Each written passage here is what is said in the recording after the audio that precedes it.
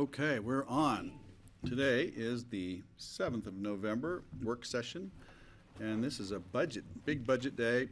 Before we start, though, John has some update for us. Yeah, thanks, Greg. So just wanted to revisit our future agendas, December 3rd and 4th, do a final check-in. There is one land use item that would need to be renoticed. If we confirm that we want to move the meeting this morning, we have time to renotice that item, but just wanted to, that was a question outstanding for the board yesterday, whether there are any notice issues with moving the meeting from the 4th back to the 3rd. And fifth to the 4th. See, this is why it's all confusing at the end of the day. I was thinking CCI from the 5th to the 4th. So we can do that, but we'd need to renotice a land use item this morning. The question too is then the 4th allows us 4 commissioners rather than 3? Correct. I'm fine with moving it back to its regular day. I think the better for the public too to think we're meeting on the day we usually meet. Okay, fine with me. Okay.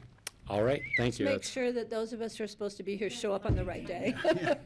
Once you get it all sorted out, let us know. Yeah, make sure we I know. actually just got a jury duty notice for the 3rd. You just gotta, Look great. Yeah, that's why I had the 3rd in my head. just make sure we know. Is that it? That's it. That's why all I need to Great. cover All this right, morning. Yeah. Connie, here we go. Take it away. It's Good morning. It's on you now. Connie Baker, Pickens County Budget Director, and today we are looking at flourishing natural and built environment. As usual, this information is in your budget binders. There's a section for today's presentation. There are also the budget profiles and some expenditure comparisons. Under the budget profiles tab, there's another section that was added in for today. And then also at the very end of your binder, the new position requests that are associated with this core focus area. We'll be looking at quite a number of different funds and departments. Public Works, Engineering, Land Management are all in the general fund. Then we have the Road and Bridge Fund, Solid Waste Center Fund, Fleet Fund, Community Development, which is in the general fund, Transit Sales and Use Tax Fund, Healthy Rivers and Streams Fund, Capital Fund, Open Space and Trails Fund. So a lot to get through today. This part of the strategic plan makes up about 40%, 46% of the total budget. So budget-wise, this is the largest section that we'll be looking at, partly because there are a lot of capital projects in this area. Also, you'll see on the pie chart here on slide number 4 that the transit sales and use tax is by far the largest fund dollar-wise. That's because we have pass-through sales tax that goes into the transit sales and use tax fund. About $13 million of the number you see there is actually just pass-through money. We collect the 1% sales tax, we pass it straight out to Aspen, Snowmass Village, and RAFTA, and that all goes for transportation purposes. So that's why that section is the largest. Solid Waste Center is the next biggest here, and they have a number of different capital projects this year, as you'll see in the presentation. And then Road and Bridge is the 3rd, and so on. Next, we have a comparison of 2018 actual amounts, 2019 original budget, and then the 2020 proposed budget. And we'll get into more detail as we're going through the presentation. We have some increases in some areas. Some are due to one-time projects. Some are due to capital projects. Others are due to decreases with capital projects the year before and not as much this year. Overall, though, for the entire part of the strategic plan, the core focus area, it's a 3.6% increase. Again, we always refer to our strategic plan as our guide in determining if the budgets being proposed are in line with the success factors in the strategic plan, if they're meeting the county's goals, because that's our purpose. We're looking at a few different success factors today: conserved natural resources and environment, responsibly maintained and enhanced county assets, ease of mobility via safe and efficient transportation systems, and well-planned and livable built environment. So little overview and introduction to where we're going today, and then we're going to start with all of the different public works departments.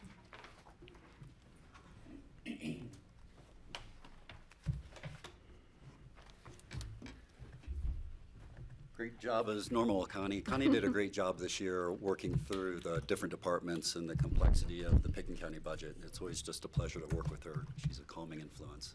I'm Brian Pettit. I'm the Public Works Director. I'm G.R. Fielding. I'm the county engineer. And we're here to talk about Public Works. And so the first is really the administration of Public Works, and it's really mainly a labor component.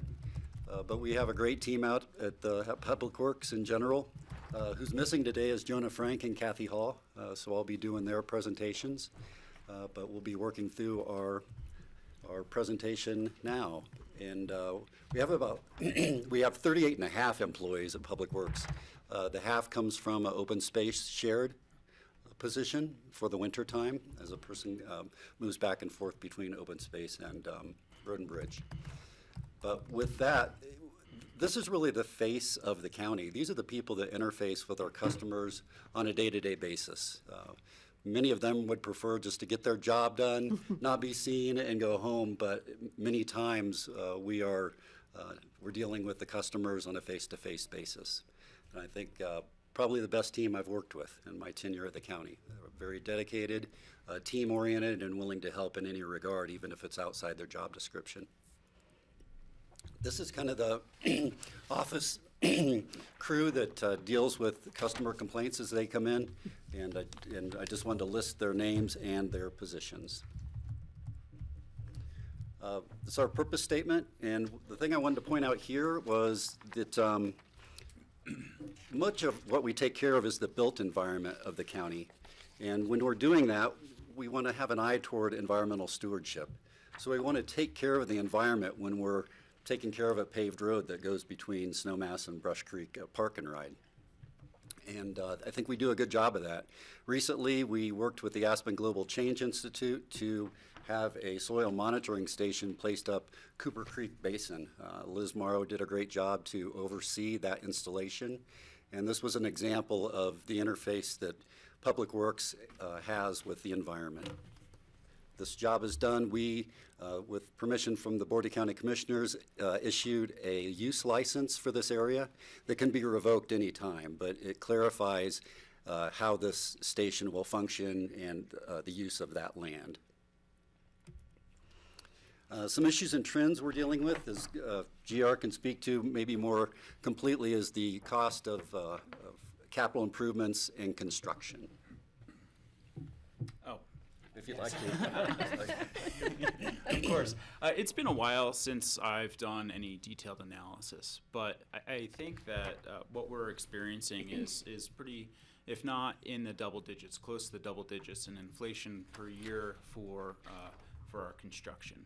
And so, a lot of the projects, when we start our scoping for them, we try to add in a lot of contingency, and then as we get closer to advertising, we bring that down. And now what we're finding is that when we start with that healthy contingency, we keep it in there, and that's closer to what that project's going to cost because of that rate of inflation.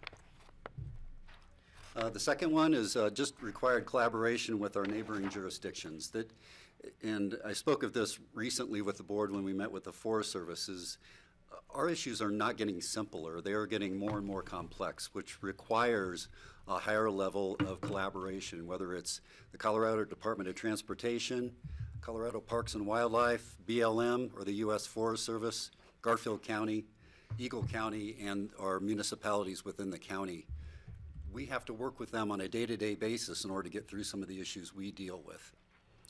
Lastly, we do have this off-highway vehicle requirement that's not allowed on county roads. This is going to continue to be an issue because of our enforcement, our lack of enforcement, frankly.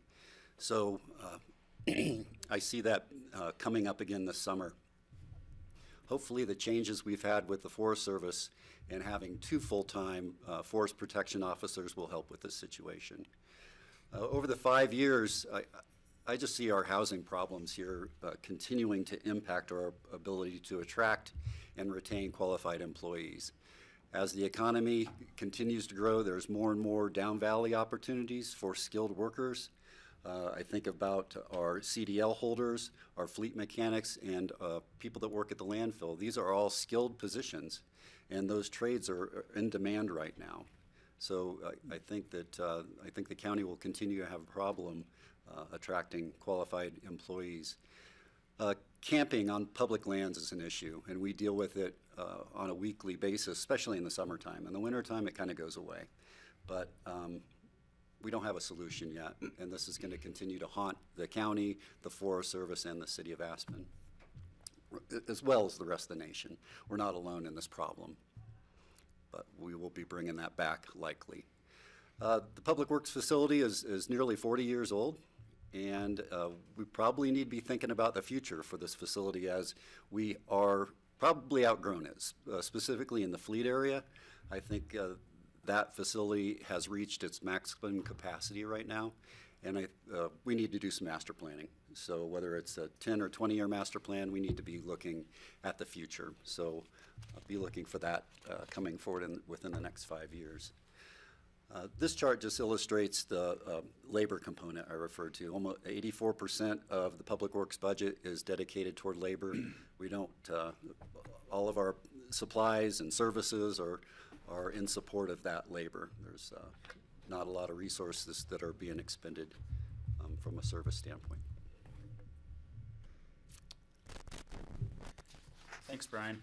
Again, I'm GR Fielding. I'm the county engineer, and I'll be bringing you through our engineering department's budget for 2020.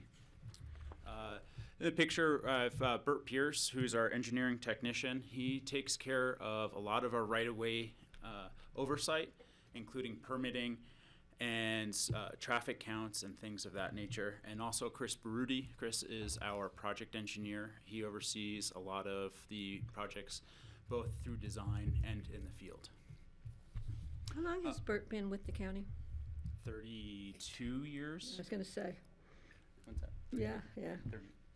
We need to been, give yeah. him special thanks for hanging in there with us for all those years.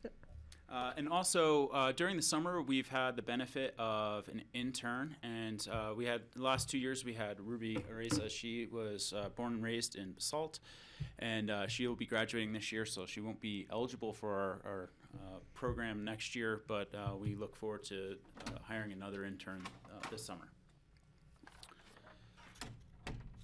We do a lot of different things in the engineering department, and it's not just all our road and bridge capital and capital maintenance projects. We work with a lot of the different departments within the county, although our roads and bridges are our primary concern. We do work with the EOTC, airport, open space and trails, the manager's office. We serve as a liaison with the community development department. And in doing that, we try to really help with a lot of the capital planning needs. And for the road and bridge stuff, this is where it all begins with our budget process. Once we leave here, we go and we start meeting on all the projects that we have lined out for 2020 and beyond, and start putting those together. Actually, I do want to go back. This picture here is of the Castle Creek Trail and Road Improvement Project that's ongoing right now. This is a pretty special project, I think, for me, because we started looking at this when I first started as the county engineer. And to finally see this come to fruition is really cool. And I, at that time, couldn't have imagined how nice this is turning out. And it's really nice to be able to spend a little bit of extra money and make everything look just to that next level. We get a lot of complaints in our office, but we've also gotten a lot of compliments on how this project is turning out. Hey, GR, maybe talk about the process a little bit with building this wall. I mean, that's interesting. So what you're looking at right now is a soil nail wall, and I'll show you some more examples later in the presentation. But on top of the soil nail wall, what we've done is we've applied in another application of a grout, and the specialty contractors come in and they've shaped the grout to look like a natural rock feature. These guys, they go all over the nation to do just specifically this. And then once that is done, they get all the way through the wall, and then they come back and they stain the whole thing and try to match it up as much as they can with different sections of what the native soils look like. GR, just looking at this picture, it's hard to tell just from the picture, but when I look above where the grout is on the grade of that slope, seems like we would still be at risk if we get really saturated and we have some of that hillside coming down. So will we have a way to capture that? Yes, that's a good question, George. Above this section of soil nail wall is a section where there is going to be an additional rockfall mitigation put over it, and so that's actually what they're performing right now out in the field. And so anywhere from 15 to 60 feet above where the wall ends at the top, there is a row of anchors that goes across the top of the slope. And from those anchors, there's a cable and netting that is draped down the hillside. That netting actually was color matched as much as we could as well to blend in with the natural environment there. And the purpose for that is we're not, on these large cut slopes, we're never going to eliminate all of the rockfall, but we can mitigate it as best as we can, and that's the purpose of that netting. And so we've got a couple different weights of netting based on what rocks are exposed, and I don't know the number off the top of my head, but I'd have to say there's probably about 10 or 12 big boulders that we brought down during the scaling operation to make sure that those weren't the ones that get caught up in the net. And then there was other ones where they stayed up there for a day or two, kind of tugging at those and trying to get them down. They couldn't, so we cut the face of them off so they don't protrude from the slope. And then we put rock bolts into them, so that's very similar to a soil nail, so make sure that those larger boulders don't overstress the rockfall mitigation that was installed. You can actually cut the boulder and cut the face off the boulder without breaking it loose. That's interesting. Yes, and well, nowadays we don't use nearly as much explosives as they did probably 15, 25 years ago. It's actually pretty anticlimactic. They drill it every couple inches, and they put a chemical in that expands. It takes like a day or two, and then sometimes you show up the next day and there's the face of the boulder. So GR, is the netting more just a weight to hold the material in place? It or helps. is it to, when it does come loose, it just keeps it from going out onto the road? Yes, it's both of those. Yes, and so one of the things that it will do, there is a little bit of friction that it adds, but the primary purpose is that once those rocks do come down, it'll keep them hopefully in that ditch line as opposed to coming out into the roadway. I watched them one day doing the sculpting on that wall, and I was fascinated, and I wanted to go help them. It was very tempting. I mean, it was a really neat exercise to watch them do it. It's pretty amazing how it blends in so perfectly. I mean, and then you get to the Legoland part of the wall, and it's really cool. So it's a beautiful project. You guys have done an amazing job. Thank you. What's the lifespan of that netting? That's a good question. I don't know off the top of my head what it actually is engineered for. I know that whenever we look at these sorts of things, they're always 50-year plus sort of numbers that we look at. And usually for any sort of structure, we look at the 50 to 75-year time frame. Now, that's not to say that it won't need maintenance over that time frame, or that some of the netting would need to be replaced. But when you look at how deep the anchors are and how well they're grouted in and things like that, those are the sorts of things that I wouldn't expect to need to touch in a very long time. Thank you. I did want to say this process, George, while it doesn't completely solve the rockfall issues here, it would on Upper River Road. if we had additional funding within Road and Bridge, you could completely solve the rockfall issue with this application on Upper River The Road one between stretch the Tavern and Smith Way. That's a constant. So a few emerging issues and trends. This year, I've been before the board several times regarding permitting. Our permitting projects have become more complex because I think they've installed utilities in all the easy locations. And they're getting to be bigger projects, frankly. Good example is the fiber optic project that we saw start last year is still ongoing right now. They're getting close to their original project completion. I'm not sure if they're going to quite pull that off this year, but now it's all of the satellite projects off of that that are coming in, whether it's up Little Annie, down Conundrum Creek, and up Midnight Mine.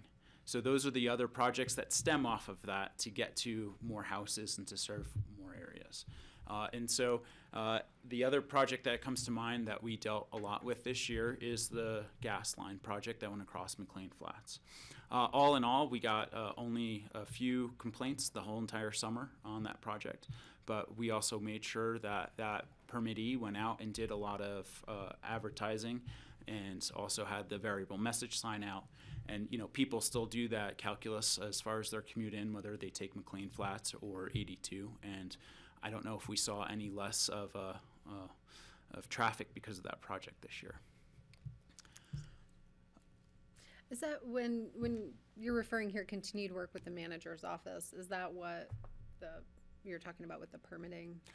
No, sometimes John has one-off projects. The one that comes to mind easiest is to perform survey on the Prince of Peace Chapel area and help facilitate that swap. Okay, got it. Thank you.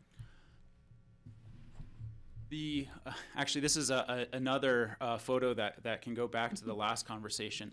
That large boulder there is one that got split on the project. It protruded out about 6 feet from the face of the wall, and they couldn't move it when it was embedded. And so they drilled it right at the face of wall, and so there's a section of wall that's missing, and it's the old face of that rock. And behind that, you can see what the soil nail wall looked like before it got the extra layer of grout and got sculpted. So that's the net difference of what it would look like versus what it can look like. So that big rock, were you able to sell that for a landscaping rock, or did that have to be broken up? I think that they had to break that up probably into about 4 or 5 chunks to be able to load it and get it out of there. We had heard that big red rock that came down by Carbondale, the rest area, that was sold to somebody for landscaping for some ungodly amount of money. I don't know how they loaded it. It might still be sitting there, That's why but it costs It's still sitting there. We could offer to sell all these things and they just have to come get it. One of the interesting things that happens when a contractor bids on one of our projects, when they're a road project, is our specification basically says that we don't know exactly everything that you're going to find when you dig it up, but we're going to try to pay you what it costs to get it out of here. Once you get it up and out, it's yours. You own it. You get to do with it what you want. If you can preserve something like that and sell it, by all means, it's yours.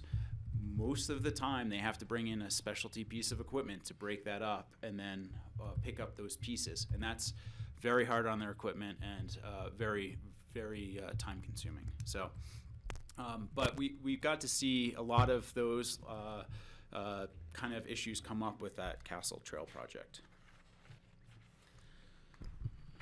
Right now, with our issues and trends, we are still in the capital maintenance mode. This project's only possible because of the lion's share of the funds are coming from the Open Space and Trails program. If the county were to move into a position where we wanted to fund more capital improvement projects, we really should contemplate going through some sort of master planning for that, because it's been a very long time since we've gone through an exercise like that. In fact, I think that last time that we really did anything sort of official for that was probably in 2008. Right now, we are generally keeping up with the maintenance of our conditions of our roadways. Every few years, we go through and we do an assessment of the pavement condition. Last one was finished in 2017, and basically what it tells us is that we are spending just enough money to keep that maintenance level at a certain point, but that comes with a caveat that it doesn't take very long of kind of missing an opportunity before a pavement condition on any certain road may go underneath that average. The other thing that we're seeing happen is what I'm starting to call drop something projects, meaning that we have to drop something to kind of get to that. I just circled that. What does that mean? And it's not like we haven't had one of the drop everything projects, but usually, like this year, this was Coal Creek Road. We had about a 60-foot section of that road fail, and some of that ended up down the bank along the Coal Creek River. And so the engineering department and Road and Bridge all had to drop something to help fix and mitigate that issue. The good news is that it was on Coal Creek Road, and we don't have a lot of traffic up there. And I think Scott will get more into that project when we get that. But what's been a huge tool right now with, as go to Brian's point, our Road and Bridge staff is very professional, and I have a high level of comfort of having them go and fix these sorts of issues where a lot of times traditionally we would have had a contractor come in. And that saved us well over $100,000 in this instance. Other things that come up are bridge maintenance projects. We get letters from the state from time to time that says, hey, when we did our last inspection on these bridges, this is something that we noticed, and most of the time they're like, yeah, you should probably try to fix that before the next high water. And so we'll drop something and go out and try to get those completed. For our asphalt maintenance projects this year, or for 2020, we're looking at most of our subdivisions throughout the county, one being Glen Eagle Drive, and the others being our Mid-Valley, Horseshoe, and Orchard Estates. We've also included the paved sections of Watson Divide. Again, I'll say that the paved sections of Watson Divide, just those couple tenths of a mile up, across the bridge on the old Snowmass side, and that first couple tenths of a mile on the State Highway 82 side to get overlaid. That asphalt's starting to fail. So, A question from George. I mentioned this to Brian a while ago. The section from the Arc through Highlands was in really bad shape, and it's not on here. I mean, that's sort of a short section, and I mean it's for such a heavily used bicycle route, it's not very good. I remember bringing that up as well this summer. It's just, it's dangerous actually, because you can't see it. So can we get that done? Is that our road? Yeah. Yes. So essentially, one of the things that we try to do with our capital maintenance is identify whole sections of road. We can break out smaller sections if that's the board's direction, and try to add that to a project. But typically what we'll try to do is say that if we're going to do maintenance to Horseshoe Drive, we're going to go end to ends, and we're going to take care of all of the problems all at once. Maroon Creek Road doesn't come up, I believe, until about 2024 in this capital plan. And that's for a couple reasons at this point. The reason that these things fall out where they do is because we look at the average condition of an entire road, try to put it in there and balance that budget over a period of time based on the last philosophy that we got directed to use by the board. At this point, that is a worst first philosophy, and that came with our update in 2017. And so if the board wants, we can see if we can move some projects around to move up that section of Maroon Creek, but we would need to know what we need to move out in order to We facilitate have to drop that. something? So are you doing that analysis when you're preparing the budget, the worst first inventory? Essentially, we have a report that we get produced every several years that identifies those projects.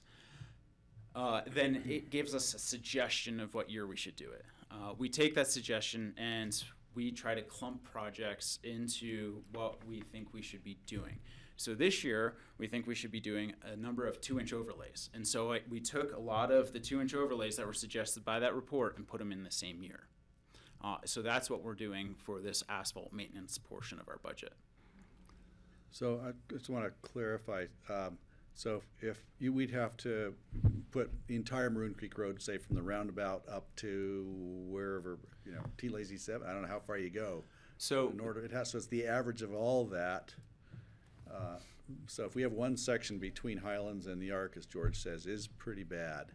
Certainly on a shady day, if you're riding bikes, so many bikers in there, on a shady day you cannot see the potholes, so it's pretty dangerous. So that's really bad in there, but on average, we average it with the entire length of Maroon Creek Road, it's not so bad, right? So something doesn't make sense there. I can see why you have to do it this way, but when is the opportunity to focus on particular sections that might need attention? Because I'm glad George brought it up, because I would have had I remembered. Well, there's several ways that we can do this. We can break this out as another project and we can price it out and see what it'll take to get just that section of road done. The other opportunity that our Road and Bridge department offers us too is they do a lot of patching through different sections of the county. Without going out and taking a pretty specific look, I know that we've done some of the patching through that section over the last year or two. Yeah. And so I don't know where that stands at this point in time. We had been directed to start putting together the potential of any buy-up requests if our sales tax is done well. What our proposal was going to be was to have a retaining wall project on the shelf and ready to go for that additional funding. But it sounds like there's a lot of energy behind adding this section of Maroon Creek Road, and we can get that designed fairly quickly and easily and bring a number back for the board. I would just say take a look at it at least. I'm not ready to pull the trigger on that until everybody weighs in. Yeah, I think we should take a look at it, but I also need to mention that there is really a nice pedestrian bike trail right along that section, and I know that a lot of bikers don't use it, but if the road condition is such, they can be, we do have a bike pedestrian path along that section for a reason. And, it's difficult to accommodate everyone that uses our roads, but when you have taxpayers paying money into a fund that goes to roads, it's kind of difficult to prioritize one user over another. But I think it's rough on cars in that section too. And we've had retaining walls issues along there in the past. We have a nail wall up there that I think is still holding, kind of sketchy in some areas. But I would agree that maybe we should look at it, and having, for some reason, spend some time on Apple and Cherry and Plum Drives, just because that's kind of a neat part of the county. Those roads are pretty much dirt. Not quite sure how much asphalt is left there, but we do have to look at user safety, and we do have so many bike users on that section that aren't going to be the users that we can put onto the bike trail, obviously, because they are the ones who like to ride their bikes there. So I think that maybe we should look towards what we can do for that in the year 2020. George? Yeah, I'd like to see this as a priority, even though there's a bike pedestrian trail along that. It's not user-friendly for bicyclists. Well, especially for the bike users that like the road there. Right, so anyway, it's a short section. I'd like to see you sort of, and I don't know if you could just do a quick repair, filling potholes. You probably, that's not going to be a long-term answer. I think you just need to do it right and get it done. So if you price that out and come back and see if there's opportunities to sort of move something around, that'd be great, or else come for us for a supplemental. Two things. I'll also just note, I've heard some speed safety concerns from people who live at Highlands about that stretch between the arc, for your consideration. And then where is the retaining wall project that would kind of given up for this section? Sure. The next sections that we've identified for retainage is one section is at Sinclair Divide on Elk Creek Road. It's moved over the last several years, and I think it's stopped for right now, but that's never a good measure. I went back yesterday and we were looking at pictures from 2012 of that section of road, and it's moved a significant amount since 2012. It's a section that would be just below the actual top of Sinclair Divide. Going down into Snowmass. Yeah, so Snowmass side. yeah, so right as you start Yep. going down into Snowmass, that's Snowmass Village. That's where that would be located. So that and Upper Red Mountain Road, just above the second switchback. That section we've been losing some shoulder over the years, and so those are the two next highest priorities that we have right now for retainage. Thank you. George? One other thing, this probably is not a maintenance project, but Brian and I were at a meeting the other day regarding Maroon Creek going up towards the Bells with the buses. And I brought up the concern of the tremendous increase in terms of e-bikes going up and down Maroon Creek and the interaction with the buses and pedestrians. And I wonder if we can just stripe a bike lane on Maroon Creek, if that's possible, to try to steer people in to get into the habit that they don't own the road. They share the road, and would striping a bike lane be an opportunity or help answer that? And that's just sort of to think Need some about. studying, I think. We better bring that back. I think a lot of those sections might be too too narrow, so Yeah, that'll anyway, take a just- serious That's a look. good thought, because they do think that whole road sometimes is theirs. There are some standards we'd have to meet to have an official bike lane. Yeah. And so let us look at that, we'll Yeah. bring it back. And just to tack on real quick to Kelly's thing about speed, we did, after the election, when I was going door to door in that neighborhood, I think Brian and I talked about the speed limit sign, and that did help. I got a thank you call from that neighbor who said, just reminding people. So maybe that's worth occasionally just putting that back up there, that you are going, and if people go, oh, shoot, I didn't even know that stretch from the high school up that I increased my speed, or coming down especially. And I think sometimes just that, reminder, and because he said it really did help for that period of time, and then for a while afterwards. So I don't know if it's been an issue that's come back or it's still carried over. So We can work with the sheriff's office on getting yeah, that because back. that really worked, and I really thank you guys for putting that out there. Are we doing Connie? Are we on schedule still? Okay. So just as a quick review, we will take a look at the section of Maroon Creek from about the Arc to about Highlands for some asphalt maintenance. On the docket for 2020, we have Glen Eagle Drive, Watson Divide, Horseshoe Drive, Apple Drive, Cherry Drive, and Plum Drive as far as our plan for 2-inch overlays. The next section of our budget, we just have what we usually just call miscellaneous projects. The ABC underpass requires a certain amount of maintenance every year. One, because of its electric snow melt and all of the lights and everything else that we own there. So we do put some money into that every year. Whatever's kind of remaining, we try to put into some landscaping and some cleaning and power washing and things of that nature. Safety initiatives is a pretty broad category. A lot of times we'll look at things like delineation. We don't necessarily usually have something very specific for that. It usually kind of emerges a bit more organically. This could be things like traffic calming, things like that, so speed tables or the like. Drainage, that line item usually gets absorbed into a project because usually when we touch something, we have an area of drainage to try to fix, and that gives us that bit of buffer. Signage, we've been working with our road and bridge team, and we will order a large number of signs, and then as a bit of an infill project for their staff, they will go out and replace signs to bring them up to the national standards set forth by the Manual on Uniform Traffic Control Devices. Should we get rid of signs? From time to time, but it's difficult because because most of our signs are warning signs. So to get rid of a sign, most of the time you would be saying, oh, we no longer want to warn people of some certain condition.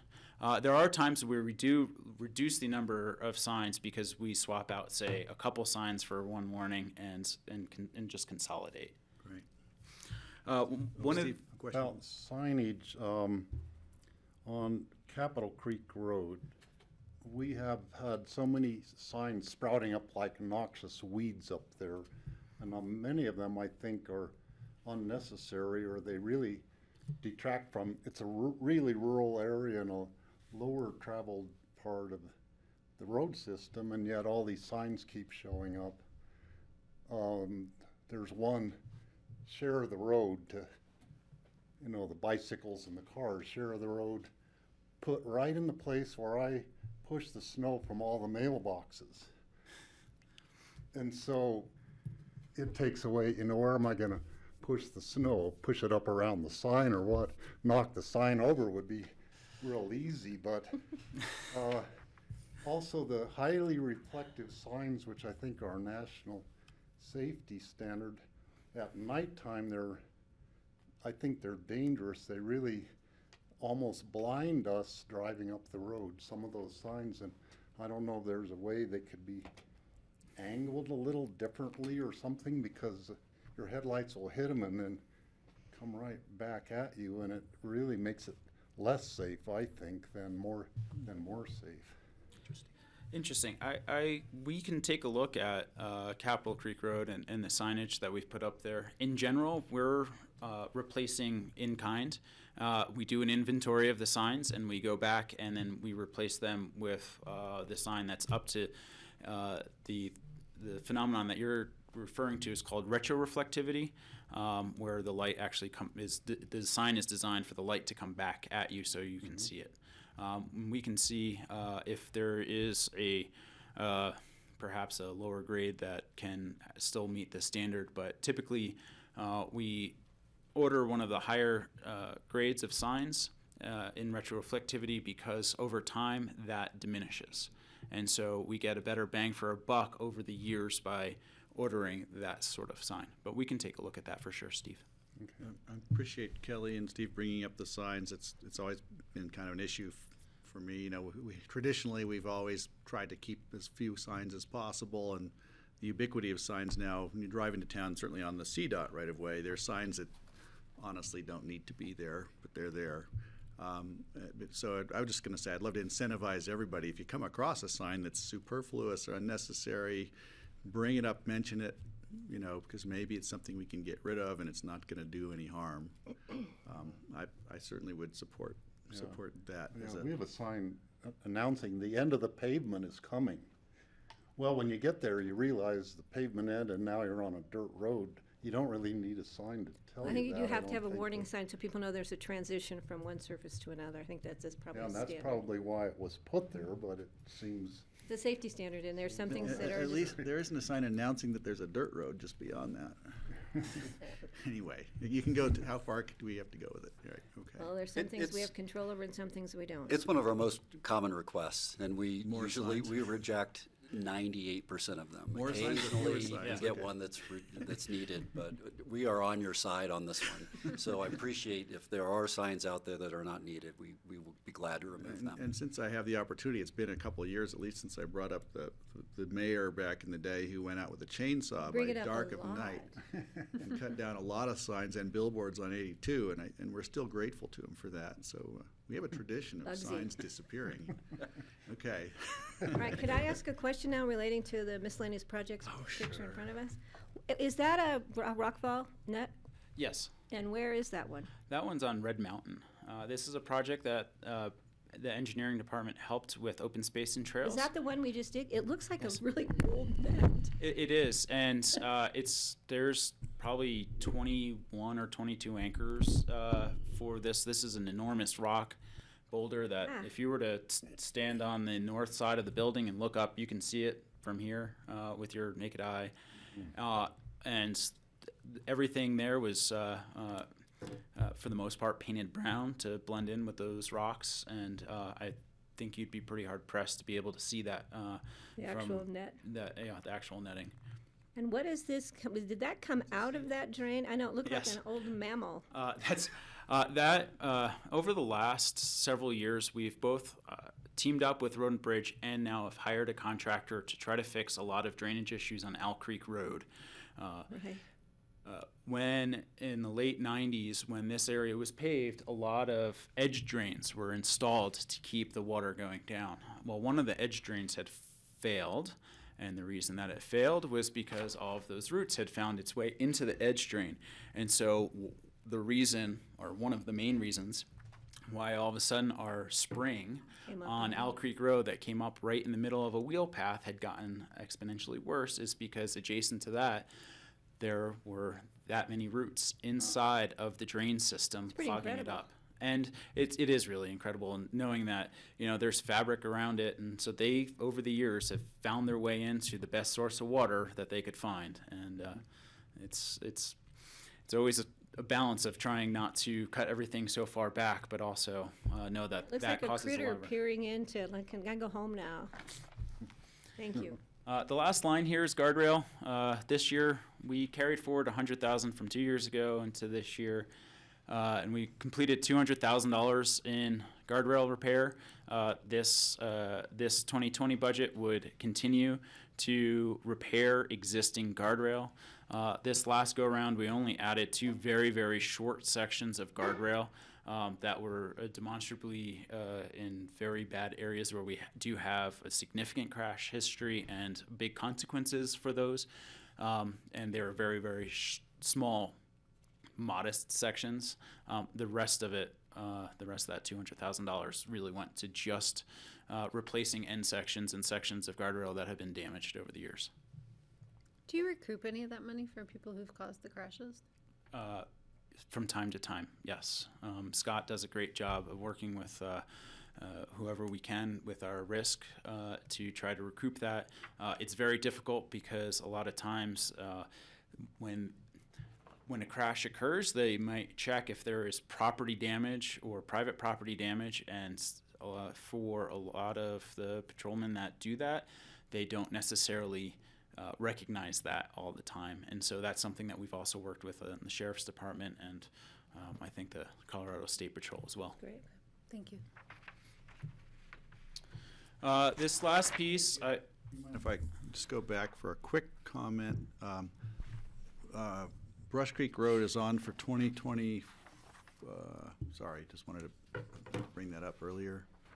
Brush Creek. 2024. On the pavement, the 2024? asphalt maintenance? Yeah, okay. Just seems like Brush Creek Road being such a busy road. I guess, were we waiting for build out of Base Village? Is that the, you know, well, another thing that happened, we did at one point try to accelerate Brush Creek Road and Owl Creek Road, some of our highest traveled roads that are in general in pretty good shape. There's a few areas in Brush Creek Road that are becoming continuing maintenance issues for us. But again, when we went to looking at some of our worst first back in 2017, that pushes things like Brush Creek and Owl Creek back a few years and tries to spread that investment into the entire system to some of our more lower traveled roads. It is another one of the roads that we've identified that if our revenue situation were to improve or our budgeting were to change, that would be one of the first candidates for anything to get accelerated because of the level of traffic. great, thank you. It's also a huge project. You know, and this is probably, I think this is coming up, but this may be a good time. We have, you know, a real challenge, kind of a structural challenge. We, all the way back now, I think in 2012, kind of did some budget realignment to get funding for road maintenance, really just to keep up. We're not doing capital improvements. We're not, I think we've made some headway, but we're not really budgeted to make additional headway in terms of quality. It's really about maintaining our road conditions where they are now. And I think as we, either see more visitors or residents in the community at peak times, that puts more pressure on our infrastructure, and I think you guys are hearing about that. And we don't have the funding in place right now for capital improvements, and so we're not surprised to hear you guys identifying, hey, what about this road and this road and this road?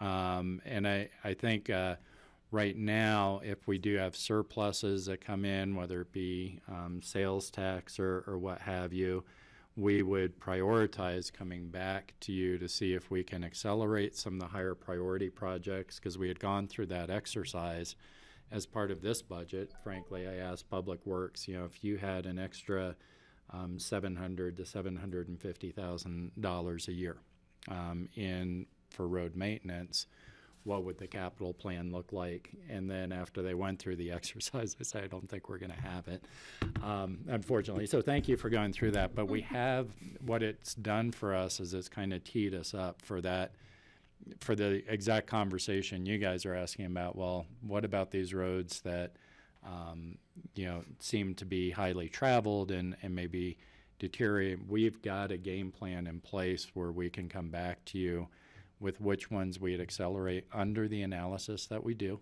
You guys can always change those priorities. But we do not right now really have the capacity without making significant operational changes somewhere else to accelerate those projects. Well, and Greg, Yeah, John, Patty? Brian, what year was it that we tried the ballot question? It was 2008. It was 2008, and we went out to the voters, and the voters denied us a special revenue source for roads. And we went through a whole process of outlining the roads, the needs, the impacts, what would happen if we didn't do major road replacements, and how the deterioration would just increase the costs further down the line. We were very careful, very clear with the public. The public chose not to, and those were the public that used the roads, who chose not to support this revenue source. So it's difficult now to be saying, well, the roads are falling apart. Well, you hate to say I told you so, but we did try and explain to them this is where we're going to be in years to come if we don't have funds now to do the roads that need to be improved to the level of improvement that are needed. So it's a tough one, and we have so many budgetary needs right now with the county for other across the board departments that it's hard.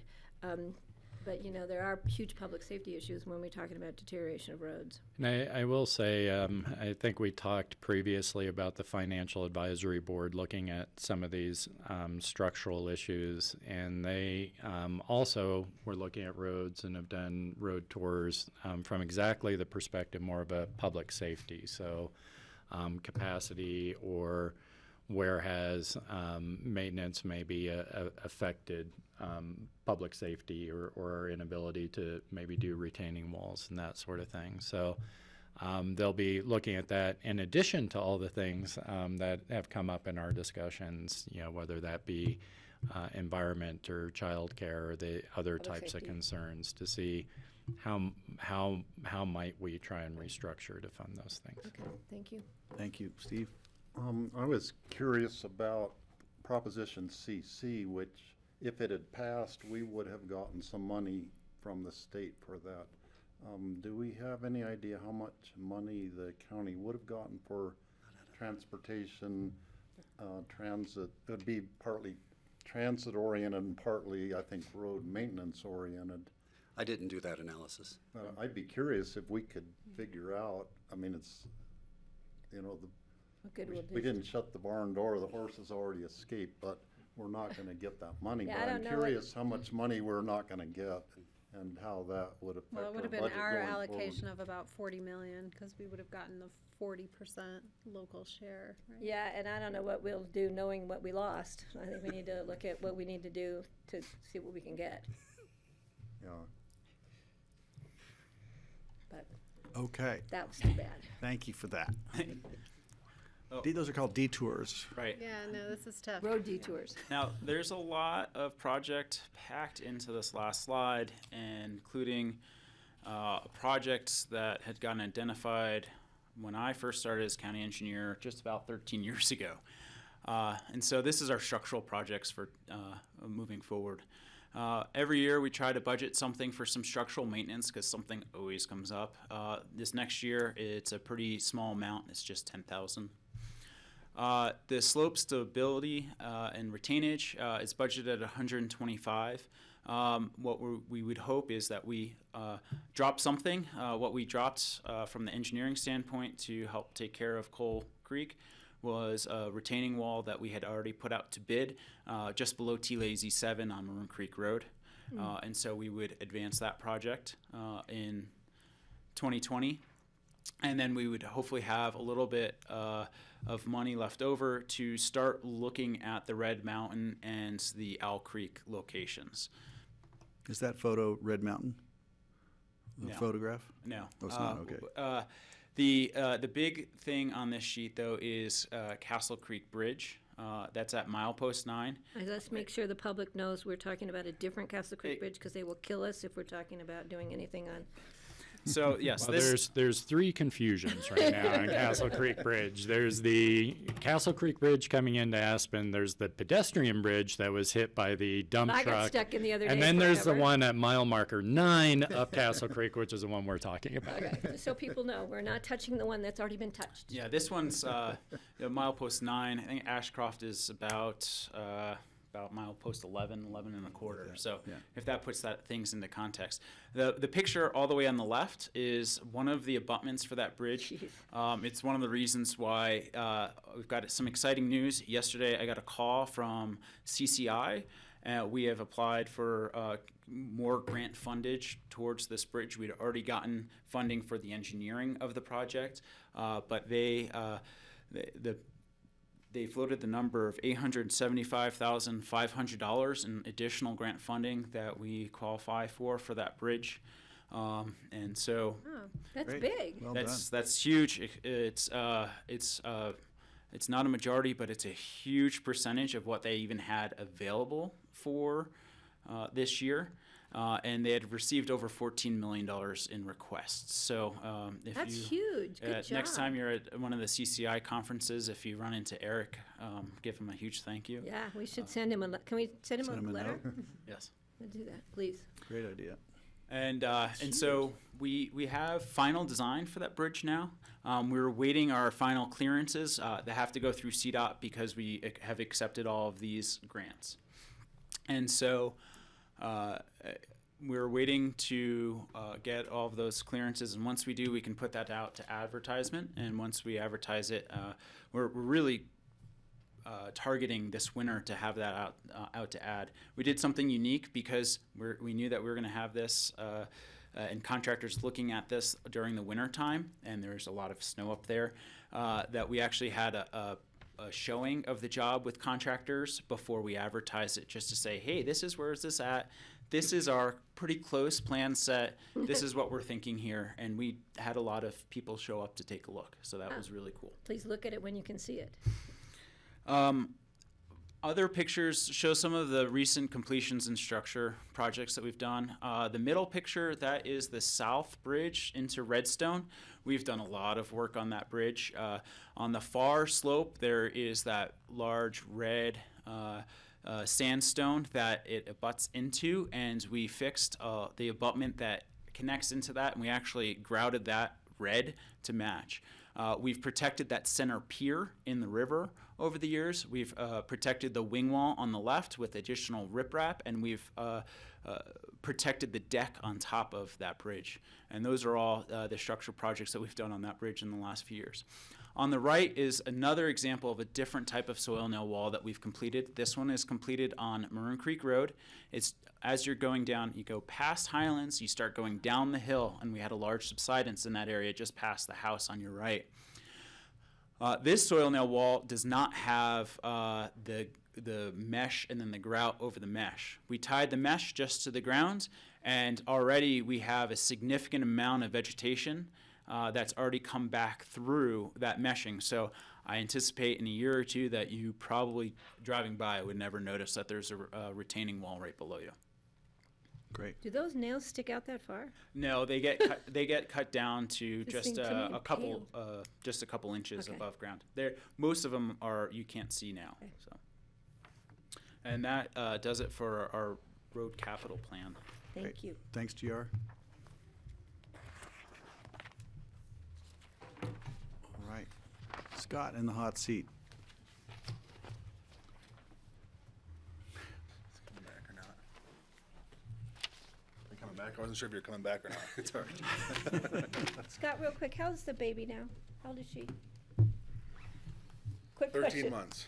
13 months? Yeah. Thanks. I could do the math on that. That was Good morning. I'm Scott Mattice, Road and Bridge Manager with Pickens County, obviously. Welcome. I'm going to take you through the Road and Bridge budget this morning.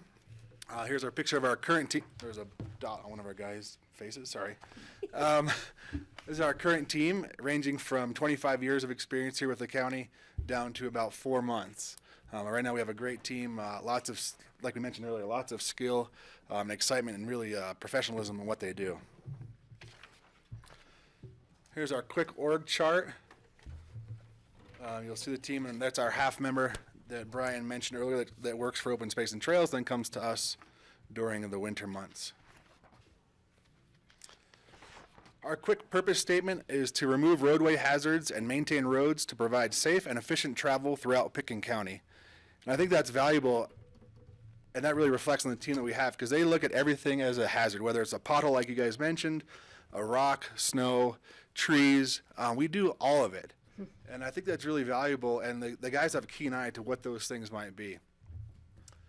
This obviously was a hazard that was removed for us, and that was Coal Creek Road there. That's a subsidence, took a good portion of our summer maintenance needs. I'll talk further on that. And then on the right, I just want to mention our recharge program is going to happen still out at Road and Bridge and Public Works. It was happening at the landfill this summer, but in the wintertime when our staff has long hours in the equipment, it's a nice relief and break and keeps them on top of their game. I love that. It also, we think, reduces likelihood of injury and that sort of thing by stretching and, you know, having the less back injuries or Well, such. yoga's not So for sissies, I've decided. it's a power break, Patty. It is tough. It is tough. Well, and for us, really, we do it in the wintertime because in the summertime our job is fairly physical. And so in the wintertime we tend to sit longer and then go out and do something very physical. So by doing the stretching and the brain breaks and those things, it actually keeps us, exactly like John said, a little healthier and less prone to having injury. Was there any pushback when we turned down the request for the Lululemon yoga tights for all the guys out there? They don't make them in that neon green yet. I'll make them with the reinforced knees and the steel toes. Once we get that safety color, we'll get some. Careful what you wish for. I'd like a picture of that. That'd be fun. Okay, thanks. Some of our emerging issues and That's trends. good, John. We are seeing some recruitment challenges, like Brian alluded to. Some of it's the housing. Some of it is just less people wanting to do what we do. I think industry-wide, when we go to conference, we realize there's just less people signing up for what we do. This last go-around, we had less applicants. I think 3 years ago, we were looking at like 20 or so applicants. We were down to about 5 this last round, so there's significant change there, I think industry-wide. And then looking at future department needs, as GR was mentioning, we're taking on more assets with netting that need maintenance. And so there's potential there for if we have more assets needing maintenance, we could need more staff. Kelly had a I just have question. a question. Can you train somebody off the street, or do they need to come with certain years and skills? That's a great question. This is the first time in my 8 years we've opened up the position to non-CDL holders, because before that we could find CDL drivers that wanted to do what we do. Even then, if we had those, we are a pretty unique bunch. In the construction world, we usually have truck drivers or operators. In Road and Bridge, we have both, which is interesting dynamic. Truck drivers like to be alone. Operators like to work in a team, so we do both. And I think it's a special individual to do Road and Bridge type work. So yes, we can actually train someone. Even if they are skilled with either operating or truck driving, we have to train them because it's the the combination of the two that really makes us a different breed. Thank you. We have extensive right-of-way hazards that we're working on trimming. We just received this new tractor last summer. It's really cut down on our injuries or potential for injury, running chainsaws. It's way more efficient. We have less delays on the roadways, and we're actually making some ground. When we were doing it all by hand, we weren't getting anywhere, trimming those willows that were growing we just They couldn't come keep up. back. So it's nice to see some improvements. And so far, most of the citizens have called and saying thank you. It's so nice to be able to see around these corners now, and we're just making some progress with that program. I was just going to interject a little bit too. We are doing that fairly modestly. There are areas in the country where if they do the everything out of what we call the clear zone off the side of the road, we would have pathways that are between 10 and 25 feet wide on the side of every road. Our topography pretty much makes that a non-starter for us, but there's a high level of balance that they're looking at here. Thanks, Jerry. Yeah, Right. It's a bit of a balance. And there's some spots like in Emma where if we can get between the road and some of those fence lines that are just willows that are 12 feet tall, we're going to try to do that. This machine's allowed us to do that much more efficiently. So that's like a horizontal saw or a chopper or whatever it is. It's a cutting blade. This machine came with two different heads, and we looked at it specifically because it actually has more of a mowing type head, and then there is one head that has three big circular saws on it that will trim up to like 3-4 inch diameter limbs. Yeah. Wow. Stay away from that one. Can I Yeah. borrow that? Yeah. Right. No, it looks like it's out of a horror movie. Yeah. Oh, and real quick, I want to thank Road and Bridge for the help in my tree trimming, my lilac bush trimming. I've still got a ways to go, as you guys can tell. But I really appreciate them following up with all the pile of stuff that I put out there. I just couldn't fit it in my little Subaru. I'm glad we found out who was doing that. No problem. No problem. Oh, I got caught a lot by people like, "What are you doing in the bushes?" I'm like, "Don't even ask." It was like 2 days after we were like, "Who is leaving that?" You found me, so I'm like, "Thank goodness we know who's doing it." I'm happy to help. We still have enforcement issues with parking. We trying to put signs everywhere, and so we try to have the sheriff's department help us with just notifying there's no parking on any county right-of-way or roadway.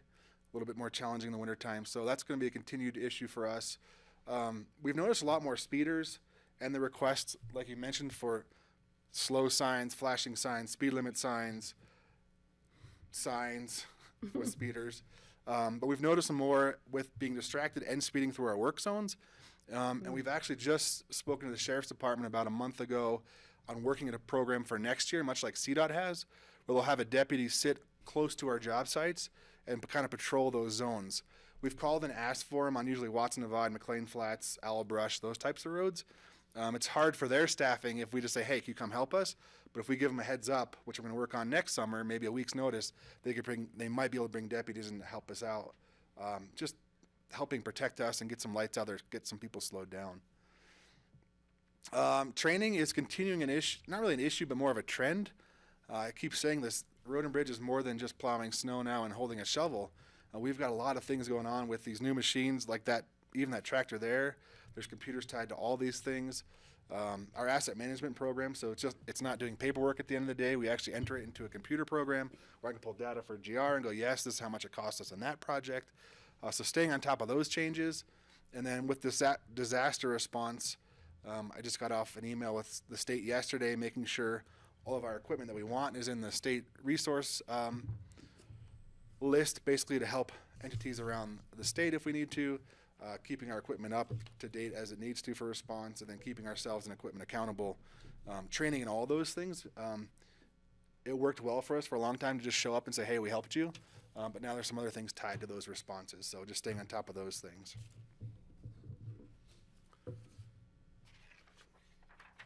We want to stay involved with industry growth on the western slope.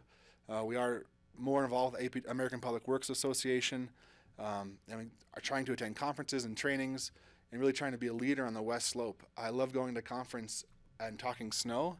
And there are usually some cities talk 5, 6, 7 storms, and we talk 100 days and they're blown away. But I think staying on top of that and what we're doing, to make sure that we're staying with industry standards and also just the latest, greatest to make us do our jobs more efficiently and safe. Trying to think outside of the boxes. Also, we learn about unmanned flagger stations. There's goods and bads to those, but that's a new common thing you'll see where it's a light and or a gate with a person usually pushing a button or a timer. There's goods and bads for all those things, but they're coming out with new stuff like that. Our recharge program, still we have people wanting to do it and signing up. It's voluntary, but they're still wanting to do that. Still thinking about shared employees. You know, it's hard staffing for the non-snow days. Like I said, we plow 100 days a year, but if it's not snowing, what do we do? The minute it snows, we're basically behind. If it's not snowing, we're staffed perfect. So just balancing that challenge and what does that look like, and then also maybe collaborating with other departments, other entities, making sure we're doing that to make all of us in the valley operate as efficient as possible. Scott, I have a question about the flagger stations. We've received a lot of complaints about the light system on the Castle Creek Road project. And there apparently is a more high-tech kind of a system that is available. And I was wondering if the county should look into actually purchasing the best system that we can afford, that we could use in multiple locations on different projects. And I think it might be money well worth spending to finish up the Castle Creek Trail project next summer, and then for any time there's things, whatever sorts of things where you have to really close half the road to do a project. Yeah, we have a vendor coming next Friday to show us a demo. Actually, they're a bit pricey. They're about $40,000 for a pair, which is the actual flagger one. They make two models. The one you see on Castle Creek is more of just a stoplight, red, green, yellow. The flagger stations are yellow and red with an actual arm that comes down. The benefit we're thinking is we could use them throughout the county and even do road closures if we had to for an emergency. You could put one of those out, close the road, put some cones across, and probably don't have to man it. The technology, I think, is getting better for all these units where they still need a person pushing a button to do the most efficient lane changes, and that's kind of been our holdup. When we have a person standing there, we go, hey, there's nobody coming. There's a bike coming. Send the bike. Or there's a semi coming loaded. Send the semi. Stop the car. I think it's getting closer to that where you can still have a push button and stop traffic, send the bike, or send the truck, or whatever that may be. So we are currently looking at it. There's that price tied to it, and I think some of them, because of I'll know more Friday, but I think there's probably cell data or something being transferred in some kind of subscription yearly deal. But certainly, there's arguments for them because then there's not a person standing there, but there isn't a person standing there, so we'll look into it. Okay. We should see if there's any grant opportunities out there for that. Especially if you're going to the National Public Works Association meetings. And I'll check with Northwest COG on that too, because we do with the Economic Development District, we now have access to federal grant opportunities. So maybe there's something there. So I'll see if I can track something down through that. Neat. Yeah, and most people just rent them now. Like the flagger departments have a couple of them, and they just bring them out as part of their package. But I don't know how new. I think we could use it on our own for other projects where we're doing them ourselves. So I think Agreed. it's a great idea. Yeah. Now we'll touch base a bit more on our ask and then the Coal Creek project. So we're looking at purchasing an excavator in-house for road and bridge operations. The excavator you see there would be similar to what we are asking for. That's the one from the landfill. We were able to borrow that. Of course, there's the opportunity cost that they were missing for about 2 months of work. Basically, we owned it for 2 months, which was nice because we're able to do this project over 2 months. And like GR said, we could drop other projects off, come out and work on it when we needed because we only had 2 cars out there. If this would have been a rental, it would have cost $40,000, and we would have tried to get it done. We would have had to try to get it done ASAP. I think we're missing some projects because we don't have a machine in-house, so we call a landfill, and landfill says, oh, our excavator's loading boulders. All right, well, we'll contract it out, or we'll maybe pay for a rental or not. Luckily, we have a decent relationship with our supplier of our machines, and sometimes they'll let us borrow some to test them. That's going, depending on the season, those machines could be gone and far away. So there's a list there of some of the projects we've done, the bank stabilizations, the bridge work on, just on Watson Divide there. We're underneath the bridge there doing some river work. I think the largest and the biggest thing people would notice would be the road impacts. Right now, the machine we're using, the backhoe, we could cut a culvert install in half, which means 1 day of closures or delays or reroutes over probably 2 days and or maybe a 15-hour day for staff working in the dark and cold. So it would really be helpful for Road and Bridge to have a machine that looks like that. Do we get to test drive it? Sure. Come on, anything you got. Come on, drive it Make all. short work of that lilac. Yeah. That was baby, yeah. I'm gonna use that new blade cutter thing. Yeah. Does the budgeting for a purchase like this include costs to fleet to maintain it? No, just the capital expense. And so will we see fleet sort of absorbing some of that Yes. associated with it? Is there, we can give us a little bit more, just to, when you buy something like that, it's a big enough purchase, can we look at the benefits you're outlining, can we elaborate? When's the payoff compared to rental or borrow? You're not gonna be able to borrow forever. Can you put your mic? Won't be able to borrow forever, so you're gonna, so does it make sense over a few years, or does it make sense to do this immediately? How long will it take for this to be a smart move? We could do that. We would have to make some assumptions on how often it would be used and what the projects would be. So if we could make those assumptions, we could give you a break-even point very quickly. Right, so if we have a forecast of what's coming, Yes. then there may be the opportune time to do that. If that's now, that's just what I wanted to But, understand better. Yeah, just as an example, the project that's shown right now, I would venture guess that we likely saved well over $100,000 on Coal Creek Road, That was from borrowing it. and that's from borrowing it Excellent. and for not contracting it out. So when you show up down at the dealership, do they all hide from you? You know, George had a question. So is that request in this year's budget Yes, it's included in the budget and 5-year plan. under heavy equipment? Or? Yes, it is. Okay, thanks.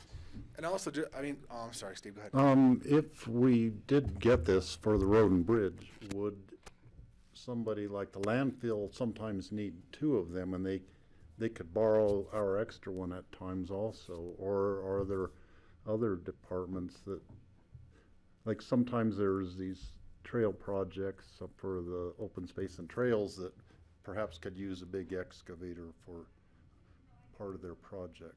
Great question. Yes, absolutely. So when we looked at the machine, it's actually just a size smaller than that one. We looked at our entire fleet that the county owns. So open space has 3 mini excavators. The landfill has a giant excavator. We're just a little step smaller than this, and we already are sharing interdepartmentally. So as the larger fleet, the county-owned excavators, this would fill a void that we have right now currently. So it would certainly could be used at the landfill if they had a bunch of people wanting boulders, or if open space had a larger project, whatever that might look like, they could certainly borrow this machine. The difference in the machine we're looking at actually has rubber tracks on it and a front blade, so it's a little bit more, it's more maneuverable than the larger one you see there. It's just a step smaller. I should also mention too, all the snow removal in the high country this year, avalanche debris, was done with that excavator. So of course I can't guess what winter looks like, but those roads would not have been open without spending another 40 probably in rentals to open up those high country roads. That is the tool for that job this year, and so we would have missed out on that as well. Kelly? I kind of have a whole bunch of questions. So with regards to this, so this was what you used to open Express and Pearl Pass, is that right? Correct. Okay, I hope I understand that. And then I just noticed in your profile, you guys mentioned needing a vehicle to get up to access those roads. And I'm wondering on that line, what is that? And is that a request that's in this year, or is that further in the future? It's not in the request for now. When we get up to Richmond Ridge and some of these Pearl Passes, they're hard on pickups. Our pickups have plow frames on them. So that ask will probably be in the future something like a side-by-side. We currently have a mule that we share with Open Space and Trails that is licensed as a government Not vehicle. speaking my language. What side-by-side is a It's like a UTV, small vehicle. more off-road capable. You know, it could certainly be a four-door Jeep. Price-wise, that's not there as a UTV. We spend usually about an hour to an hour and a half getting up to Richmond Ridge in just drive time. And then, of course, driving back down. So we have those throughout the county. If you go up the Frying Pan Valley, there's roads like that. So we're currently using a open space and trails, it's called a mule, which is a little two-person side-by-side vehicle that's, I mean, almost like an ATV, but you can sit in it and drive it. Thanks. Yeah. And then back to sort of my original question about kind of the maintenance of hopefully the maintenance of a brand new piece of equipment won't be as expensive now, but in the future, is that, do you guys budget for that in the intergovernmental line? Is that what that transfer line part of that is? Because I guess fleet bills you for the work that they do to maintain. So the intergovernmental in the road and bridge 5-year plan is actually in the revenues, and that's highway users tax or any intergovernmental grants. But where the cost comes in is the very last line in the expenditure section. It says other expenditures. And that it does include the service charges to the fleet department. And that's a large part of that line. What that is. Okay, thanks for clarifying that. George? Who's responsible for the Eagle-Thomasville Road? Do we have an agreement with Eagle, or do we do it, or do they do it? We do. We do up to the fish hatchery. And that's part of our IGA with Eagle County. Okay, and so is that budgeted every year for maintenance? Yeah, so we have, in our IGA, we get reimbursed for that time up there. And so it just comes straight, with our asset management program, we can bill direct hours on that. So we used to do a lump sum years ago of what we thought that would cost each year, and now I just bill them directly at the end of the year. Yeah, I know that because you guys were so busy earlier dealing with opening up the roads to the avalanches, but did you end up getting up there at the end of September? Or I was up there earlier this summer, but. We did get a machine up there. And we bladed all the way up to the fish hatchery. So about, if you're familiar with that road, there's the first big switchback after the creek crossing, there's a big overhead entryway to a property up there. About a quarter mile past that is where the county line actually is. We maintain up to the fish hatchery in the summertime, just because that's where our turnaround is in the wintertime. We might as well improve Eagle County's road for our own good in the wintertime to cut potholes and drainage. Yeah, all right, great, thanks. Yep. So next up in the presentation is the budget and 5-year plan for the Road and Bridge Fund. This includes all of the projects that GR talked about, all of our road maintenance, snow plowing, all of the road and bridge operations. In the revenue section of the 5-year plan, you see property taxes, a little over $500,000 in property tax. And then sales tax, we are allocating 32% of the county sales tax to the Road and Bridge Fund to help support the road projects. Intergovernmental is the highway users tax of about 1.2 million of that is highway users tax. So 5.9 million total in revenue. And then on the expenditure side, apart from staff and normal services and supplies, you see under road maintenance projects about 3.4 million, including everything that GR mentioned. Heavy equipment, there's a regularly scheduled replacement for a skid steer and a grader, and then plus the excavator is included in this budget. I have some questions. Ellie? So the 3.4 million was everything that GR had discussed, the list of those projects. I guess help me understand the big jump from this year to next year. Yeah, From 1.9 million to 3.4. it depends what is budgeted, and we've got the bridge, which is a large piece of the budget for 2020. That makes sense. And then in the 5-year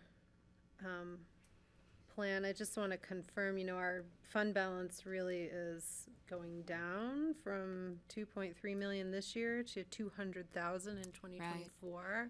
And yeah, go ahead. Yeah, well, that's what John mentioned earlier, is that we're able to keep up with this level right now, but there are some structural issues as we go forward in the future where we could use extra money for roads.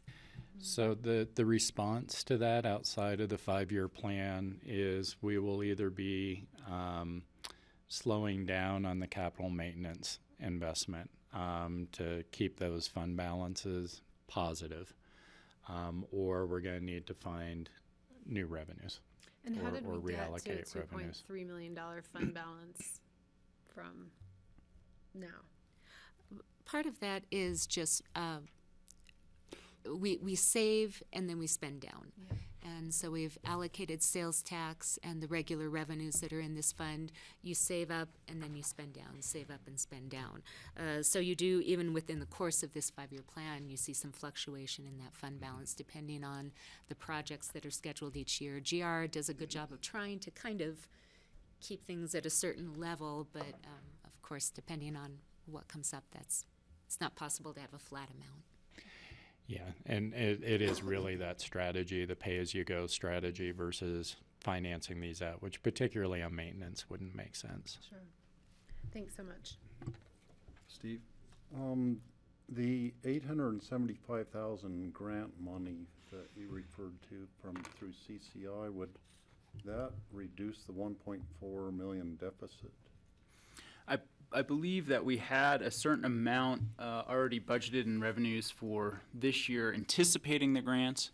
And coincidentally, the amount that the bridge project's price has risen versus what we estimated early in the project is kind of coincides with that difference. And earlier in our presentation, we talked about double-digit inflation on projects, and that works out here as about $200,000 in inflation over a $2 million project. So. Mm-hmm. Okay, so it'll still be about 1.4 million deficit. Yes. Okay. Okay, other questions? I guess we Okay, should so keep we're moving. good with good. moving forward as planned on the Road and Bridge Fund? Yeah. Okay, great. Thumb up. And you're gonna bring back information more on the specifics on the new piece of equipment? I think it's a great idea, but it would be great to see how great an idea it is. We can do that, and along with Maroon Creek Road. Yeah, perfect. Thank you. Thanks. Okay, thanks for coming, Thank you very Scott. much. Thanks. GR. Good to see you. Okay, landfill up next. Great. Sure, and then Liz, if you can come up. I'm going to ask Liz Morrow to come up. Our subject matter expert, Kathy Hall, is not here, so I'll be trudging through her budget and doing my best to represent the landfill. They have a great crew at the landfill. We have 14 employees there that are mostly heavy equipment operators and office people that are checking folks in. Liz is there as well, providing some leadership and monitoring our compost program and most recently our stormwater program. You can scoot that over here, that'd be great. The computer. Oh, Thank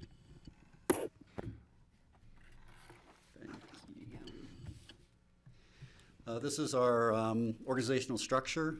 We put a C&D program manager in there just knowing that that will be in the future. We didn't put it as part of the 2020 budget just because it's a new program, but this position will be needed once the construction and demolition debris program is put in place.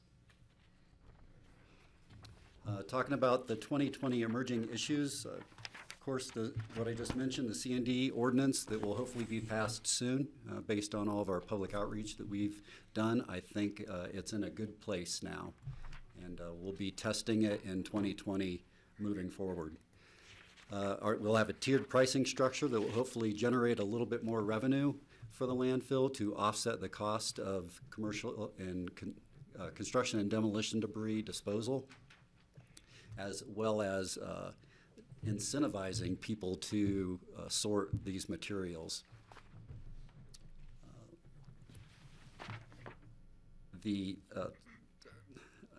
That's all I wanted to say about that. The single stream recycling increase, we see a 113% increase from our disposal costs. This is based on China's need to have cleaner material coming in from a recycling standpoint. Our disposal from the landfill to Denver went from $77 a ton to about $190 a ton. And we're going to be monitoring that because not only is it the cost of shipping, but also Waste Management's charging a tip fee. So we'll be we'll see where that goes. Our current estimate's 113% increase.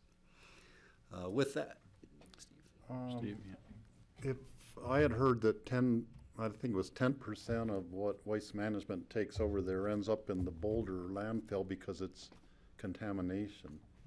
If we could somehow guarantee we're having more pure single stream without so much contamination, could we get a better rate from them? I think we would be charged if we've got contamination in it. So I think the rate's set based on having clean material. And then if there is a lot of contamination, they give us a surcharge on top of Correct. what we're paying? There's a penalty if you have contamination in your recyclables. Okay. And Steve, we are actually doing fairly well on that. So statewide contamination rates for curbside recycling are about 25%. In Pitkin County, they're only about 8% by weight. So we are actually doing fairly well. Good. We're one of the better in the state, if not beyond, as far as contamination rates. Yep, it still costs a lot of money. In fact, with that, Liz, we were just notified this past week, and I believe the board was too, about some awards that the landfill recently received. That's right. For reminding me, Brian. Yeah, So we were congrats. actually just, thank you. We were just recently informed by Recycle Colorado that Pitkin County landfill for 2018 earned the top spot on the western slope for diverting the greatest percent of waste from our landfill. That's huge. We thank you for many reasons. 37% diversion rate. And there'll be an announcement of that award in Boulder next month, I think. Tuesday. Next Tuesday? Oh, it's next Tuesday. And Kathy will be there for that, as I understand, right? And John, can I ask, when, after that award is accepted and everybody's back in town, if we could, in one of our regular meetings, just do a presentation as part of one of our regular board meetings? It's during a regular board meeting, I think, is the. Yeah, it would be great. You could just have a kind of a recoup of what would happen down in Boulder, since none of us can be there. We're sorry that none of us can. We would like to be there to attend. We can do that. Lastly is the operations and maintenance facility that has been funded previously. We're carrying that money over into 2020. We expect that we'll have construction in the spring. We have installed a well at the landfill, first time they've had water there, and we're generating 10 to 12 gallons per minute. I don't have a report on the water quality yet, but the great thing is we have water to wash vehicles and take care of things, flush a toilet. Along with that, we do have solar planned for the building. We received notification that we received $60,000 from Corps for the project. We had anticipated, based on previous discussions with Corps, that we would receive $200,000. So this is a lot less than we expected. So we're working with that building's budget to see if we can absorb it. If not, we'll be coming back to the board possibly with a request. George, I question? mean, one of those reasons that the grant is less because Corps is transferring $75,000 from the landfill to the courthouse project. Okay. So Good. it's still Good to being know. utilized for county, but because timing was an issue, so Jody could use that money immediately at the courthouse. So the court board decided to allow that transfer to Oh, happen. that's nice to know. Thank you for that. I didn't realize that information, so it's good to know it's being used. Which means keep applying. And yeah, and then the court board assumes that in the upcoming years you can reapply again. Great, we'll do that. Lastly, about the operations facility, what this does hopefully will allow us to use the existing materials recovery facility for a drop-and swap center and a household hazardous waste drop-off center. That will provide some expansion capabilities for our traditional recyclables, because right now it's pretty limited and we fill up. With additional space, we'll be able to take more recyclables at the landfill once we get this building constructed and we renovate the existing materials recovery facility.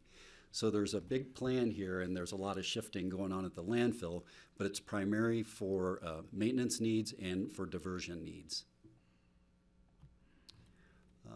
Some changes we have programmed in our 2020 budget with the blessing of the Board of County Commissioners. First is a fairly expensive wood grinder. We currently rent this wood grinder on an annual basis. It takes a lot of effort to get it in a timely manner because there's a huge amount of wood debris that's generated at the landfill. This is our primary constituent for our composting program. This grinder, from a rental standpoint, cost about $110,000 a year for a couple rentals, and we may be looking at a third rental based on the amount of wood that we have coming to the landfill. The payback for this one, based on our previous conversation with the board, is about 4 years. So what if we use the grinder less than 5,000 hours, we expect about a $500,000 return on the sale of that item. That would be in 7 years. Our payback, based on its cost, is in 4 years because of the amount of rental we have going on. And the cool thing about having it, we can grind it anytime then. So as we're running out of compost or we need that bulking agent, we can get on it, grind some material, and we don't have to wait for our rental to arrive. So that's the purpose of this. The other purpose is to deal with the amount of construction and demolition debris that probably will be coming to the landfill. This grinder will be needed for that. It has an attachment that allows us to actually stain wood. So if we ground wood into mulch that someone would like, we can paint it different colors. Of course, a biodegradable stain that would be used for people's gardens. So we could start to create a product that people would buy without having to compost it. This is part of the profit center at the composting is actually a money-making thing at the enterprise of the landfill. Absolutely. Kelly? Yeah, I have a question. So with regards to using this for construction debris, this would be used for untreated wood, is that correct? Correct. Okay, and then what percentage of that, do you have a sense of what percentage of untreated construction wood comes in? I don't, unless Liz, do you have any? Well, I have a rough idea, yeah. So our construction and demolition waste coming in, it's about 60% of the total stream. And then of that 60%, about 16% is untreated wood. Okay, Yeah. thanks. Uh-huh. Not inconsequential. So Yeah, I always wondered about, so you have a 2x4 that's got some nails in it, maybe on either end more, maybe a few in the middle. Is there a way to use the whole board for the grinding and separate out the nails in the process? Yes. So it will do that. There's a magnet that separates any kind of You don't have ferrous metal. somebody there with a Pulling nails? No, there's not a nails, nail no. puller. But it's some magnetic thing or something that Correct. does it? Okay. That's correct.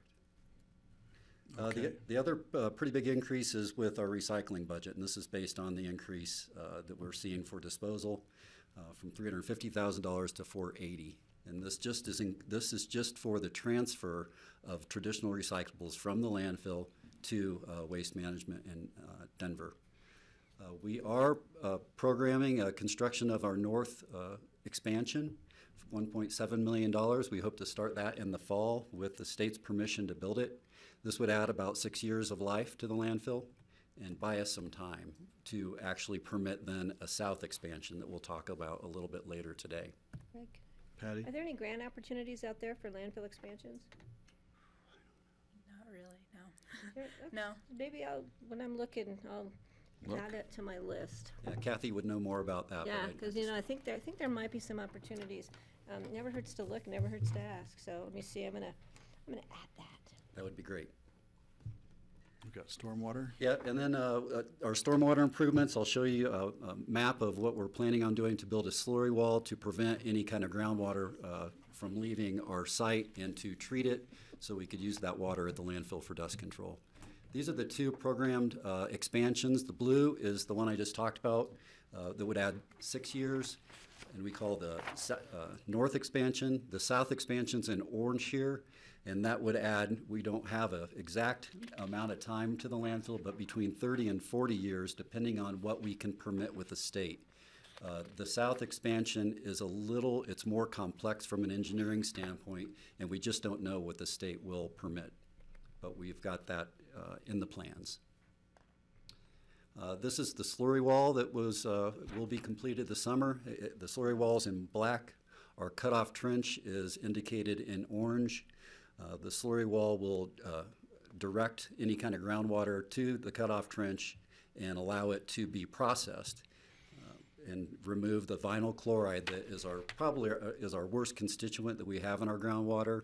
Through an aeration technique, we remove the vinyl chloride, and then we can use that material for that water at the landfill for dust control purposes.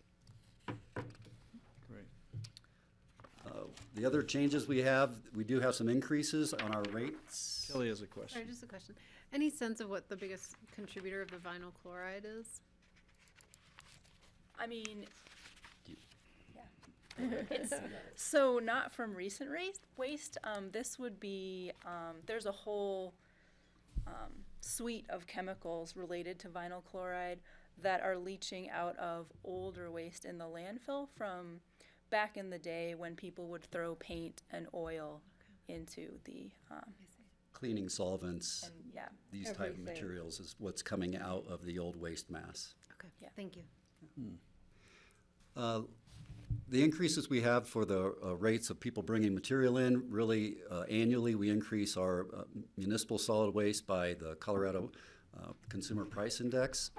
And we are asking for an increase to recyclable drop-off by 20% this year, just based on its cost. As I said, our costs are going way up, and this would still be highly subsidized by the enterprise fund at the landfill. Our construction and demolition debris pricing is based on this tiered pricing table that has been approved by our outreach program with contractors and people that deal with it every day. So we have tried to dial this the best we can, and we'll monitor it the first year and see if we need to shift the tiered tonnages or the cost per ton based on what we experience with people bringing in construction and demolition debris to the landfill. By the way, this program is the one we really don't know how it's going to go, so we did our best attempt at budgeting it from a revenue standpoint, but it was our best guess right now. We'll see what happens this summer.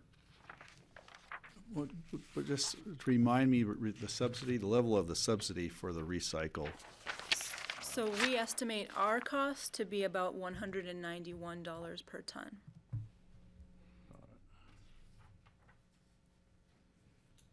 When people ask about that, it's great to know what we're actually putting into this already. Yeah. And I'm asking for this change from the board today, which is really to change a program that really isn't working for us and hasn't for years from an administrative standpoint. It's very popular with citizens to have this $100 annual household credit, but managing it at the gate has been become more and more troublesome. It takes time. The tracking is difficult. It slows, it delays the sometimes 380 trips we get to the landfill on a daily basis. So we don't want to take it completely away. So we've come up with an idea on making it just easier to administer. There is a $80,000 subsidy that goes to this program that allows free trash disposal by Pickens County residents. So rather than have something that we need to track on an annual basis, what we're suggesting is a one-time $100 deposit credit. So they would get a mailer in the mail that it's basically a coupon that they can bring to the landfill and bring $100 worth of disposable trash. This is the same program that Garfield County has, and it's been highly successful. Once they have that one trip done, they're done. In addition, we would like to bring back the half and half program. So if you bring half traditional recyclables, you can dump the same amount of trash at the landfill for free. That was a very popular program when it was in place. So we're hoping to offset this, what would be felt as something the county's taking away, with two other programs that would help diminish that impact to residents. Patty? So that means if I had $25 worth of waste, I'd be giving up $75 worth of credit. Because I only had Yes. one trip, so, because a lot of people don't take everything at one time. They do it over a period of time, like from May to September or whatever they find other stuff during the summer. I think we're gonna hear about that. And we need to do a huge public outreach on this because we just, not too many years ago, changed it. There was a confusion period of time for people. People love this program. They are really happy that Pickens County offers this to them. So as long as we've found ways to make it still work for the people who live here, then that's what's of greatest importance. I'm sorry I know it's difficult to track. We've had it difficult to track for many years with the other ways in which we try to manage this, but yeah, it's too bad we couldn't do a $50 split on it maybe or something. Well, and that $25 could, You could do we that could do possibly. that. That's an Do idea. Design Four mailer to, like, $25 coupons for rip it example. $25 coupons, that That way would- they could come 4 times If we instead of could do doing it something one. like that, because a lot Yes. of people don't, I Okay. mean, a lot of people have more than $100 worth at one time, but a lot of people, especially people who live Yeah. on smaller properties, and then in the middle of summer, they do a project, and they go, oh, God, I wish I'd saved everything. So if we could do that, that's a great idea. Okay.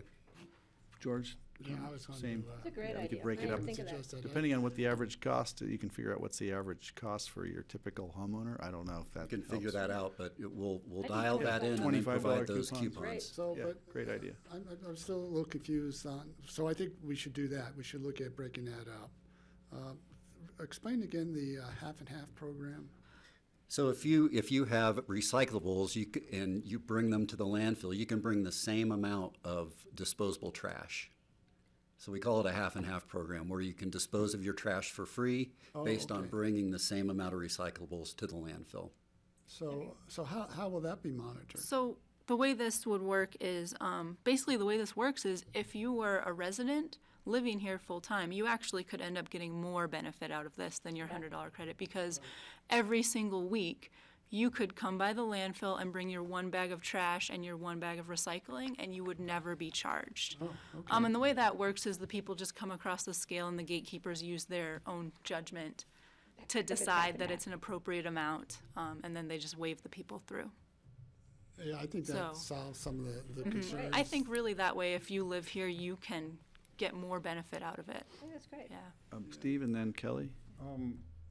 The way, I mean, we take some big pricey items from time to time that we have to pay for, like tires, appliances, different things.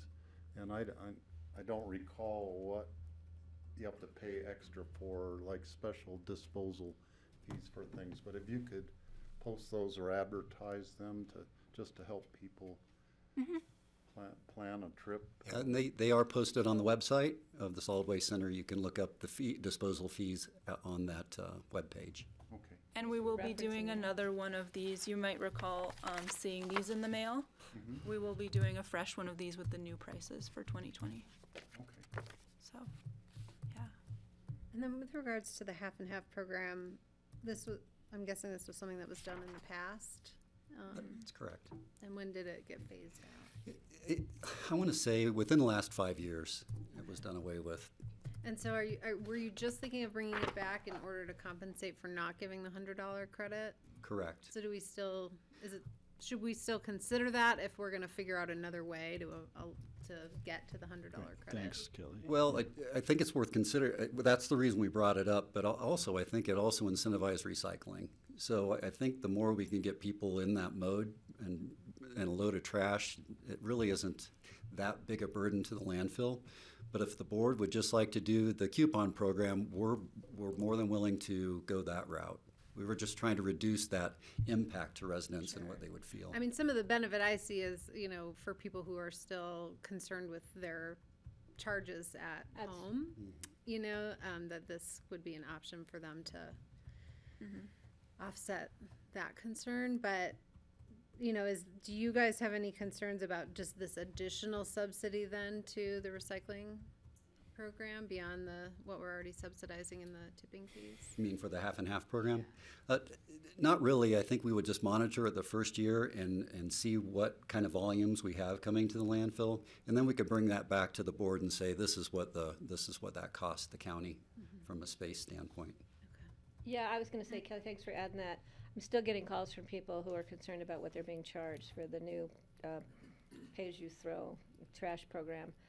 So I think this would be really helpful. That was the point I was going to point out. So, yeah, I think this is great, and I think just getting that, you guys do such an amazing job of educating the public. Your ads are awesome. And I think just getting the word back out there, we're making another change in the better direction, changes in the wind. I think that will be well received by the public. Steve? A disincentive for people doing the 50-50 thing. They're driving to work, they have their bag of recycling, their bag of trash, and there's a 20-minute wait to get through the scale. If there were a way to have a little electronic message sign down by the highway that says 15-minute wait or 5-minute wait, or is it, you know, however long the wait is to get across the scale, because if someone's going to work and it's too long of a wait, they're gonna quit doing that right away because they don't have time to wait in line. So I don't know if that's possible. It's something that we could think about. It might be a possibility. I I'm think not sure our signage code would allow us Or to is put there a up. turnaround? They change their mind. Yeah, I don't think that, does our signage Maybe an code allow app, that? maybe an app could do that or something, you know, if they want to be. let us think about the best way to get Yeah. that information out. I don't know if, we'll consider it and Our see what we can sign, bring our back. Yeah, sign Wait vigilantes may time to take care of cross that. the scale is, Right. you know, it could be substantial amount of time There's sometimes. a Sure. area to turn around at the top. Okay, I mean, an app. all right. Moving right along. We're coming up on a break here, which we've blown So- by, actually, so I want to, I am doing well. 2020 budget and 5-year plan for the Solid Waste Center. The lion's share of the revenue for the Solid Waste Center is in the charges for services, all of the different tipping fees, just shy of $8 million budgeted for 2020. And then you see the land improvements. We have the slurry wall that Brian mentioned. Infrastructure, looking at the north expansion area, buildings, $6 million for the operations facility. Heavy equipment that includes the wood grinder plus a couple of other smaller scheduled replacements. All in all, it is a deficit of over $6 million this year. That's because the landfill has saved up fund balance and is now spending down, especially with the construction of the facility. However, you see that over time, the fund balance is growing and this enterprise fund has a healthy fund balance. Can Kelly? you help explain why the charges for service are $1.3 million more in revenue this year from the year end of, for next year for the year end of this year? Where that's I'm not coming sure from? of everything that goes into that calculation. I think the increases that were on the previous slide are included in that. And I don't know how much of the C&D is included. It's mainly C&D, I believe, is the constituent that's bringing that up, because and again, we are guessing the best we can. We just don't know what that program's gonna provide. This is a pilot year for a new disposal at the landfill. Is that estimate include a possible slowdown in construction or? Not at this time. Okay. Not at this time. Okay. Thank you. Great. Patty? Again, I just want to thank you guys and congratulate you on the award. And we're excited. That was great news. It's always great when you receive a little email that brightens your day. And it's about recycling and trash. It's great. So we appreciate that. And I'm going to just add on to that, since Scott's still here. I forgot to thank Road and Bridge for an amazing past year. The efforts that went in, and I just want to make sure I caught you on that. Please pass it on to your staff. I think the whole board supports that position, that it was a heavy year, literally, and you guys did an amazing job, both summer, spring, winter, fall, all of it. So we'll see what happens this year, guys, so hang in there. So thank you. Thank you. Thank you. Thank you. Okay. I would recommend, if possible, just a 5-minute break or a quick break. We We're do a a little quick bit break? behind schedule, and Yeah. we'll come back with fleet, We'll land aim- management. we'll aim for and 5, community let's come back development. at, right at 11, how's that? 7 minutes, 8 minutes.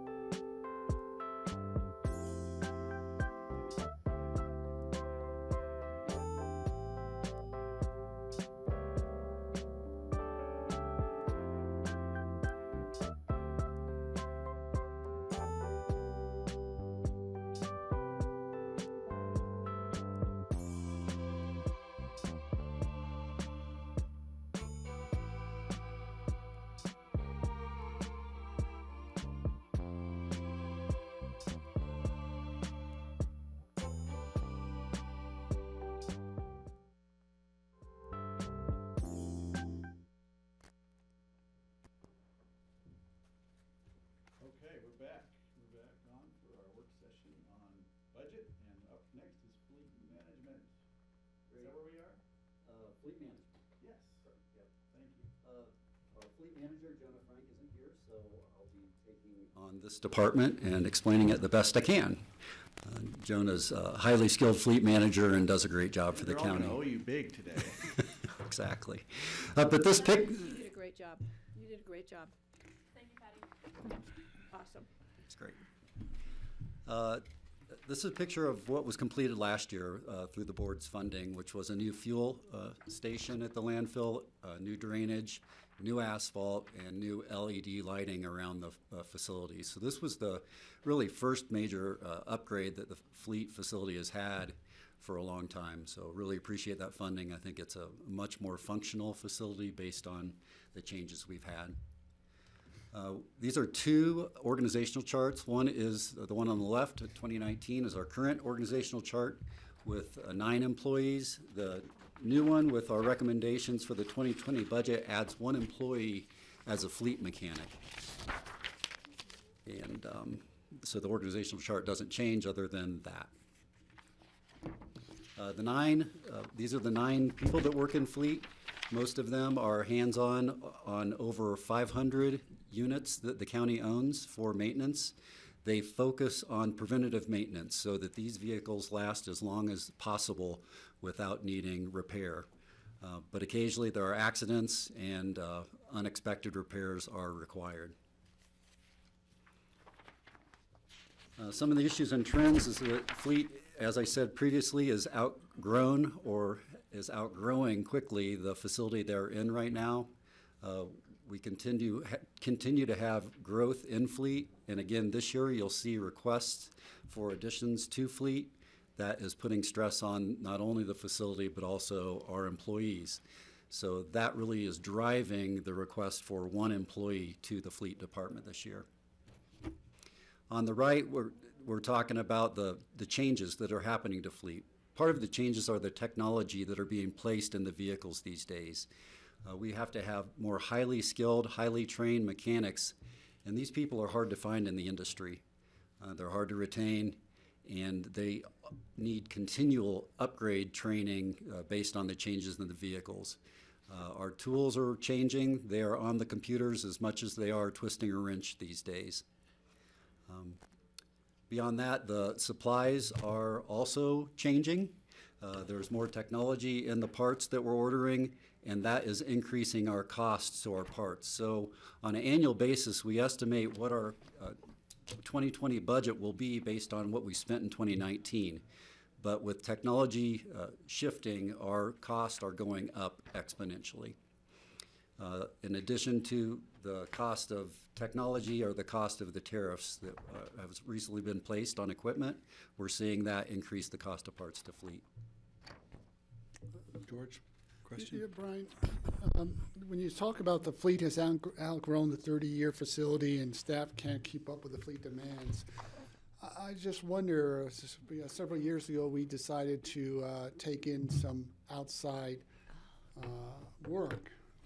Fire and- station.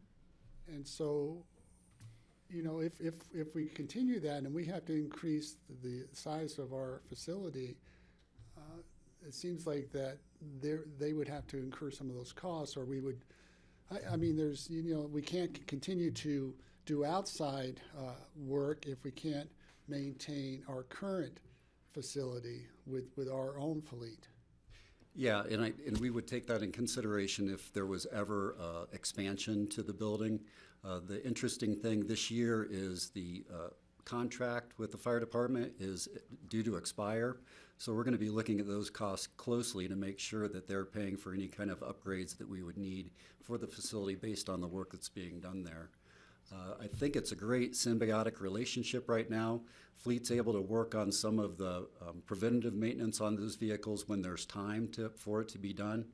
But if those outside agreements are causing us our expansion needs, then we may look at changing those agreements.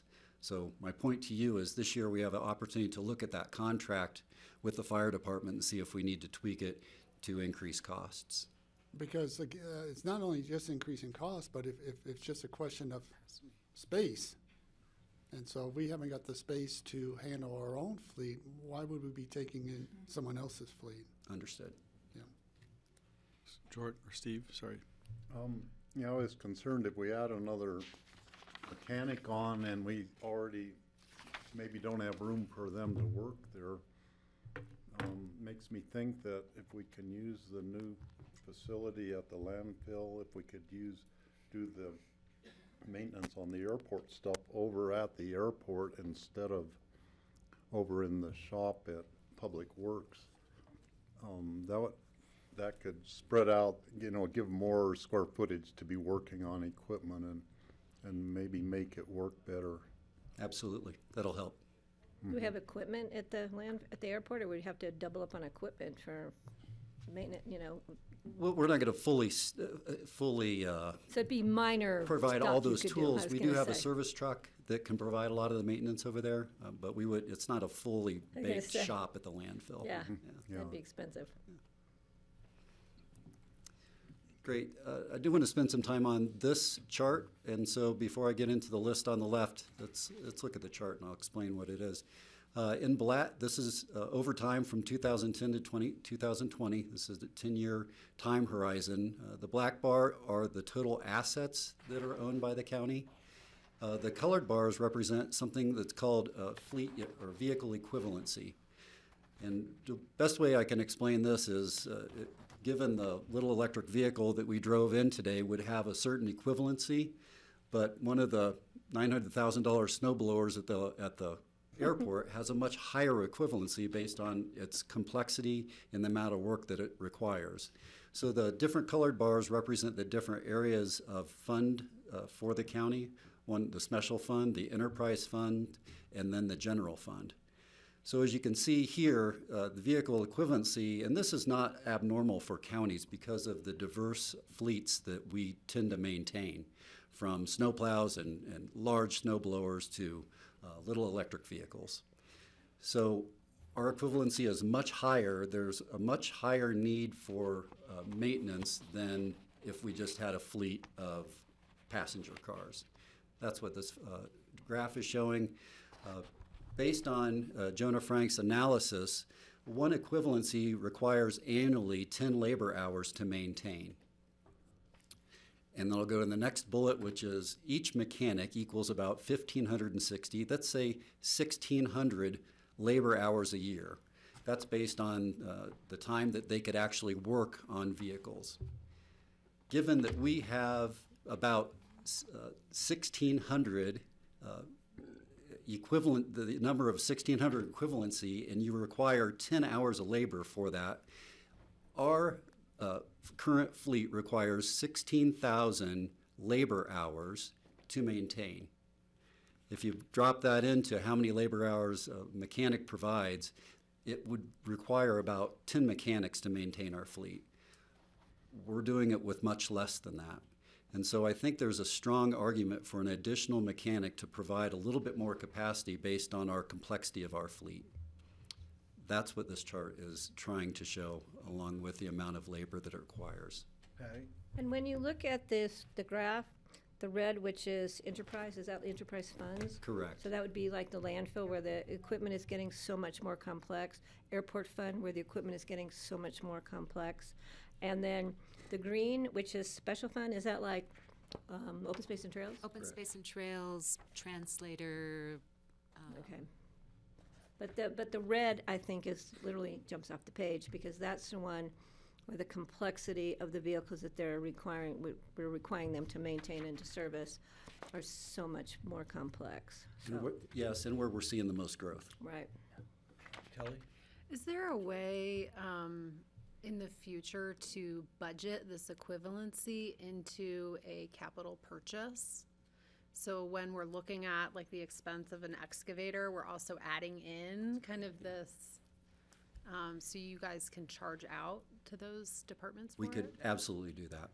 And Kelly, it actually is kind of a best practice that it would be a next step for us even in our capital planning, that as we make any capital improvements, facilities, vehicle purchases, those sorts of things, that we try and anticipate those maintenance. So that is something we can take a look at.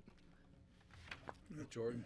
Yeah, and back to my earlier point, I remember when we took in that contract with the Aspen Fire Department, we budgeted it in and hired at least another mechanic that halftime was going to go towards that. So is that still, you'll have to look at based on these numbers, is that still attainable in terms of being able to address the needs? Yeah, I think when we look at the contract for next year, we'll look at how much time we're spending with that department. Yeah. So in the position request section of our budget book, it has the vehicle equivalency units compared to general assets, special revenue assets, enterprise assets, and then total fleet assets. I think to illustrate that the different areas of the county have different demands for what it takes to maintain their fleet of either cars or specialized equipment. And I think I'm reading that right, that like enterprise assets has really specialized equipment at the landfill and the airport and so on. So it takes more man hours to maintain the more specialized equipment. Is that the way to read these charts? Absolutely. And what this chart attempts to do is to take those charts and put it into one. So you'll notice they complement each other. This simplifies the rest of it. You're right, Steve. The last part is just some succession planning. We will be looking at a parts person for next year. We're just planning for, as we age and we move on as an organization, we've got some changes coming in that area of fleet. We just wanted to give the board a forewarning for next year. I do want to get into our replacement plan. These are all, recommended replacements just that are programmed in our replacement plan, and then some that are new. Every year, Jenna Frank gets together with departments, talks about gaps in service and then what their vehicle needs are. With our Sheriff's Department vehicles, we get about 5 years out of these trucks based on their use. They're used hard. There's a lot of miles that are put on them. So our recommended replacement are 6 sheriff's vehicles. We are still going with the Tahoe. There are 2 radar trailers, Patty. We talked about using them. They are used extensively. And then facility skid steer. These are all, that's part of the general fund. We have additional vehicle requests. 2 are based on labor increases. The 2 new sheriff's deputies will need vehicles. So there's 2 vehicles programmed. And then there is an emergency response trailer that the Sheriff's Department currently doesn't have. This is basically a single axle trailer that will have all the supplies needed in case there's an emergency in a remote area of the county. It can respond with human support things like water and food, and then also power generation. So it will be like the Go Box for the Sheriff's Office. It'll be housed in their new facility here, and they'll take it to emergencies as needed. George? So Brian, is it still better off purchasing versus leasing because you're looking at such a short time frame, 5 years? Yes, yeah. I think we're doing the right thing financially. These things are selling at a high rate based on our auction down in Loveland. We're getting good return. Yeah. And we're putting so many miles on those vehicles in that 5-year period, it tends to reduce the residual on a lease significantly. Does the city lease their? I don't know the answer to cars? that question, Yeah. actually. I know they used to. I think they buy them now. I don't know They the used answer to have a that deal question. with Saab. Yeah. Oh, okay. Just wanted to ask about the trailer. How did we get by without that until now? Yeah, and that's a good question for the sheriff. I can give you some information on times past. We used to have a mutual aid. It was a facility, it was a trailer, like you could load equipment, you could put a small ATV in the back. I had a little kitchenette, it was more than just a single axle. We jointly purchased that during Katrina as a response effort. And it was shared by multiple first responding agencies throughout the valley. It ended up that Pickens County, City of Aspen, everybody's logo was on it. And we ended up selling it outright to the Carbondale Fire District because it just wasn't, we weren't using it as we thought. So I think we had something, and this actually, because I was going to ask, what are we doing again? But this makes more sense to have something that, and we can take it to any emergency valley-wide. It wouldn't necessarily be just ours. And it's stored, it's easily stored. It doesn't take up whole parking place somewhere. But I think in the past, they've just tried to carry stuff in their own vehicles because, you know, they have so much equipment in their vehicles now that it was a matter of trying to load a vehicle. You know, we have stuff stored all over the county. We had stuff at the airport for a while, stored in the airport ops center. We had stuff kind of all over the place. So now we'll just have a one-stop shopping. You just load it up and go. I mean, it's loaded up. You just hook it up and go. So it makes great emergency response sense. Yeah, I hope that Are we sharing it with others? I think this one is ours because it's So small it's in not going to be capacity. in use as often then? Yeah, well, but we will share it with others when we get respond, because we respond to, you know, we do all these, Probably the sheriff's going to be there if it's. we do all these Oftentimes, the aid. incidents that this would probably be utilized on would be a multi-jurisdictional response anyway, probably not on all of them. And so it would be a shared resource in that sense as we go through our emergency management Right. protocols. What I just heard from Patty is that we had one we shared with several agencies, but we weren't using it enough, so we sold it. So now we're going to get one. Well, but this was a big trailer. This one you could sleep in, eat in, and had a shower, had a bathroom. Yeah. This was a whole, you know, big camp setup. But, you know, this would have been a perfect example, would have been the mudslides recently in Basalt. This would have been a great thing to have hooked up and brought down there, if not for the residents and people that were evacuated, but for staff too. I mean, because, and to have that emergency generation, because we're running out of power at sites, and it would have been perfect. So I think it's something that we really need to get on board sooner than later. Kelly? I have to ask, since we're aligning our procurement with our climate action plan, what the landscape is for zero emission vehicle or partial zero emission vehicles in this realm. Right, and so every year, our fleet manager looks at what our EV potential is for replacements. Currently, we have actually 5 fully electric vehicles. They are just passenger cars, and that's really what's being able to be used right now. The rest of the fleet technology's just not quite there yet. What GR recently said to me, he said, you know, 5 years from now, it's going to look a lot different. But we're on this power curve of technological changes right now in EV technology. Jonah does an environmental scan of all the fleet to determine how best we can get electric vehicles into the fleet, and we're doing the best we can. But it's just technology isn't quite there yet based on how our vehicles are being used. I think we will next year be pushing departments to try to get into more electric vehicles if possible. The sheriff's vehicles are used so hard with a lot of tax on the electrical system for lights and sirens and all their radios that it's not there, is the answer. EV wouldn't Is work. 5 years the appropriate horizon, or is it something shorter? I think what's difficult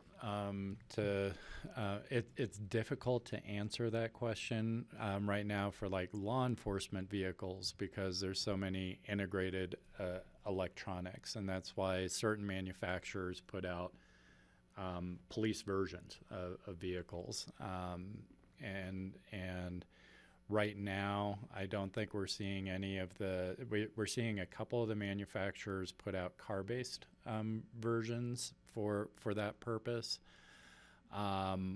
I think we're really hopeful that is going to be available, and we'll be able to look at that. It will increase our budget. I suspect those vehicles, as they first come out, will be more expensive. But right now, I think we can be looking at them for kind of the passenger vehicle replace. That's really in the wheelhouse. I think we're seeing some hopeful signs that there's going to be vehicles capable of dealing with our terrain, and hopefully there will be anticipation of the broader fleet needs like law enforcement within those, you know, whether it be a Tesla truck or a Rivian truck or those sorts of things, vehicles that may be able to serve that. I don't know. Do we Yeah. feel like we have the expertise internally to identify those as they're coming on Absolutely. available? Absolutely. Okay, I guess I would just ask that, should the horizon be shorter than 5 years, which is the replacement schedule for these requests, given that they command a good resale price, that maybe we keep that in mind if we're seeing them come on the market more quickly, to consider that replacement opportunity. You bet. And if Jonah would here, he would give you a lot more information about electric vehicles.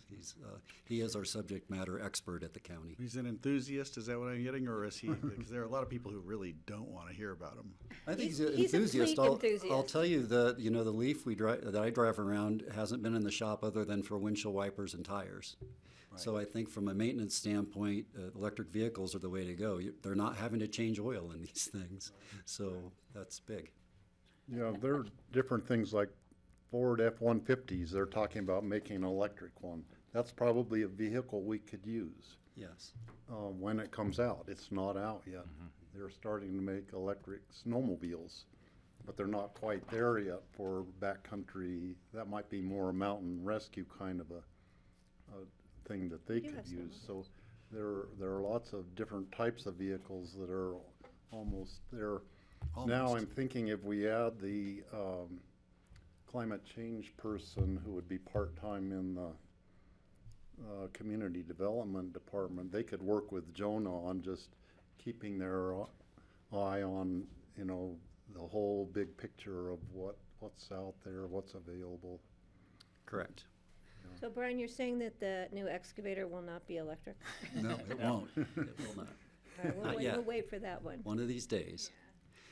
Onto special revenue funds. Recommended replacements are a skid steer, a motor grader, and an ATV. Recommended additional vehicles. Some are based on labor changes. Others are operational needs. The small truck is for a trail ranger. They have one truck needed for summer revegetation program, and then they have a trail cleaning blower that the Open Space Department has requested. Road and Bridge has already talked about their excavator.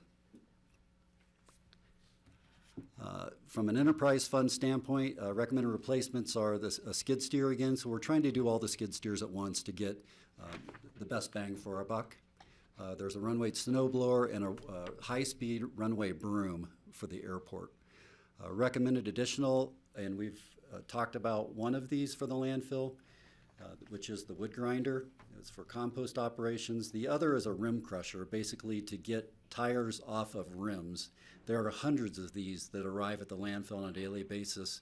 And I asked Liz on the way into this meeting, what do we do now? And she said, we use the excavator and we taco the rim over a post, which isn't necessarily the best way to do it. So this would allow it to be done safely Picture that. and quickly and remove tires from a rim.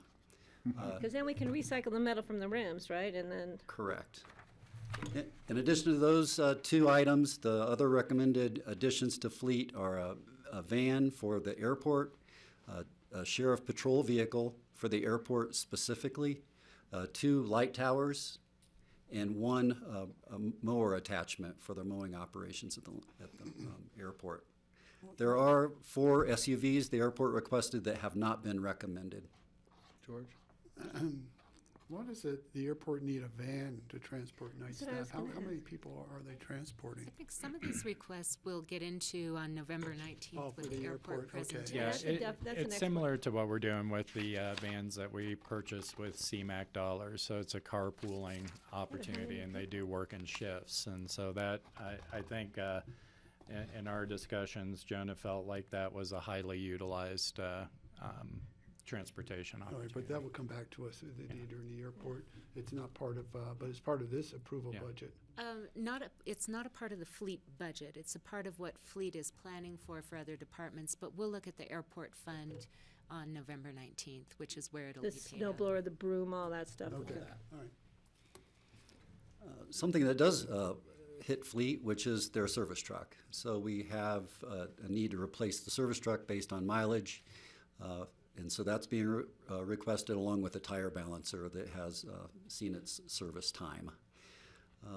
Some vehicles that aren't being recommended are there is a recommended replacement for the ambulance district because of, again, mileage. But what was not recommended is to transfer the civil officer vehicle from the sheriff's department to the ambulance district. And why was, because the civil, they've decided civil now needs the full-size. Originally, the request was that the civil position would have a regular sheriff's right. patrol vehicle, but they have decided not to ask for that, and so That's they'll what I keep was wondering, the because I think vehicle that was they have. questionable. Okay. Thank you. Okay, next we've got the budget and 5-year plan for the fleet fund. Most of the revenue in fleet, about $3.5 million, comes from charges for services. These are both to county departments and then any outside entities like the Aspen Fire Department that use fleet services. On the expenditure side, you see the largest line is for supplies, and this includes fuel and parts. The $275,000 for heavy equipment is for the service vehicle. And there's a small deficit this year because of the purchase of that vehicle, and then in other years you see that operations is balanced. Steve? I don't know if we're dealing with personnel increases, so at this point, they are asking for one additional One fleet mechanic, mechanic? yes. Is One that mechanic included is in this built into the then? budget. Okay. Greg, Oh, sorry, Patty? Steve, are you done, or? Yeah, yeah. Sorry. I just want you to know that, I've been very careful with FTEs, and I'm going to continue to be, and I still have to watch that meeting when the bigger discussion that I missed, and I apologize again for missing it. But I just want you to know that I can definitely support this fleet mechanic, looking at the merging the trends and the need. It's of course, it's a top priority for us to have our employees in safe vehicles and to have those working on those vehicles in safe conditions. So I am going to be very supportive of this one full-time FTE. Kelly? Does everyone on the fleet staff have mechanic duties? No, there are 3 that do not. We have a parts person that just distributes parts, orders parts, and supplies the mechanics with what they need. We have an analyst that analyzes all the data around our vehicles so that we continue to manage our fleet the most efficient way we can. And then we have the fleet manager.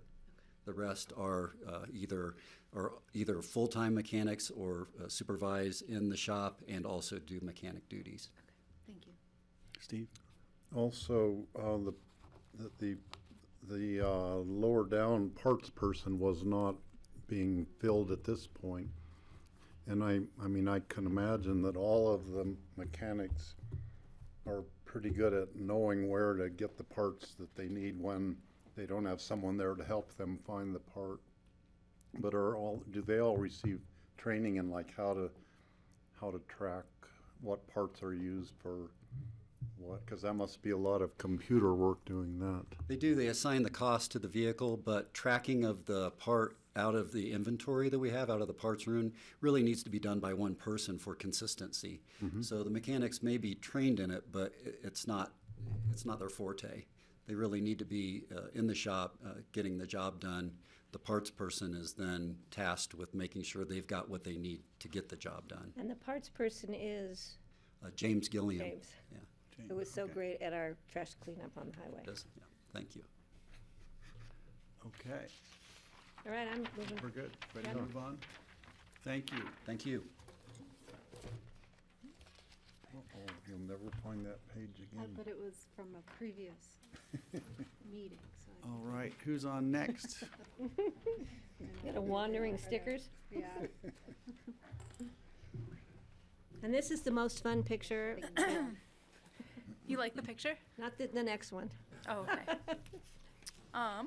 So my name is Liz Morrow. I'm the Environmental Compliance Specialist in the Land Management Department.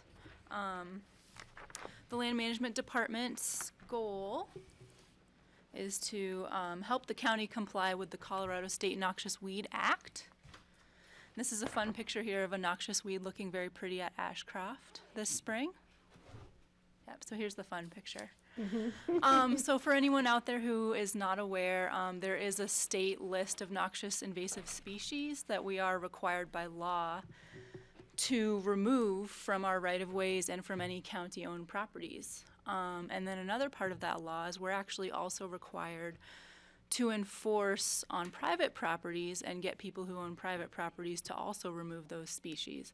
And these are plant species that have been determined by state scientists to cause ecological harm by reducing biodiversity and forming monocultures.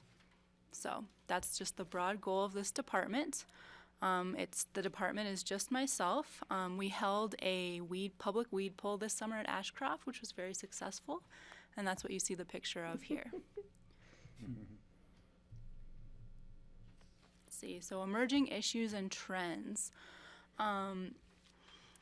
Sort of a continuing issue that I feel like I've only been in this job a year and a half. I think this has been an issue for a long time. Continuing is that more education is needed for private property owners. We do a pretty good job of managing weeds on our own property as a county. This is a picture of private property over in the Bullwinkle area that had a pretty bad problem that I had to enforce this summer. So it is a trend is that we are seeing a lot more infestations and a lot more really bad infestations on private property, especially private property with absentee owners.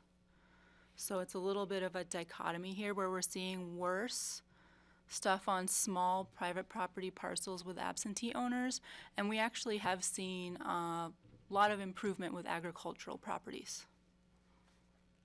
So kind of, yeah. Figures. Another emerging trend is mapping. Mapping technology is getting really good. And we require in our contract, so we contract out right-of-way spraying for all of our county road right-of-ways to one contractor. And part of that contract is they are required to use mapping technology and report that information back to us. So they actually have this really excellent thing called Spray Logger where it's attached to their equipment, and every time they spray a chemical it records the volume, and it also records a GIS polygon of where it is. Also. Yeah. Wow. So on this one of Cypress Creek and Emma Road, there's green and red. Is red where the spraying is Yes, taking and so place? when I publish maps, they always have a key on them. This one, it got cut off. But the green is the truck route, so it records the route of the truck, and then the pink is where was sprayed. Okay. Yeah. And then on other records, you have a record of what actually the spray mix, the chemical mix is. Yes, and we also have application records with much more detailed information on everywhere they sprayed. And we are actually working with the GIS department with Mary Lackner on getting an interactive map put up on our website that people could just look at and zoom in and out of to see their own house. So how, Liz, how do you coordinate, for example, with Eagle County in terms of the timing? So on the Emma Road where you've got a change in county lines. Mm-hmm. You sort of coordinate so we're doing the spraying about the same time as Eagle County is? You know, to be honest, we don't really end up needing to coordinate because everyone is just sort of, all the contractors who do this sort of thing are in the habit of hitting it when certain weeds are at a certain point in their life cycle, and they all know when that is. So they all do tend to be out there in the same spots at the same time. Wow, so And Mother it Nature works pretty schedules well. So it may be Yeah. the same contractor that's doing our work as well as Eagle County? I know he's doing several counties. I'm not sure if Eagle is one of them. I don't think Eagle's one of them. He does Garfield and he does Gunnison. Yeah, I'm because not I've sure about noticed, Eagle. I've noticed our work along Emma Road, but around that same time period, I don't notice anything happening as you move. north. I can find out who's doing Eagle counties. Yeah. Let's see. So these are just more examples of maps if you guys wanted to Yeah, look because at if them. they're spraying here and they're not spraying here, it makes sense if, again, It's, we yeah, don't it's know definitely, county line. consistency definitely is always better. Let's see, so changes and requests. So we have no big changes. One positive change is that in the past 18 months, we've more than doubled the amount of reimbursement money that we will be getting through IGAs with CDOT and the U.S. Forest Service. And that's for doing weed control on 82 which is CDOT, and then also doing some weed control on U.S. Forest Service land. It's just easier for us to organize that, so we do it and then we get reimbursed for it. So you will see an increase in our budget, but it's all from reimbursement money. And then we are, Are you getting reimbursement from BLM, on BLM land? none from BLM yet. I am working on Yeah, I them. mean, Maybe when they're in Grand Junction, we'll get more reimbursement money from them. I doubt it. Maybe. But it has been, it's been a really positive change with the Forest Service lately, Yeah. an increase from them. So that's good. Yeah. And we've been working with the Independence Pass Foundation a little bit, and we did a work day with them up on Independence Pass planting trees, which was really nice. One thing to note is that our current chemical control contract will remain the same through the end of 2021. So I would anticipate in 2022 we should probably plan for at least a 20% increase in that contract. And here is our budget.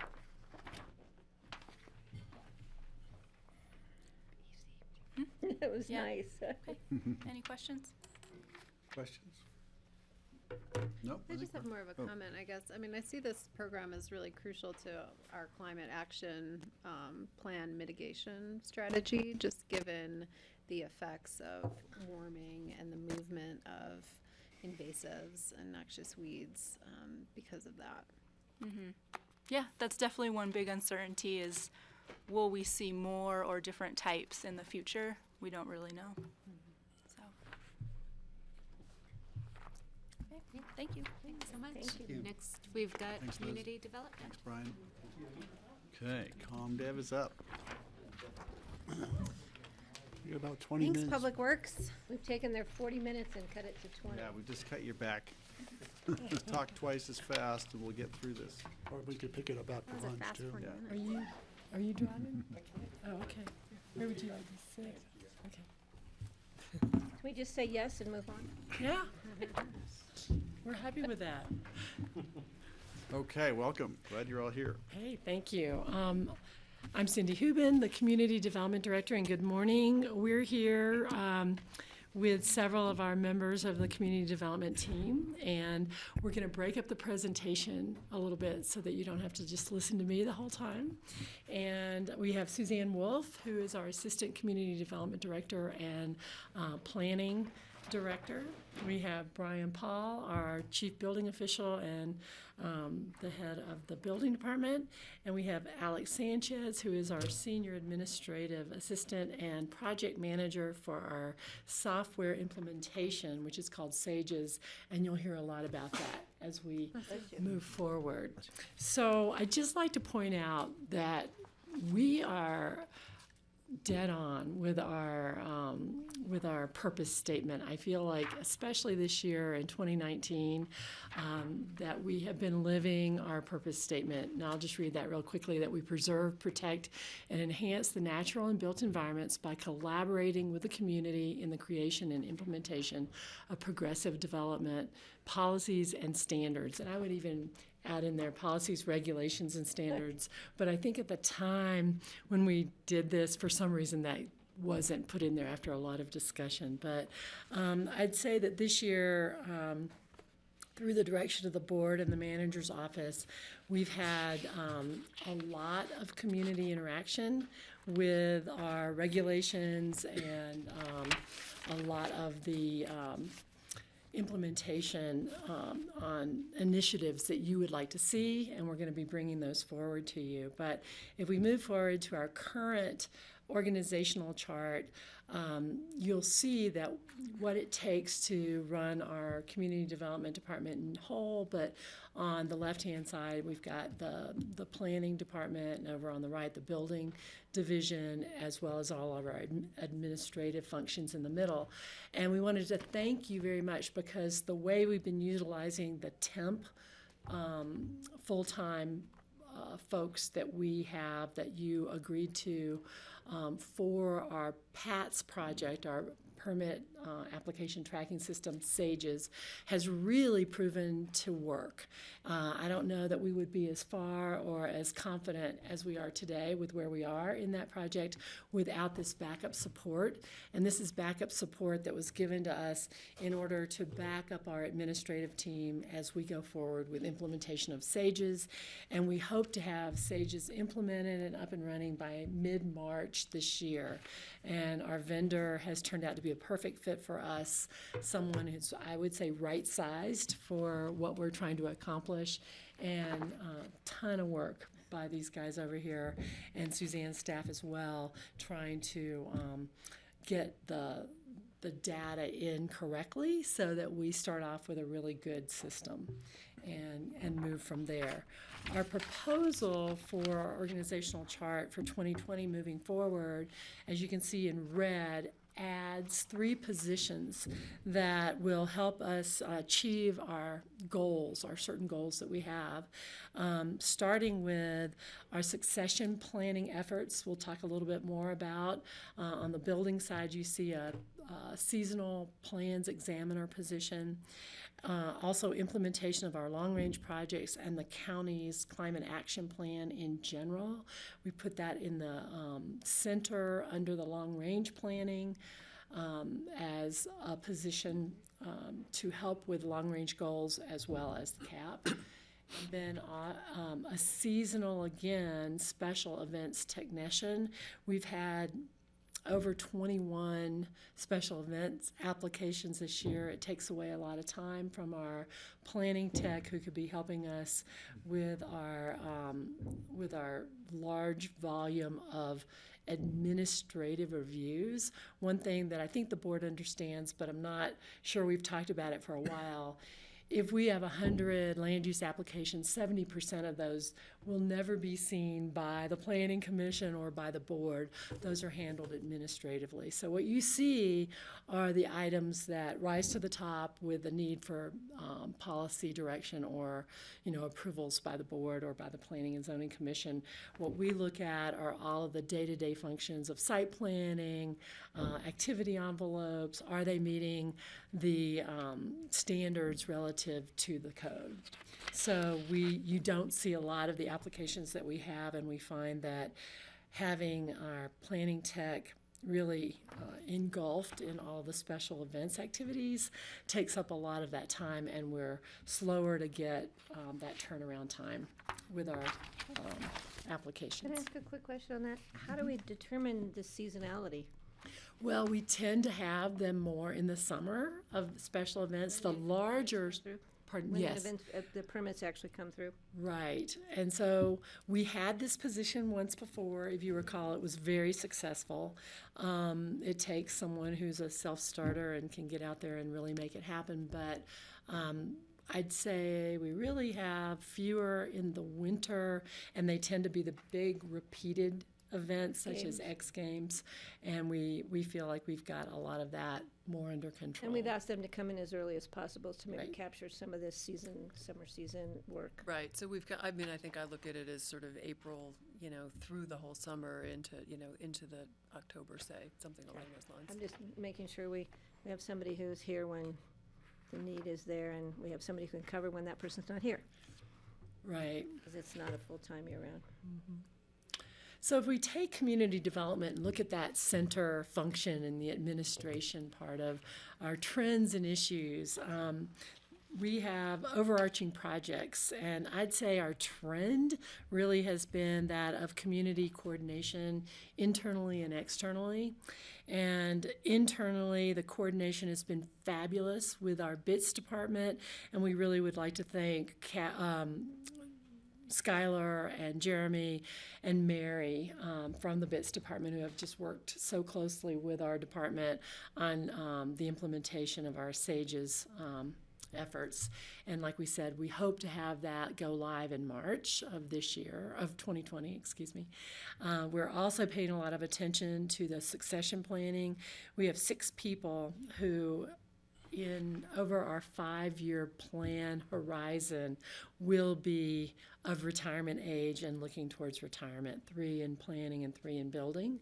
So that's a huge shift for our department. And so we want to be really aware of that and what our needs are.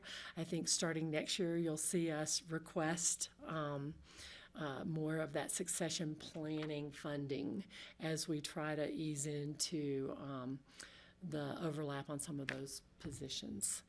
But this year we are only looking at a 3-month seasonal plans examiner position in our request. We've also been involved in that collaboration with the airport. It's been a lot of fun. And actually a great collaboration from a planning perspective. So we appreciate being part of that project. We threw in overall management of personnel, which is obviously embedded in any supervisory positions and the positions you see here. Addressing the BOCC initiatives, we hear you loud and clear that climate action is really high on your list, and that involves a lot of code, investigation and analysis, as well as trying to help coordinate the overall climate action planning. And so you see in our request 50% of a position to help with all of the departments throughout the county implement their part of the climate action plan. Coordination of the climate action plan obviously is what we just talked about, but a huge role, I should say, all of this is largely, a lot of these are largely shared with Ellen in our long range division, looking at our local, regional, state, and national efforts.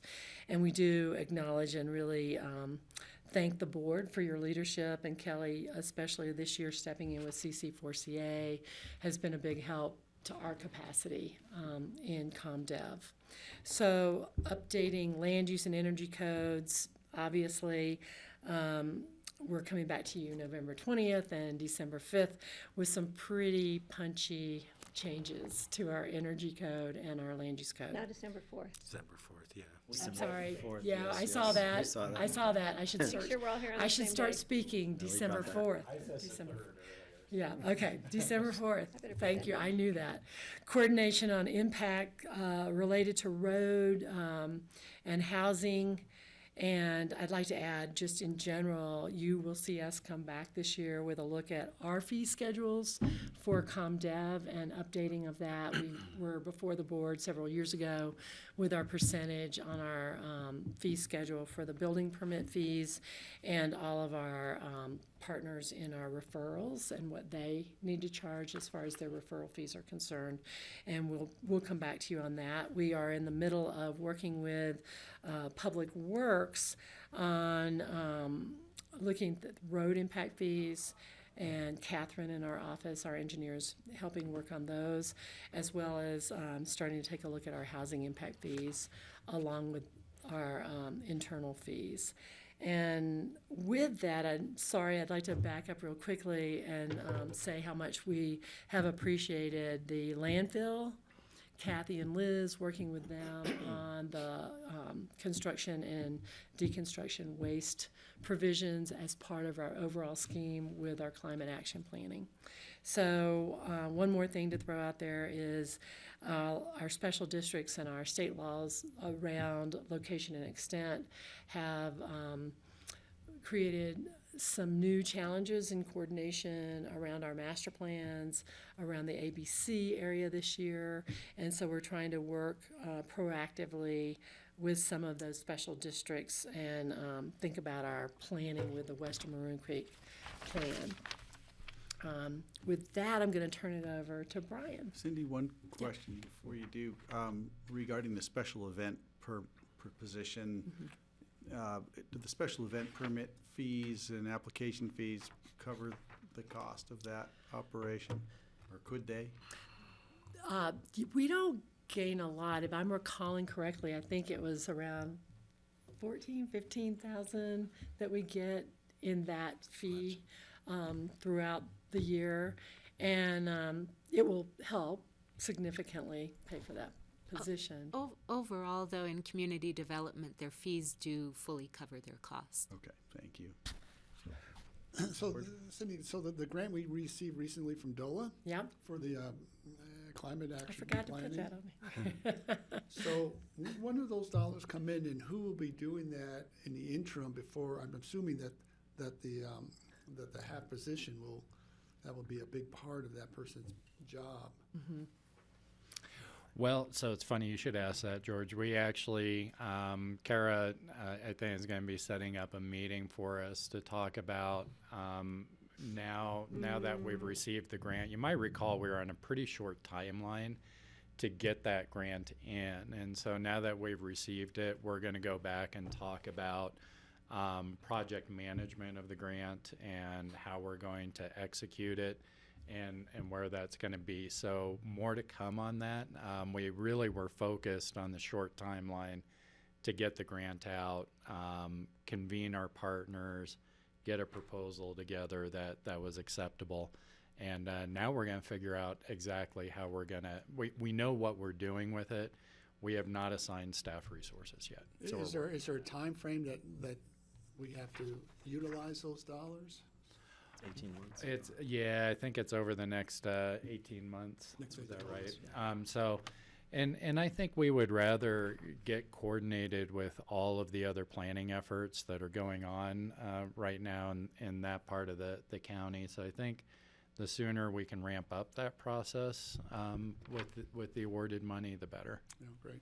And I just want to say that the expertise that we've gained over the last couple of years, learning about a lot of these systems, I think we're excited to play whatever role we can in that. So with that, I'm going to head over to Okay. Brian. All right. Brian? Well, Sages Gov's getting thrown around a lot, the PAT system, and I'm the change manager and kind of the lead of the management staff on that group with the project management team. So we've been working diligently to prepare all of our data and get everything lined up and in alignment to finally go about purchasing this process. When did we purchase? March of last year? Yeah, so anyway, and getting that rolled out. So that's been a big part of my timeline for sure. Bluebeam's we've really come to appreciate that program and utilize that, and it's integrated into this new SAGES process, so that's going to work pretty seamlessly. If you don't know what Bluebeam is, it's our electronic review of plans. So when plans are submitted by an architect, we're able to review those electronically rather than get all the paper, and make our comments electronically. So it's pretty cool. And then the last year, Cindy and I were on our speaking tour with all of the real estate agents and different entities. And we'll probably be doing a pretty big public outreach with the SAGES, getting everybody on board with using that new system and doing our end unit or our end testing when we get the full process integrated. We'll actually ask some architects or contractors to come in and test the system out and see how it's working for them and see what they like and don't like.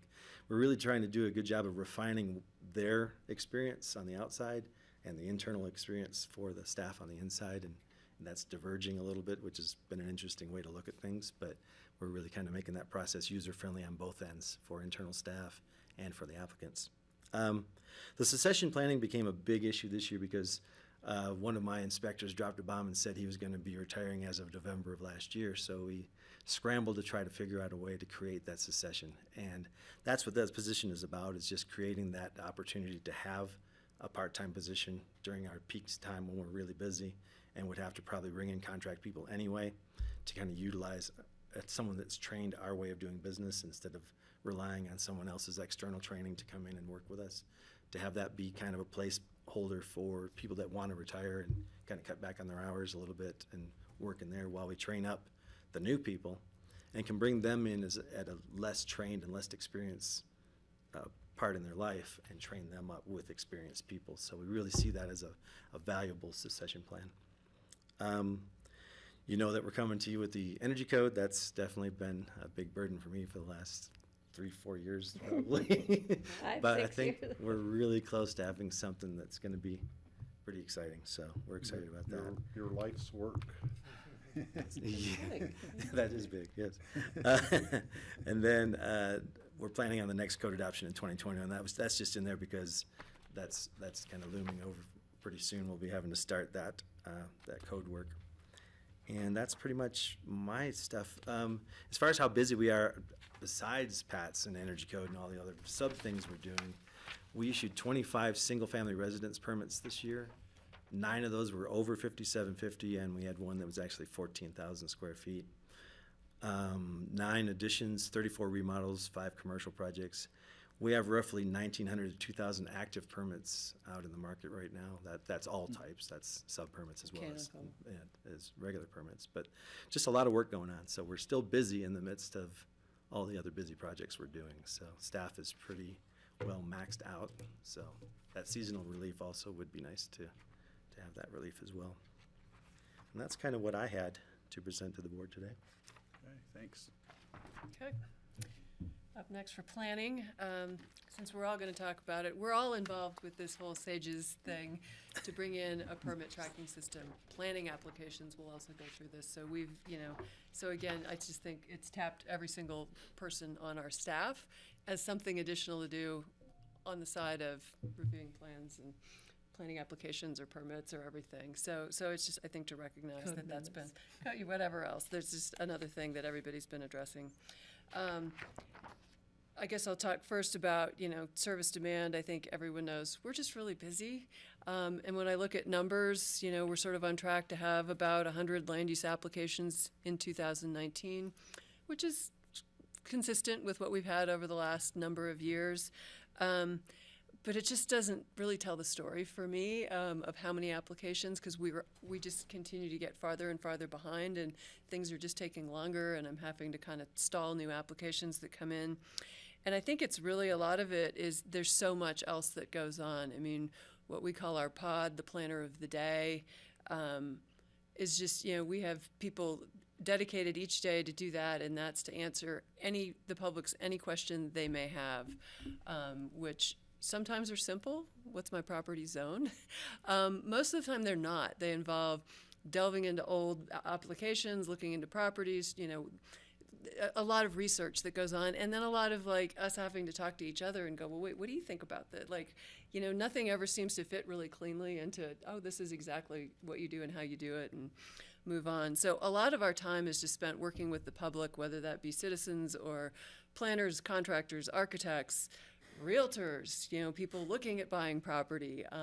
Your whole day can get spent all of a sudden just doing that when you thought you had a lot of other things you were going to get done that day. So, that to me is a lot of our time gets spent doing that when we thought we were going to be writing a memo to bring to the BOCC or an administrative decision to kind of move things along. So, I think Cindy spoke a little bit to, just recognizing that you only see a small percentage of the applications that come through our office. A lot of those, most of our activity envelope site plan reviews is where we spend a lot of our time, and, very few of those actually come to the BOCC.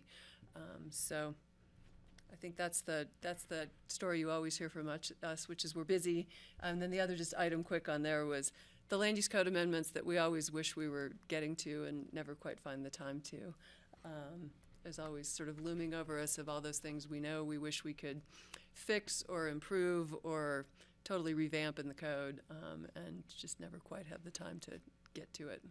Kelly has a question. Yeah, what are the self-service opportunities for the public to be able to research their own questions? They're so much better than they ever were now, with maps and more through GIS. There's a lot of information people can get there. We have online record searches. A lot of our time with Planner of the Day is spent trying to train people how to do that for themselves. But, again, it just sort of depends. A realtor, could do it over and over again, and we can sort of help train them. Individual property owners coming in, it's, a little more difficult. But there is much more accessibility to our information and, lots of information through online tools on our website. And we do try our best to help people learn those tools so they can help themselves. Okay, thanks. Cindy, I just want to say, just heard the noon whistle. how much longer is your presentation? Should we break it in half with lunch in the middle, or? You do know we what, I think we can wrap it up rush to pretty the end and then quickly. thing? I'm just gonna run through real quickly the long-range issue since Ellen is not here, but, again, SAGES, ultimately, we're gonna have a better, web page and interface for long range and more. We're working again with Mary on a more interactive GIS and long range tool. Code amendments, we had a mini retreat. We've got a list of what I call big items to be bringing before you for more efficiency in the code, and then we've got our ever increasing list of the smaller things, which is, bucking up about 200 code amendments at this point. Coordinated engagement with caucuses. We continue to do our best with that and our other partners in local government and federal government and state government. We are working on finalizing and updating our master plans, pulling those together in an implementation package, working on issues with the housing and transportation, water, and obviously the climate action implications. Public outreach, we see that as huge with our upcoming code amendments. And now I'm going to have Alex just kind of address some of the nitty-gritty on our budget changes and requests. Yeah, so this year going into Munis, that allowed us to really look at the budget and try and make sure that we had funds in the right account. And then after reviewing our budget, we then created this year's budget. We recognized that there would be a need for increase of SAGES Gov implementation, specifically for overtime and just the hours that we see that.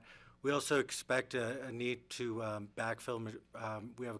We have somebody on staff who could be out for maternity leave, and they're going to be a crucial part of the zoning process.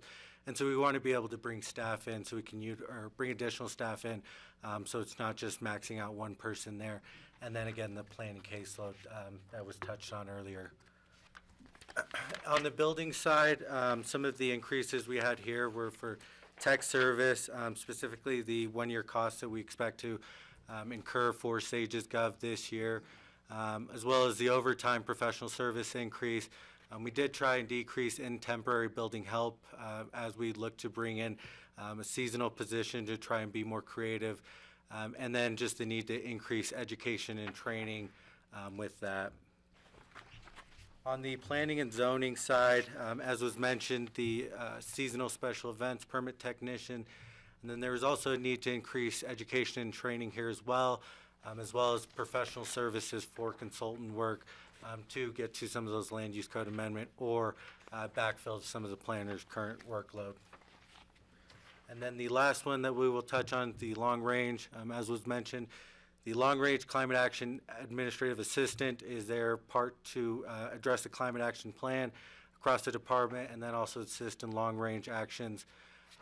We did increase professional service here for consultant work, but decreased our land use code update that we had originally requested the prior 2 years there.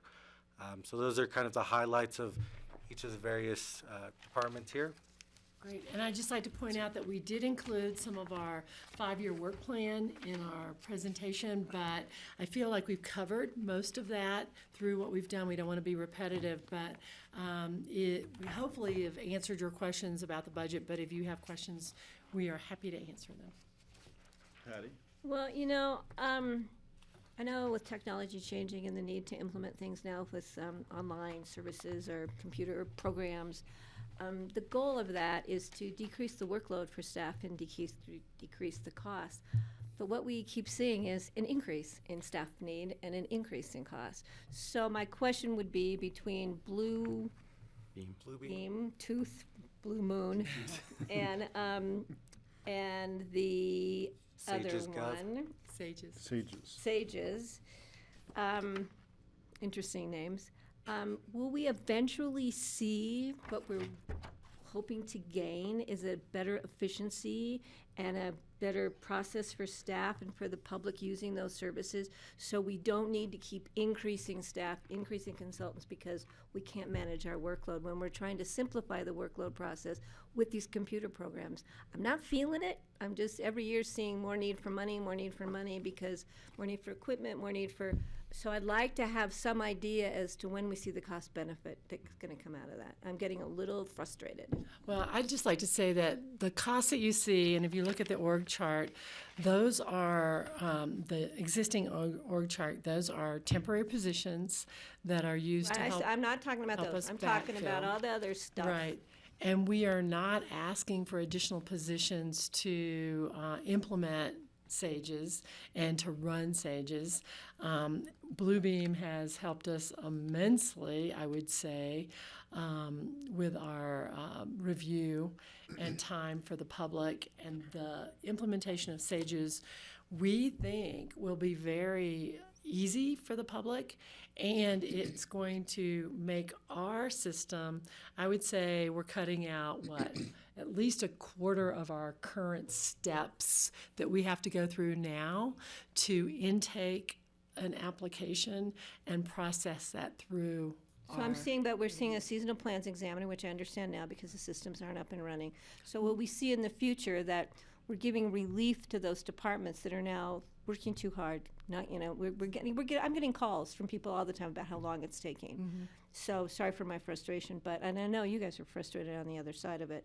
But so we just keep seeing all of this, and I thought we were supposed to be kind of seeing the reverse. I just would like to see that in the next by mid-March, imaginable we hope you timeframe. will. Successes, yeah, we want to hear about the successes. Well, yeah, because that's why we spent this money to do this, was to eliminate the need for more employees and to increase the efficiency and the time frame for the consumer. Since I'm kind of intimately involved in the SAGES Yeah. that we're doing right now, we're already seeing some time savings just in automating some of the steps that are manual input and manual entry and burden our permit coordinators, because we've had one person in the role, even though we had two positions, because we had trouble filling that second Right. role. And that person's already saying, wow, I don't want to have to do all this manual entry already. This is going to take such a burden off of me that the system's going to be able to do some of this routing automatically and do some of this setup and scheduling that she does all through manual inputs. Right. So there's going to be some drastic savings in time. That's what we just in want. some of That's those what we things. need to hear this as we're giving more money for, even though they're seasonal people, but it's still more employees, it's still more generation, it's still more need, and it would be great when we hear that positive feedback that we're already seeing some positive efficiencies. So the reason we brought Bluebeam in originally by itself after the CSI Remember all thing went downhill was not to get a time savings out of that, but to go digital and get out of the paper Right. world. And that was a significant change in process and policy and how we did business.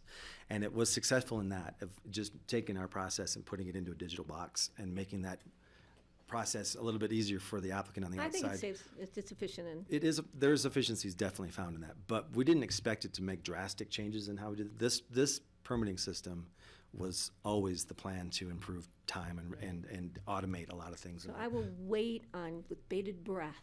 Us To too. hear And that I just- staff go, oh, God, I can take my vacation because I have, bazillion hours worth. Yeah, and we are not asking for additional staff on the building side per se. What we're asking for is the succession planning that. Well, I understand that too. I'm just talking about where we're doing a seasonal plans examiner, we're doing this other full-time position, and I'm looking at long-range planning, and I understand we have a lot on that list, but I don't know if that's necessarily of longevity. Is it a forever position if we get our long-range planning with more efficiencies? I mean, I just need to look at that when I'm looking at creating more FTEs within the county-wide.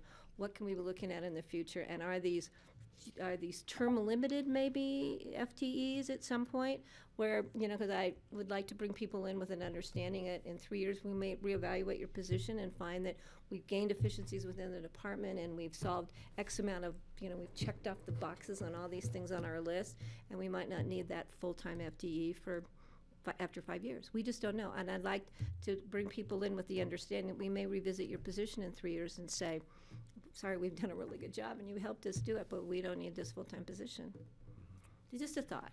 George, did you have one? And then Kelly? Well, yeah, I don't have a problem with it. I think that you're providing a much better service for the public. They don't have to come in. They can go online. That saves them time. That saves them money. So there's a whole nother side of the coin. And things have just gotten more complicated. You know, as was stated, we see such a small percentage of these applications that came through, and these guys are looking at changes constantly, not just a new home or a remodel, but constant changes, which takes an extraordinary amount of time. And so we have to, the other side of the coin is if we didn't utilize these new programs, you probably have to double the staff. So Let me correct George. I'm not saying I'm not supporting these new programs. I'm just saying I want to see the cost benefits of the efforts that we put forward in bringing these programs in, because that's how it was kind of sold to us. This in the future will make it more efficient and cost saving. I think we need to go there. I just want to see the results of it. It's good to hear those positive feedback. I'm not against it. Please don't get me wrong on that. Right. Well, it sounds like you're always a little concerned about adding FTEs, which I is am. fine. But understanding the larger landscape in terms of the demands that are being placed on our staff and trying to address. I think I said that as part of what I burnout. just said, is I understand it. I'm in that I'm done with department a that. lot, so let me just clarify that. I think you misunderstood what I was saying. I get the calls a lot from people who are in line, and they know this department sees me a lot. And, you know, I see the frustration on both sides. And it's one of my favorite places to visit. You either have drawing material or goodies. Kelly had a question. Sure, I just want to hone in a little bit on the term limited aspect that Patty brought up, because I guess with regards to the permanent position here that would divide between long-range planning and climate action planning, I still guess I'm wondering if that role for climate action at least is how we think it best should look, since I don't think the board has, at least since I've been on it, and maybe this is remnant from prior boards discussions, about what the staffing need is to implement our climate action plan, and if this is the best form to do that. So I do think we need staff support, and I want to move something forward, but I wonder if it should be with a term limit so that we can revisit if that position is housed in the best place and you know, aligned with our work in the best way that we think it needs to be, not having had that conversation, at least since I've been on the board.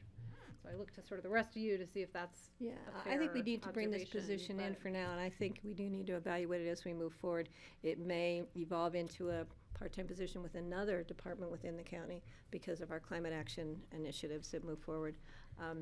And with our long-range planning, hopefully we'll start to be bringing that back into more, you know, manageable for just a long-range planner. So I think that's a good idea, and it's kind of part of what I was saying. But yeah, it never hurts to be able to bring something back and reevaluate it because it's new and And you just know. to be fair to that person. Yeah, exactly. Let them know. You Steve? know. When we had the environmental person in previous years before, we had to do the big cutback on county staff. Where were they housed in the county? Well, we've, through the years, had several positions that oversaw environmental issues, but I think the more recent one was in environmental health. It was a position that looked at a lot of the more natural resources perspective, and that position did go away, gosh. 2008. Well, and I 2009. think there's actually 10 years an ago. even more recent one in Public Works. That was Dylan in Public right. Works. And that position was eliminated, I want to say, in 2012 or 13. Way before then. And this is one of the things Cindy and I talked about, because I think we had we had a lot of conversation about, do we need a strategic kind of person, or do we need administrative support? Where does it sit? Should it be in a different department? What happened previously, I think, with positions is they got really siloed. And so we wanted to first structure a position that could just help with the administrative work that maybe wasn't getting done and be a support to departments. And then I think your point about reevaluating, Kelly, is right in line with our thinking is, let's get off the ground what we know we want to do but are having a hard time getting coordinated on or resourced. And a lot of it is administrative in nature, which is why we chose the structure of position that we did. And rightly or wrongly, the board can certainly change that with the idea that as we developed our strategies more, that resource need might change. It's unlikely that the administrative need would change, but maybe the strategic need would evolve a little bit more. And so we felt that this was the right place to start, and that given this board's at least focus, and what I suspect will be an ongoing focus of the board's, the administrative need would stay constant because we're going to want to do things. The strategic need, I think, was more in question, but I mean, if the board, I think what I'm hearing, and I want to do a check-in because I think I've heard it from two right now, is to maybe do like a 3-year term limited position and revisit that as we're having discussions. So I think maybe that would be a good way to focus That's the kind of where conversation. I'm leaning in. Plus, with the long-range planning, we don't know where we may be able to, hopefully we'll get some of those things knocked off the list finally, and we can utilize maybe this person on a full-time. We just don't know. Yeah, and that's I totally think a fair. 3-year would, I don't want to shy anybody off from applying for the job, but, I don't want to bring somebody in without giving them a heads up. Okay, good points. I Sorry, think I knew I was you've got a gonna- nod from at okay. least 3 of us. Yeah, and I knew I was going to push us over. Maybe with try and get a nod Yeah. from at least more than 2 of you. Okay, I I'll can nod sense twice. that we're getting hungry and anxious here. So how much more time do you need to We're get us there? done. We're on Done. the last page with the blue circle. We just need to move it forward. That's Connie. That's Connie's page. Yes, Speaking of that chart shows the budget for community development. You see an 8% overall increase. Part of that is due to the staffing changes. Some of it is also due to consultants for land use code, master plan, code services. And the blue circle, you see that the costs of community development are covered by their fees. So it doesn't need additional general fund support. Great, thank you. Any questions? Nope. I just wanted Thanks to for all close your this work. session as we're talking about, one, climate action, we're talking about employees. Whenever I think about FTEs now, I think that we're also generating transportation loads and housing loads. And those are 2 things we're trying to reduce in the community. So, I hate saying it, but when you're in a hole, stop digging. And we're in a housing hole, but we're also creating transportation. Whenever we hire somebody new, we have to consider that. I know you all do. It's forefront in my mind. But I think we need to do this here. So, thank you. Anything else? I think we're going to take a break for lunch, grassroots. Can we extend so we get the full hour? You want to go to 1:18, 1:20? We'll be back at 1:20. Because I think the other ones are in-house, people that are coming before us, John. Thank you all for coming in.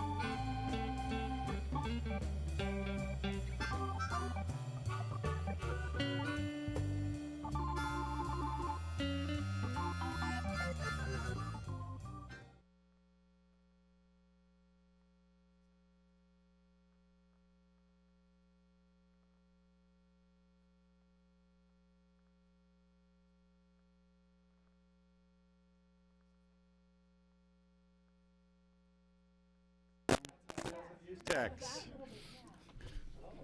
All right, David's here. Welcome. Well, thank you.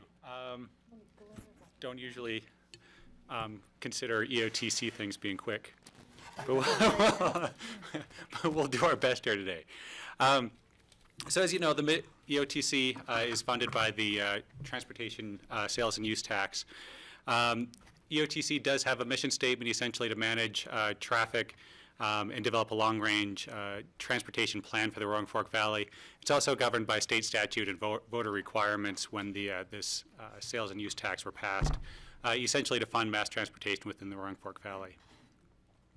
The organization, as you know, is made up of the City of Aspen, Town of Snowmass Village, and Pitkin County elected officials. I am the staff for the EOTC. And then we have jurisdictional staff, John Kruger, Dave Peckler, and Brian Pettit from the city, town, and county. In terms of budget, as you may recall, the EOTC reviewed the budget on October 17th. At that meeting, we did go over the details. I'm not going to go into excruciating detail today. The budget that's in the presentation and in your packet is the approved budget from October 17th. The main highlight from that meeting and the budget leading up to 2020 is we are anticipating a 26% reduction in transit sales and use tax revenues starting in 2020. Another main item from that meeting and from the retreat in August is the outcomes to move forward with decision making and updating governing documents for the EOTC. That is anticipated to then lead into updating the budget framework to establish a system for ranking and evaluating projects and funding as it comes in. On October 17th, we also adopted a work plan for 2020 and 2021 that included looking at creating this budget framework in 2021 with the development of a strategic plan and updating governing documents in 2020 leading up to that. We are also, as has been a long issue historically, has been the need to try to reduce or speed up transit time through the entrance to Aspen. So that does remain one of the main functional issues within the Highway 82 corridor within Pitkin County when it comes to transit. Some other trends, so as I mentioned, looking at diving into a strategic plan, your March meeting is anticipated to look, is scheduled to look entirely into that plan. and updating decision-making policies. And then in 2020, also looking at developing a mitigation strategy for the shortfall in funding that we're looking at coming up this next year. And so that next, the direction that was received on October 17th was to go to RAFTA and request that they assume the cost responsibility for the no-fare service between Aspen, Snowmass, and Woody Creek. I have had several meetings with Dan Blankenship, their legal staff and finance staff since that time. At the RAFTA board meeting on November 14th, I understand Dan will be providing that board with an update on where we are. But I anticipate that conversation will come mostly into the RAFTA budgeting conversation a little bit later in 2020. We're also looking at, in next year, getting into 30 or 70% plans and 95% plans for the Brush Creek Park and Ride, and those improvements associated with the Federal Lands Access Program. We also have the Town of Snowmass Village Transit Center. They're in conceptual review now, looking at getting into engineering level review in 2020. And then, of course, we've got the airport redevelopment, which you all are very aware of, but that does hold some potential to possibly increase transit ridership. So keeping tabs on that. And then looking at the budget itself, again, 26% reduction in 2020. That equates to about $700,000 annually, comparing 2018 to 2020. So knocking out 2019, since that is the year that the Wayfair v. North Dakota went into effect and impacted state law. So how this shakes out generally is we're looking at a 12.7% increase in transit sales tax between 2018 and 2020, and a 63% decrease in transit use tax. So if you'll recall, EOTC is funded 100% with 100% of the use tax, only 19% of the sales tax. So that's putting all of that together, that's how we end up at the 26%. Can I ask I'll make it really quick. I apologize if this was brought up at the EOTC meeting. We're talking sales tax, and we're looking at now sales tax that's being incurred with online sales. And we don't kind of know where that's going to go and how. Will that have a potential to be part of this increase? Is it where we already looked at that as part of the increase? That is the darn, I was increase, hoping we yes. could add that in. Okay. So that's what I was just wondering. So we already looked at that. We did, and that's that's within the 12.7% increase. Okay. Yeah, Patty, it is possible, because we tend to be a little conservative, that we may do a little bit better than we think. Thank you. Did have a couple requests, or a few requests for funding that were considered on October 17th. One was the WeCycle continued operational support for $100,000, X Games continued bus subsidy for $115,000, and the Community Task Force on Transportation Mobility. So this is the Upper Valley Mobility Report, and continuing that study that was done in 2017. That is in the budget now for $10,000. The total phase one is contemplated at $20,000. The additional 10 is, at this point, anticipated to come from RAFTA. So it would be a partnership between EOTC and RAFTA to fund the phase one next part of the Upper Valley Mobility Report. I would add in here that when you're looking at the EOTC budget, these items are only funded out 1 year. This is because there's potentially some variability and unknown fluctuations moving out to 2021. So encourage the OTC and did move forward to only budget these out 1 year and take a look at them again in 2021. So this is an abbreviated version of your EOTC budget.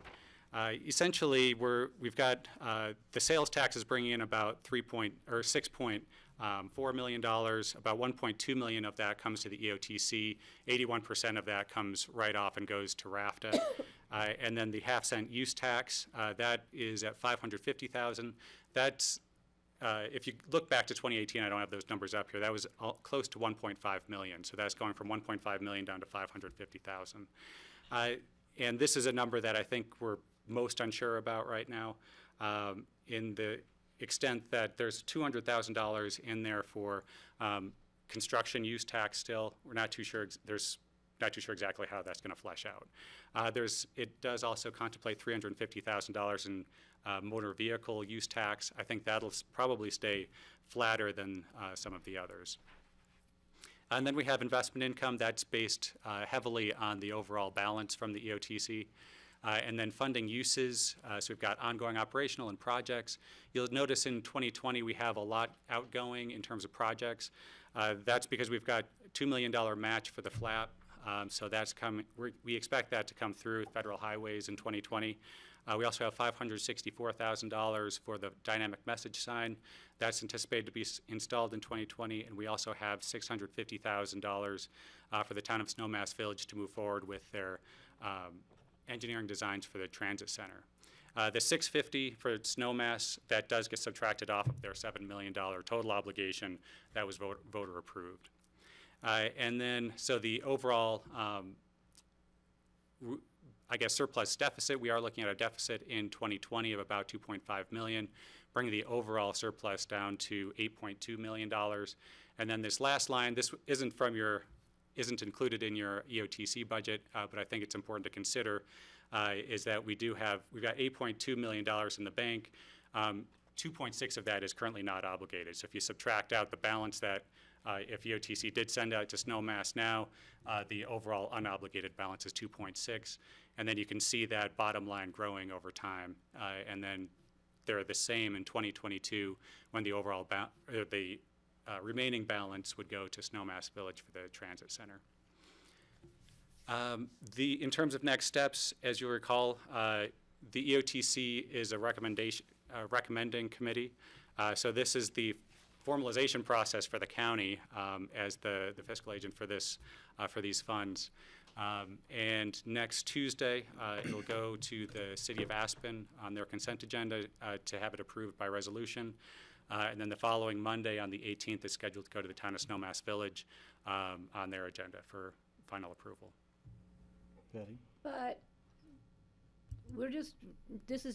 this isn't a vote, so how are we No, formally this approving is it? just a thumbs up today. Don't we So have to formally approve this at some point? the resolution will be first reading on December 4th. So it's just and part of the budget, so we'll Yes. move it through. And I second thought maybe reading we on the needed to 10th. do it as a No, separate. Okay, I'm not good, today. I'm good. Same question. You mean we don't get to go through and slash things So out? I'm good with this. Steve? I do have a question. This morning there was a variable message machine down along Highway 82 announcing that the parking booth had been moved to the Brush Creek Park, Right, yeah. Park and Ride. And was that do you know where that was located, and was that in the same location that the permanent one will be? That's not the same location. That's closer to Brush Creek than the permanent one would be. Seemed closer, I was just Yeah, there is, well, I shouldn't. It was like There- right in front of Cozy Point, almost. It's kind of still down valley a little bit from Cozy Point, but in that general area. There was a post out there. I haven't looked. I think it might have been removed because they were out there doing geotech studies so that we had that information to add into the RFP. So I need to go back and see if the pole is still there, but there was a pole that had some flagging on top. Okay. All right, let's keep on track here. Where else, what's next? That's all I've got. That's it? You got the three thumbs up at least here? Looks like it. Okay, thank you. Thanks for coming down. Yeah, thank you. All right. Okay. I think we'll be Healthy short Rivers. and sweet too. So, great. Well, good afternoon, everybody. I'm Lisa McDonald with the Picken County's Healthy Rivers Program, and here to present our 2020 budget for you today. The board drafted up a purpose statement at a retreat several years ago that they aspire to be a leader in protecting, defending, and enhancing rivers and streams through collaboration on watershed-wide opportunities, solutions, and education on water issues. So And that's my is favorite picture in the whole Miss- world. That's Patty's I think favorite they can say picture. they are Those leaders. osprey were on the Emma Bridge this year. Those are the babies. Some of the successes that we've had since the last budget meetings were the 2018 Youth Water Leadership Program, and the summit is December 5th this year. these are some of the headlines from the paper, and I know Sarah came in and presented the results to the board earlier this winter, I think it was sometime. So I know the next summit is December 5th, and I think that's a regular board day, so. We've now moved it to the 4th. Oh, really? Oh, Yeah, okay. right? Good news. Yeah, if you could extend an invitation. Can you, resend that? Yeah, absolutely, absolutely. Right, John, it's the 4th? Something like that. We're not at the decision point yet. Great. Some of the grant awards that we're giving this year were to AGCI for the drought impact study that they did. Some of the shots are from, I believe it is Sky Mountain Park. I know the aspen leaf, or the aspen tree with the bear marks are definitely from Sky Mountain. So they've been up there doing the studies on the tree mortality after the drought in 2018. The Conservancy, we did the Frying Pan Environmental Flow Management Grant, City of Glenwood Springs for the 3 Mile Confluence Project.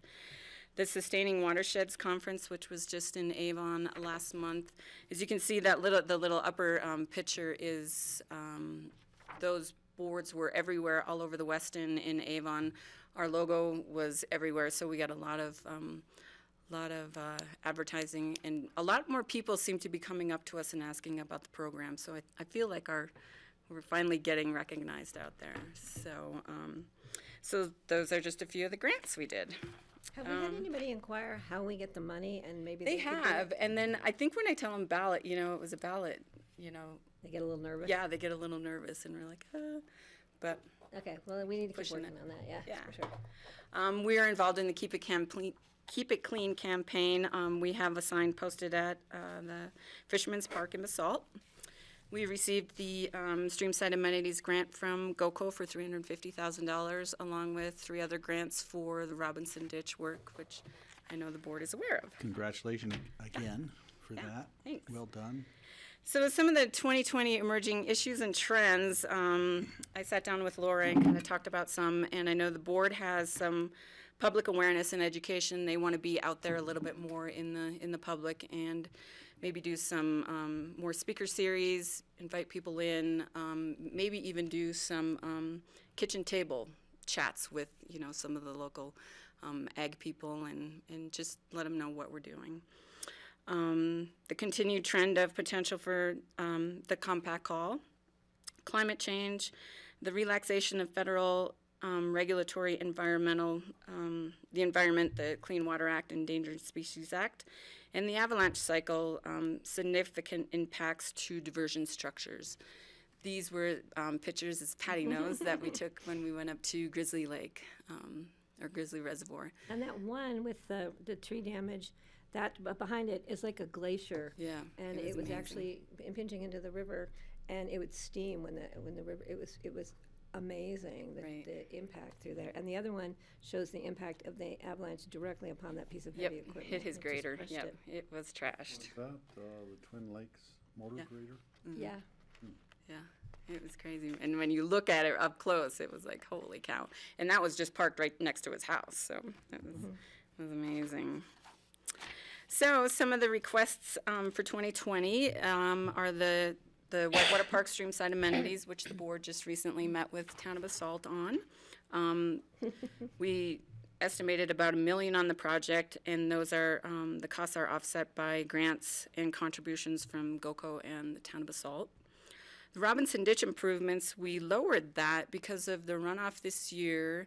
The engineers have recently been out and looked at the water, and with the work that the ditch company did, and with the runoff and the high water this year, they feel like they might not need to do as much work to stabilize out there. So the board wants to continue doing a pool for grant awards for the $150,000, and we are anticipating another youth water summit for approximately $40,000 for next year. So I think that covers our. And then the 2020 budget and 5-year plan. This fund, the main revenue source is the 0.1% sales tax that's collected. It brings in about $1.2 million for the fund. And then in 2020, you see a little over 800,000 in grants and other governmental contributions from the town of Basalt. So that's just a little over $2 million in revenue. And excuse me. Projects during the year include water resource planning and some consultant work, but then the bulk of the budget is about $1.8 million. And those are the projects that Lisa talked about on the slide before. In addition, there's some in-channel work and some engineering work too. So that leaves a total budget of about $2.5 million. In 2020, that is drawing down fund balance. However, you see in the out years, it builds fund balance back up again, leaving fund balance enough to support other projects that may come up.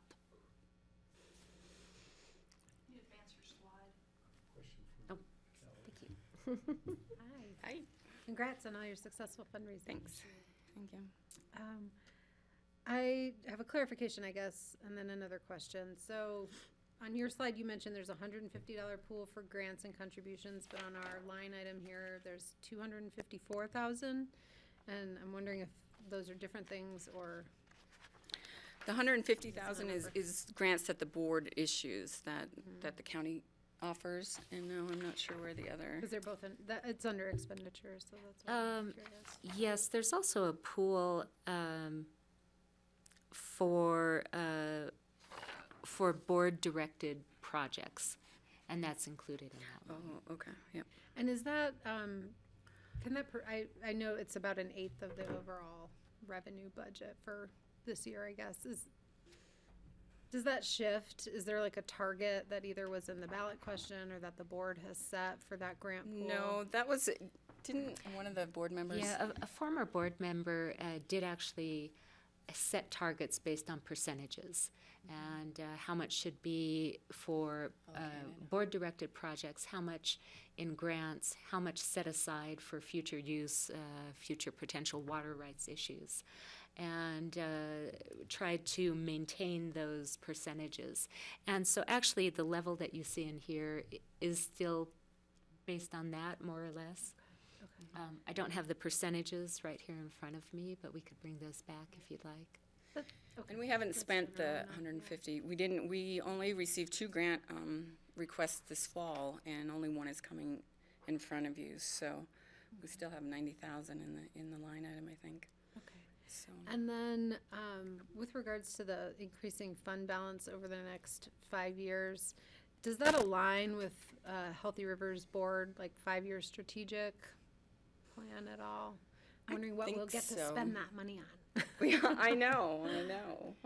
I think, they just had a retreat in August, so I think they're starting to, kind of maybe plan out, and I think our next meeting in a couple weeks, they want to do some follow-up work on that and start planning out some projects for the future. Okay, great. And Lisa, part of the strategy, I think, has always been to keep a pool of funding also in case there is a challenge on water rights that the county would be playing in or an opportunity like that. Sure. So part of that is building up that powder keg, if you will. Yeah. I guess, it'd be great if to see the board's interest in looking at the Roaring Fork Watershed Plan and seeing what projects on that we could start to tick off. Yep. And then possibly get CWCB grant. Matching grant for that. Exactly. 3 of us are on the watershed plan committee, so we've been working with the Conservancy in the town of, or the city with April on a lot of that. So. And then my final question is, where does the attorney's fees for water work come out of this? Which line item? That would be in the purchase services line. Okay. So professional services is where we pay outside legal support. And then the salaries and benefits are for part of Lisa's time and also part of Laura's. Time. Okay. Thank you very much. Appreciate it. Any questions? I think we're good. That's it? Great, thank you. Thank Okay, you. thanks, That's guys. it. All right. Decision Yes, sir. point, just thumbs up. It looks like we're good. Yes, yes, yes. Okay. All right. Two from me. Thanks, Two thumbs up Lisa. from The Steve. pictures are awesome. Thanks, Lisa. Thank you. Okay. Okay, next we're going to look briefly at the capital fund. There won't be a decision point on the capital fund today, however, as some parts of the capital fund won't be presented until the November 19th meeting. So we'll go over some parts of it, but then you'll see it again on November 19th. So by state statute, capital expenditures for the general fund must be accounted for in a capital fund. That's why we have this set up. And in this fund, we include capital for bits, all of the general fund vehicle purchases, facilities projects. Not all facilities projects, however, are in the capital fund, only the ones that rise to the level of actually being capitalized. So that does not include repair and maintenance. And then departmental equipment that has an individual value of more than $5,000. So again, repair and maintenance, sometimes there can be some very large projects, even in the hundreds of thousands of dollars, that are not in the capital fund. They're accounted for in the general fund just because they are not technically a capitalized fixed asset. So, for example, we have a feasibility study for the jail in 2020 budget, but that's in the general fund, not in the capital fund. So just a little bit of a distinction. Anne has really helped us clarify and set things right where we were accounting for some things in the capital fund that shouldn't have been in there, and now we've got it nailed down. So there's a little less in the capital fund than what we accounted for before. We allocate 12% of our sales tax to the capital fund. And then there's also an $800,000 transfer from the general fund to fund the remaining projects. A few of the items that are included in this year's plan, and the first one we can cross off. Since the presentation was put together, we had BITS verify this, and this streaming and coding system for this room to be able to stream the audio and video from the board meetings won't need to be replaced in 2020. They feel that could be pushed out further into the future, so we removed that from the budget. In the elections department, there's a regularly scheduled replacement for a printer, and then a new item is the baby Agilis, if I'm pronouncing that right, ballot equipment, which their staff, I hear, is very excited about, and that's for $57,000. From the sheriff's department, there's a software evidence on queue tracking and processing system, which will help them to better manage that. Then, as I mentioned, on November 19th, facilities and BITS will be presenting their budgets, and so they will also talk about what they have in the capital fund portion. In your budget binders, there are replacement schedules for all departments, and those replacement schedules are color-coded. You'll see green sections that show capital costs, and then orangish sections that show operational costs. And so for all departments, you can go through and see details in those replacement schedules. So the capital fund itself, sales tax, the 12% of our sales tax is about $1.3 million. And sale of assets includes the sale of all of the replacement vehicles, so about $1.4 million in revenue. Then the BITS items they'll talk about in 2 weeks, $362,000. The vehicles, the passenger vehicles, all include the sheriff's vehicles this year, and then heavy equipment includes a tractor for facilities, the radar trailers for the sheriff's office, and also the emergency response trailer. Those were mentioned earlier this morning in the fleet presentation. And then facilities, we'll talk about again in 2 weeks. general fund departmental equipment, again, we'll take out that $10,000 that you see for BOCC meeting room and move it further out in the plan. Elections equipment and the sheriff's software. There is an insurance allocation which goes to the capital fund, so we have a total of $1.5 million in costs for 2020. Then after that, we have transfers. There's a transfer to the debt service fund. That's for the payments on the certificates of participation for this building. And then the general fund in turn transfers in $800,000 a year approximately to support the projects in the capital fund. We do not maintain a large balance in the capital fund as we're allocating resources from the general fund to cover the costs. And so again, there's no decision point yet. You'll have more information coming in 2 weeks' time, and then we'll give you a decision point. Great. Patty? Health and Human Services, 208,000. In 2020, yes, and I think it's 176,000 of that is for boiler replacement. Oh, so it's for the building, the facility itself, okay. Mm-hmm. Yep. Just want to make sure that, we'd already talked about that and how much more money can we put into that building? So, okay, I understand it. I am not surprised. I just wanted a clarification. Steve, question? Yeah, on the road and bridge, we were talking about the Traco, which was, I think, 250,000 or excavator. some price like that. And I don't see that. No, that here. is in the Road and Bridge Fund budget, which we looked at earlier this morning.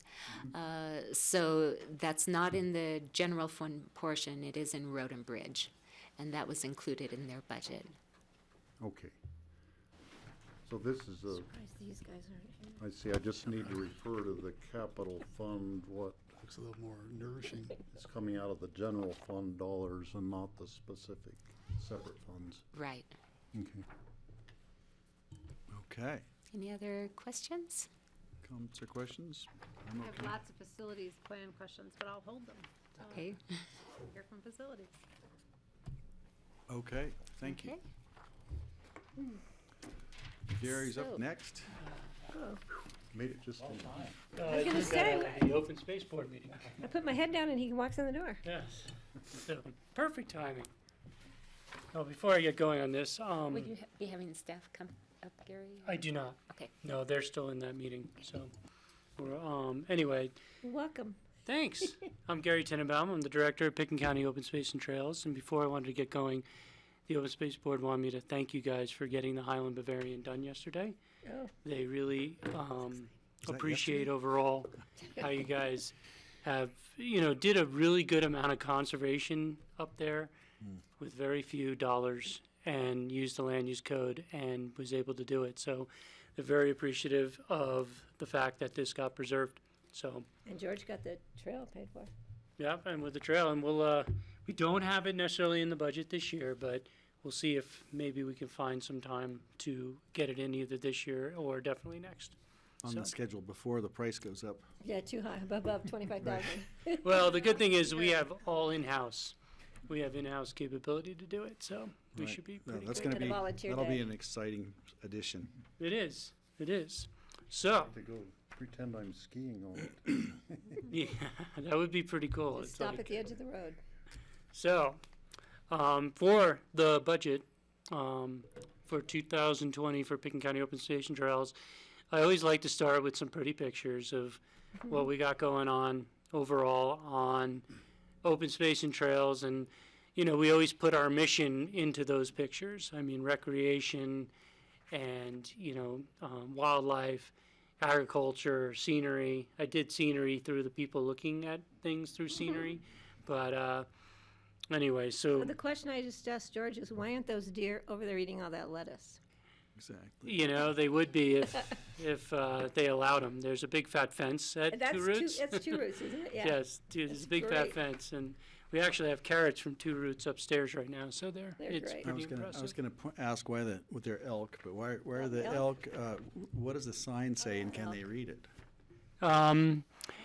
You know, the great thing about elk is they just can't read, and we've actually seen that we have problems with humans reading our signs too, so.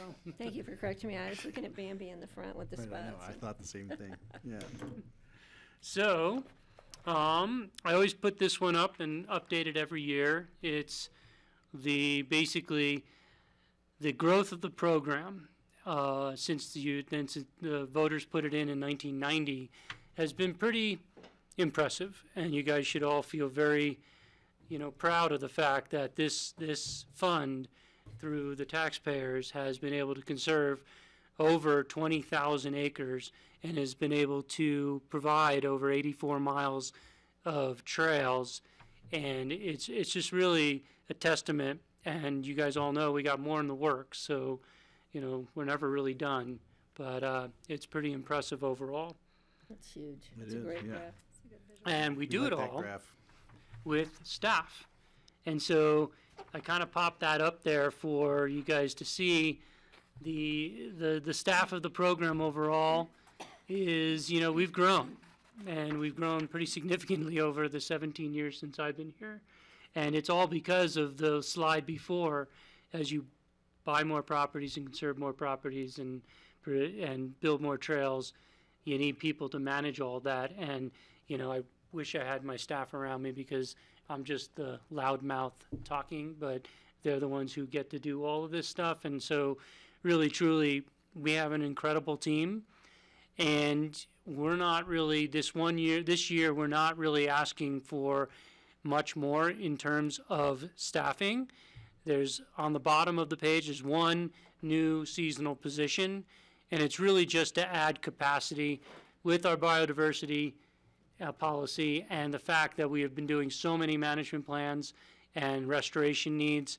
We need to up the capacity of our maintenance program to be able to handle some of that. So, overall, that's the only new position, and it's a seasonal position.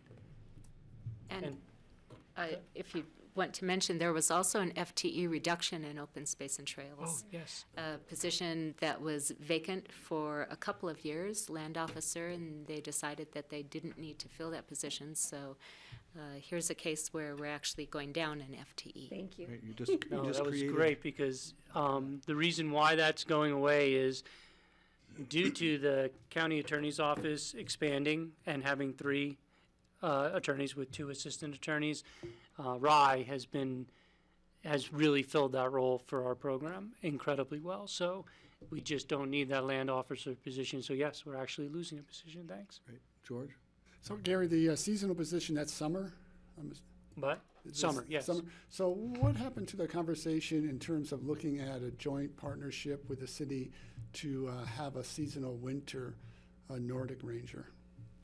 What we found out is, the reality is last year we made one of our rangers from a seasonal to a full-time. So we have 3 full-time rangers on in the winter. Okay. And really, truly, they're on the Nordic trails. And so, having just a seasonal Nordic, it just didn't make sense just for that. And honestly, there's issues with jurisdictional, and it's not just jurisdictional, it's like what they want to enforce and what they don't want to enforce. So it's easier for us we enforce it all. Since we're county, we have enforcement agreements with the town of Snowmass Village and with the city of Aspen. And so, the golf course is really controlled by the city of Aspen. But as you get into more and the high school ball fields and over to Meadowood, our rangers are really out there a lot all winter. So that's where it looks. So I just put obviously we have a huge work plan, and the work plan is in here, and I'll go through that. But, these are the ones that aren't truly on the work plan piece. And it's, we talked about the seasonal maintenance crew. You guys heard about the vehicles this morning through Fleet. The full-time forest protection officer, I think you guys were all in support of that when we talked about it with you guys in the Forest Service about using the money for full-time this year, but we are actually including full costs for 2020 for a full-time forest protection officer. And So the Open Space and Trails Board agreed with you guys and said this is a necessary enforcement piece. And they're very excited that as we do North Star, one of the big things with this forest protection officer being full-time, that when the use starts to ramp up, that person's already on board. We don't have to wait, because last year we never got one, but the year before we had to wait till the middle of June before they hired it. And this year we won't have to wait for that. And they'll already know the issues going into it. So, and honestly, people up the Crystal are going to be surprised when they come across a forest protection officer up at Avalanche. There's a big dog issue. Dogs are not allowed up Avalanche in the winter, and we loaned the Forest Service a camera the last 2 years, and that was one of the places where we saw more breakage of that area's dog ban than we saw on the BLM with bikes breaking through the Crown, and that was shocking. And so we need it's good this winter. I think you might hear it from some neighbors, but the reality is there's going to be somebody out there enforcing that dog ban. And those were all visitors to the area that didn't understand the rules and regulations, right? Oh, I don't know. You'll find out. We'll find out. They're the same people. Those seem pretty clearly posted last time I was there. Yes, it is very clearly posted. I mean, you can't not walk by that, but you know, with no enforcement, you can get away with it. And now there's actually going to be somebody out there. The Forest Service has already hired those two individuals, so they're fully on. Some of those are the same people who are, I'm guessing, are opposed to the Crystal River Valley Trail because of the impacts on wildlife. So it'll be good to have a ranger out there. No comment. That's why I made the comment. Yeah, thanks. That's why I encouraged him to make the comment.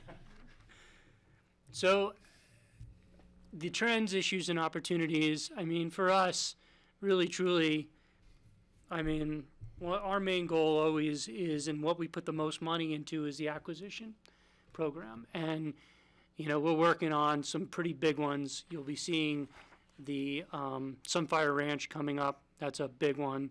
And so we're going to continue on that. And we got a lot of other things in the hopper which are coming out. Planning and outreach, I'll go through the main planning and outreach projects that we're going to be working on. And one of the trends, issues, opportunities, and challenges is public and state lands management partnerships. You know, the reality is you all know, the federal government has decided to spend less and less on their public land management, and now it's falling more and more to local government to kind of pick up that management piece. We have a great overall working relationship with the BLM, the Forest Service. We're working really hard to get a better working relationship with Colorado Parks and Wildlife.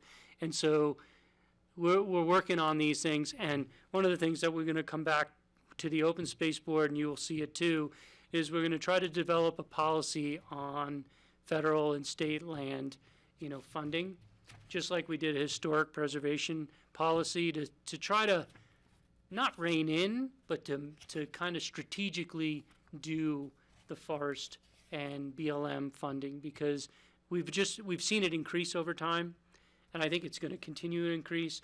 And I think, at least from staff-wise, and the board has agreed, Open Space Board, is that creating some type of policy to back into and really try to understand what are we funding from the state and federal government, and how does it truly impact not only open space but the county. Can I, George? Yeah.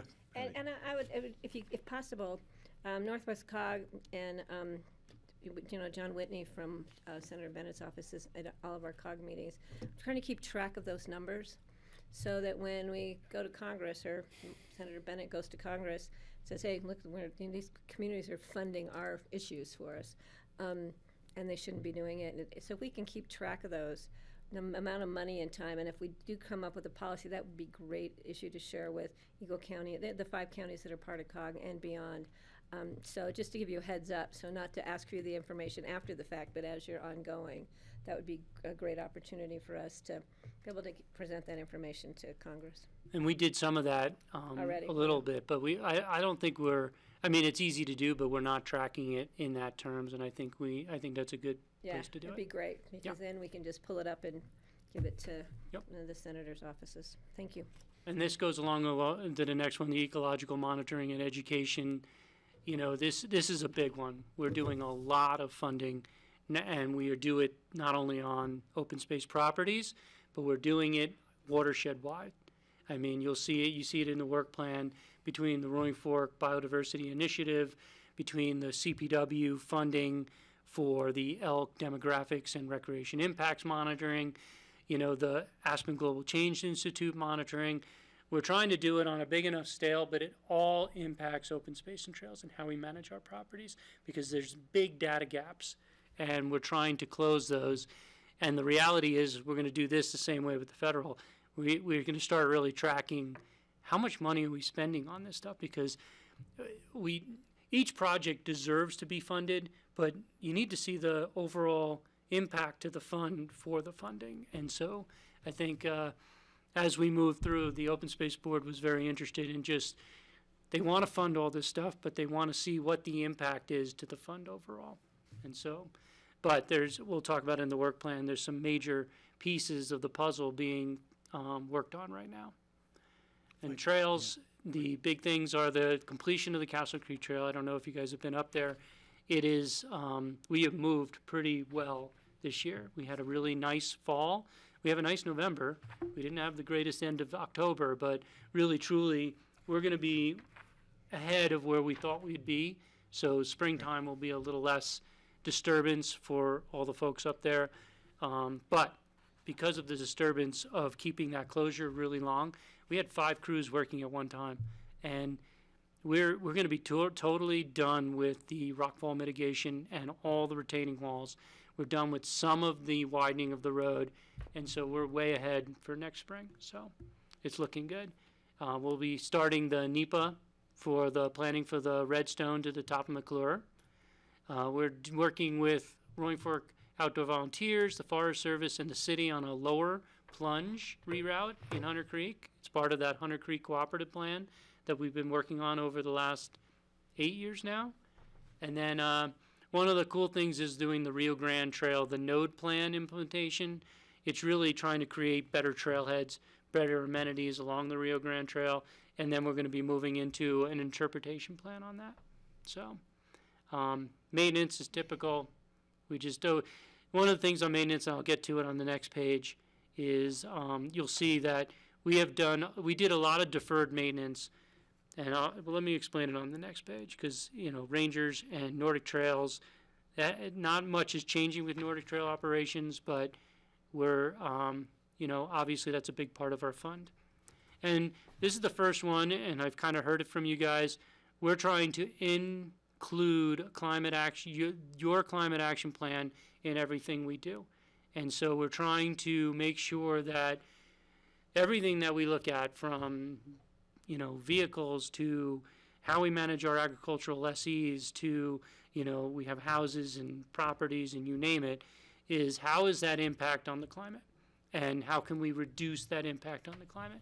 Because sometimes you think about buying land away from development should reduce that. There's more to be done, because we buy properties with houses on it.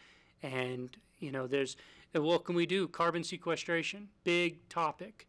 What can we do there? I don't know yet, but it's things that we will be looking at coming forward. So we're including it in our overall little world and trying to show you how we're trying to reduce our climate impact. Great. If everyone over there is thinking about it, that's a fantastic start. Well, and something that the new position, if it moves forward in ComDev, will be able to assist you with. Yes. Hey, Gary, this morning when Brian was giving us his presentation, he was talking about the continued long-term camping and living issues in not park and ride areas and other parts of the forest. And I'm sure you guys have been in touch on that, but he's saying we're just seeing more people camping. You know, workers who are building hotels and snowmats are camping instead of, you know, that's where they're staying when they're coming to work. And I'm just wondering if this is going to be something open space is going to have to address as we're reaching out and we're looking after federal lands and state lands, and, you know, as well as our own. You know, is that on your radar? You've seen it, no doubt. Just wanted to see, you know, what you thought. If that's No, it's a big one. I mean, honestly, our rangers deal with homeless every year, and we do.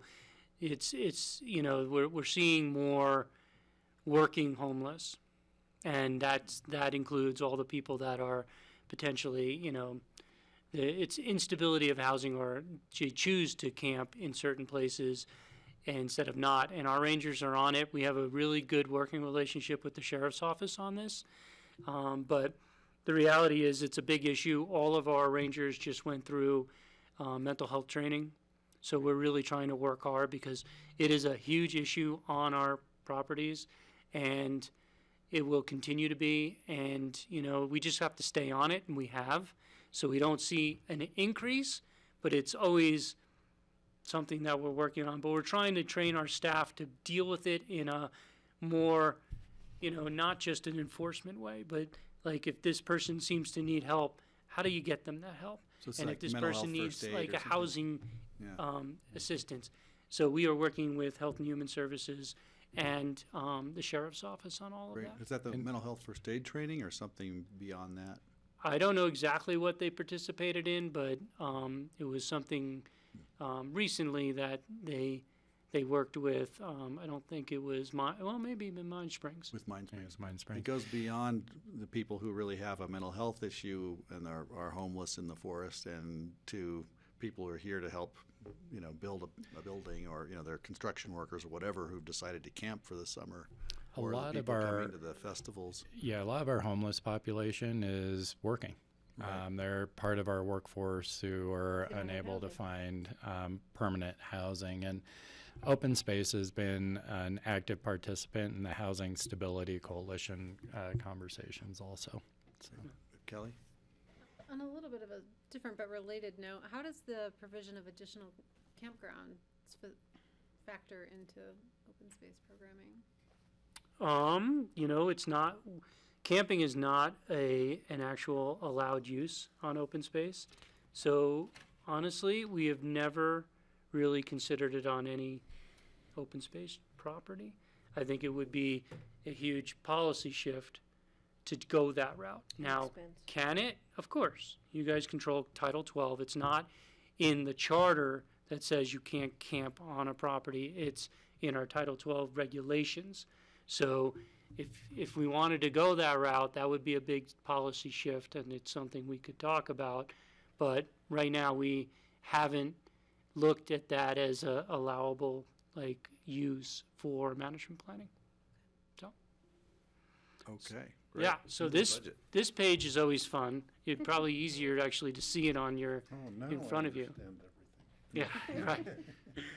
This is actually the fund balance projections that I use with the Open Space Board a lot, because basically what it shows is it shows you your overall fund, but then it shows the pots. And in the charter that part of the pot has to be used for acquisition and improvement, part of the fund has to be used for trails acquisition and construction, and a part of it has to be used for maintenance. And the reality is the percentages are in there, and we play with the numbers every year. Connie helps me a ton play with these numbers, because what we're trying to do is put as much funding as possible into the acquisition and improvement, because as everyone knows, it's really expensive to buy property in Pickens County, and we need as much money as possible to do that. And so obviously, if there's a big trail that we have to do, we can adjust the numbers, but we keep the trails relatively low, but with a healthy balance. And the healthy balance on there is to really, truly, allow that we could build the trails. Obviously Castle Creek was one. We've been looking at the Brush Creek Park and Ride to Aspen Trail. That's not going to be inexpensive either. Obviously, other sections of the Carbondale Crested Butte wouldn't be that cheap either. So we're trying to keep enough of a balance in this fund, but also you can adjust it over time if you need to, but keeping the Trails Fund relatively low so we can keep the acquisition fund as big as possible. Maintenance is maintenance, and this is where I wanted to talk to you guys about. When we looked at, in 2016, going back to the voters for the fund, we looked at what percentage-wise we were going to go. And, you know, at the time, it was locked at 15%. And we did a lot of deferred maintenance because of that. And we were very careful with that fund. And then once it got released, we kind of like dealt with a ton of deferred maintenance. There was bridges that needed to be fixed up Hunter Creek. There's railings on the Stillwater Bridge that are lodgepole pine railings. And so, you know, there's just a lot of fencing. And so we started to stack those in, and I've been watching this. I didn't think we'd be at 28% in 2019. I was hoping to be a lot lower than that, but you know, looking forward, we're at 30% of the fund already for maintenance, which is not shocking considering how much we manage, but it's something that we're going to really try to work on. Now that by 2020, by the end of 2020, a lot of deferred maintenance is going to be done.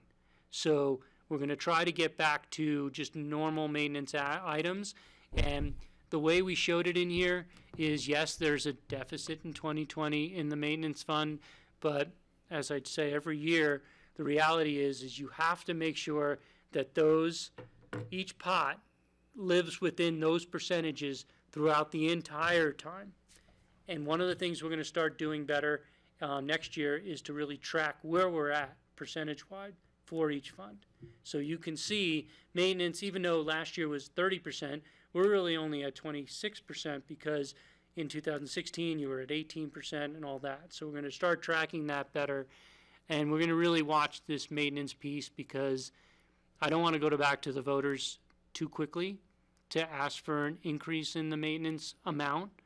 And I think just because of the deferred maintenance, I'm pretty confident. And you see by 2024, we're already back into a positive thing.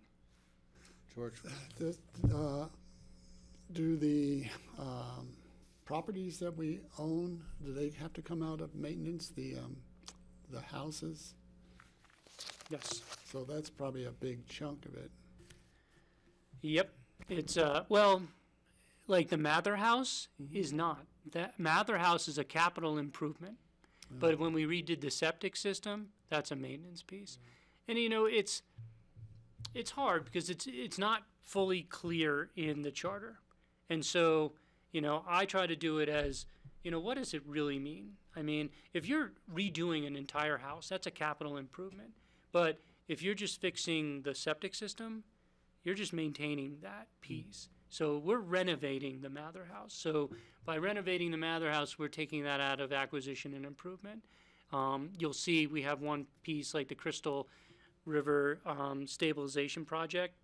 I have a number now for you guys to chew over, but you know, to me, that's a trails capital and construction piece because that's a major capital improvement to the Crystal Trail. And so that's not just maintaining and restoring a stream bank. We have to do this for the Crystal Trail. And honestly, it's a major capital improvement to the Crystal Trail. So, but it's not clear where you put the funds. So getting into the projects, so the big things, obviously you guys have been hearing about North Star, and we already started the management plan update. So we're moving forward with that. It's moving forward, and you know, we're working with our partners, with the Forest Service, the city, and ACES to really, you know, I think we did the first management plan 5 years ago, not the first one, but the update 5 years ago, did great to do small. We did a lot of steps that really improved it, but we need more, and we really need to identify it. And by updating these every 5 years really helps us because things change. And, you know, obviously the paddleboard explosion is different than the tubing explosion because 5 years ago it was the tubing. Now it's the paddleboarding. And so, you know, and we're just going to be on a 5-year schedule to update this plan and come up with new methodologies and new ways to manage the amount of use. We're working really hard with CDOT right now. You guys approved the leaseback agreement with them, and we're going to be working with them to, you approved the boundary adjustment with them, and we're going to work on a leaseback so we can manage the parking areas and we can really control the parking better. And so hopefully in the next 5 years of the North Star management, you get less complaints and issues, so we'll find out about that. And then we're moving on to Glacier. It's been 5 years for Glacier, a little bit over. Glacier needs an update. The agricultural pieces at Glacier, some have worked, some have not. I think we really need to look at it. One of the big things at Glacier is that house. There's a historic house on there, and what do we do with it? At the time when we did the first management plan, our charter was not changed to allow historic, so we were like, no, other people. And so now we're into, the next phase of Glacier. Sky Mountain Park has been on the update list for a long while now. The great thing about Sky Mountain Park is, the first management plan is really covering the main pieces of that. We've done a ton of restoration. We got restoration still going on. That's all out in this plan. We need to tweak it to deal with the commercial use pieces and to look at future restoration and any potential future trails. But this is not something that is, so we've always put it at the last piece, and if it gets pushed, I don't think it'll be the end of the year, end of the world, but it'll be towards the end of the year that we get to that. Gary, back on Glacier, are we having any assistance from Eagle County on that? Eagle County will be part of it. I've already brought some of the commissioners out there to look at the house, so I'm kind of setting up. I forgot I'm on TV, but I'm already trying to set up the potential ask for because it's an incredible homestead at where the historic house is. And even though we agreed that we would maintain that property in full for perpetuity, I think the reality is that's something they could get behind and help us fund. Yeah. So as we go through this, they'll be part of that, and then we will definitely be having conversations with them about it, because our preliminary cost estimates to do that house are well north of $500,000, and that's a lot of money to be putting into one house. And so and then you have the historic barn, you have the historic homestead house, you have a blacksmith house, you've got some other historic stuff all over 100 years old, and it would be really cool to see if we could do it, but let's see what the community says about that. I wonder what the neighbors are going to say, and so we'll go through all that. Yeah, and then along with that, if there's sort of an agreement to do that, grant opportunities through the Historical Society of Colorado?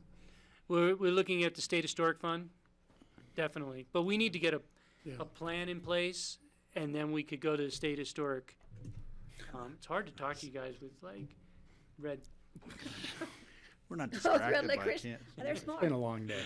I understand. I knew. Thank you for doing me last, because, So, anyway, yes, we'll be doing State Historic Fund. Susanna Reed has already talked to them, and if we can do a homestead and we get Eagle County to partner with this, we have a very strong application. Right. Because this could be a historic homestead. We get a local ag people running it. It could be really, Cool. a cool thing. Right. So, anyway. And then the other things on here are really the NEPA and engineering for the Redstone to the top of McClure, both of those pieces. The Rio Grande Trail interpretation plan, it's really the second phase of that node plan. And the CPW elk demographics and recreation impacts, they're asking this year for $70,000. They did $54,000 last year. They want to increase the amount of animals they collar. And really, truly, this is one of those studies where, because Colorado Parks and Wildlife, does come down upon recreation projects and say, cow-calf ratio is low. Recreation may have an impact on that. And I'm like, well, there's land use issues, there's other issues involved.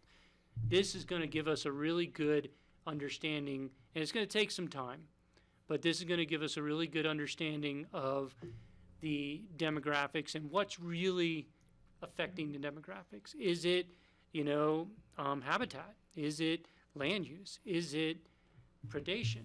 Or is it recreation? And so this is a really cool study that CPW is doing in other areas of Colorado.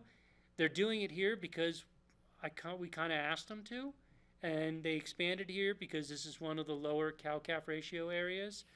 The reality is without our funding, they wouldn't have done our area. So That's one of the reasons why we're proposing it. One of the things the Open Space Board asked was to at least have CPW go ask Eagle and Garfield if it's in those counties. A lot of it is in Picken, some of it is in Eagle, and at least ask those counties to participate too in the future. So, but overall, you know, this is a big data gap in our area, and trying to figure out why. They did a good phase 1 this year. They got animals collared, and, you know, obviously we're not going to find out a ton of information as we move forward until the end, but, you know, I think they'll start to see some trends, and in the end of the 6-year study, we'll have some very good answers to some of those questions that people worry about. And then it will actually, this one will work really well with the Watershed Biodiversity Initiative, and it will work really well with all the studies that we do on our properties. So, Gary, will we receive a report out about the biodiversity initiative anytime? yes, the Biodiversity Initiative is right now this year they've done their first year of field studies, so they're putting all that data into databases. They didn't finish everything they needed to finish. They're going to need to go out next year and do it again. So we're not going to see a ton this winter, but at the end of it, by the end of next year, we're going to start to see some conclusions out of that. I have a feeling with any study, you're going to need a little more data over time, but we're going to start to see some information starting to come out on that. So, Look forward to it. yeah. And so here's some pictures and explanations of all of these projects. You guys know them well. The next ones I'm going to do by picture. And Aspen Global Change Institute Soil Moisture Monitoring. Open Space and Trails has been funding and allowing them to put soil moisture monitors on a lot of properties throughout the Roaring Fork watershed. And, you know, one of the things they were like, this is awesome, we love it, and it's incredible data that they need, but they're also looking for money to really manage those soil moisture monitoring stations. And so the Open Space Board recommended that we fund it at $10,000, which is about a third of the cost overall, not even, it's about 20% of the cost overall to manage it. The reality is it's going to be incredible data, not just to show about how the changing climate is really impacting vegetation throughout the valley, but it really will help us manage our properties better. We're already getting information from Sky Mountain Park because it's been on there for 6 years now. And, you know, those aspen stands, I don't know how much longer they have. I mean, because the soil, you just see it. Yeah, this year was a big year, but you see the trend going to drier soils. So aspen, not necessarily. So instead of trying to do a aspen regeneration project, we might just let it go to the shrubs that it's going to turn into, which is, you know, it's sad to watch aspen go, but in these areas, these are fringe areas, and this data is incredibly important because it shows what's going to happen to our vegetation over time. As the soil dries out, soil moisture is one of the most, it's one of the best ways to show how a drier climate or how a hotter climate, even with the same amount of rainfall, doesn't necessarily equate to the same type of vegetation being able to grow because the soil, because it's hotter, the moisture is not making it deep enough. So anyway, and then we're going to continue the Faloha Rare Orchid monitoring, and then you can see the North Star parking right away in CDOT. We got a lot of work to do. We started, you guys saw that, and we're going to move forward with this and hopefully, you know, be in place next year to do some work on this. This is going to be a multi-year thing, but this takeout piece, you know, some of the neighbors, you know, don't love to see people. This neighbor is heavily impacted over here, and it really, we need to figure out better ways to deal with that. We're going to start on a Redstone Park site Well, plan. no, I just want to make sure we don't miss, he knows my issue that's coming up. What? Keep going. Oh, I'll okay. catch you when you get to, you know. what So I'm the doing. Redstone Park site plan, when we did the Redstone Parks and area management plans, Redstone Park was next. We've been pushing it for a couple of years. our staff capacity this year feels we can get to Redstone Park. And so we would start up the steering committee like we had last time and see, you know, what improvements. There's a piece of the parcel in the back called the Meredith parcel that we bought. We haven't done anything with except allow them to put a ice skating rink on it. That needs to be incorporated into this park. So there's a lot of work we can do here, and so we're going to start that up next year. The Watershed Wildlife Connectivity and Habitat Condition Study, that's the Watershed Biodiversity Initiative study, and so it's a funding of $75,000 that we said we'd carry through through next year for them, and so hopefully at the end of next year we're going to start to get some data.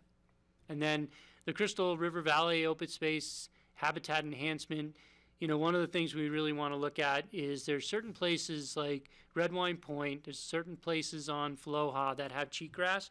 These are areas where we could actually eradicate it. This is not like the BLM and Fruta where you're not going to do that.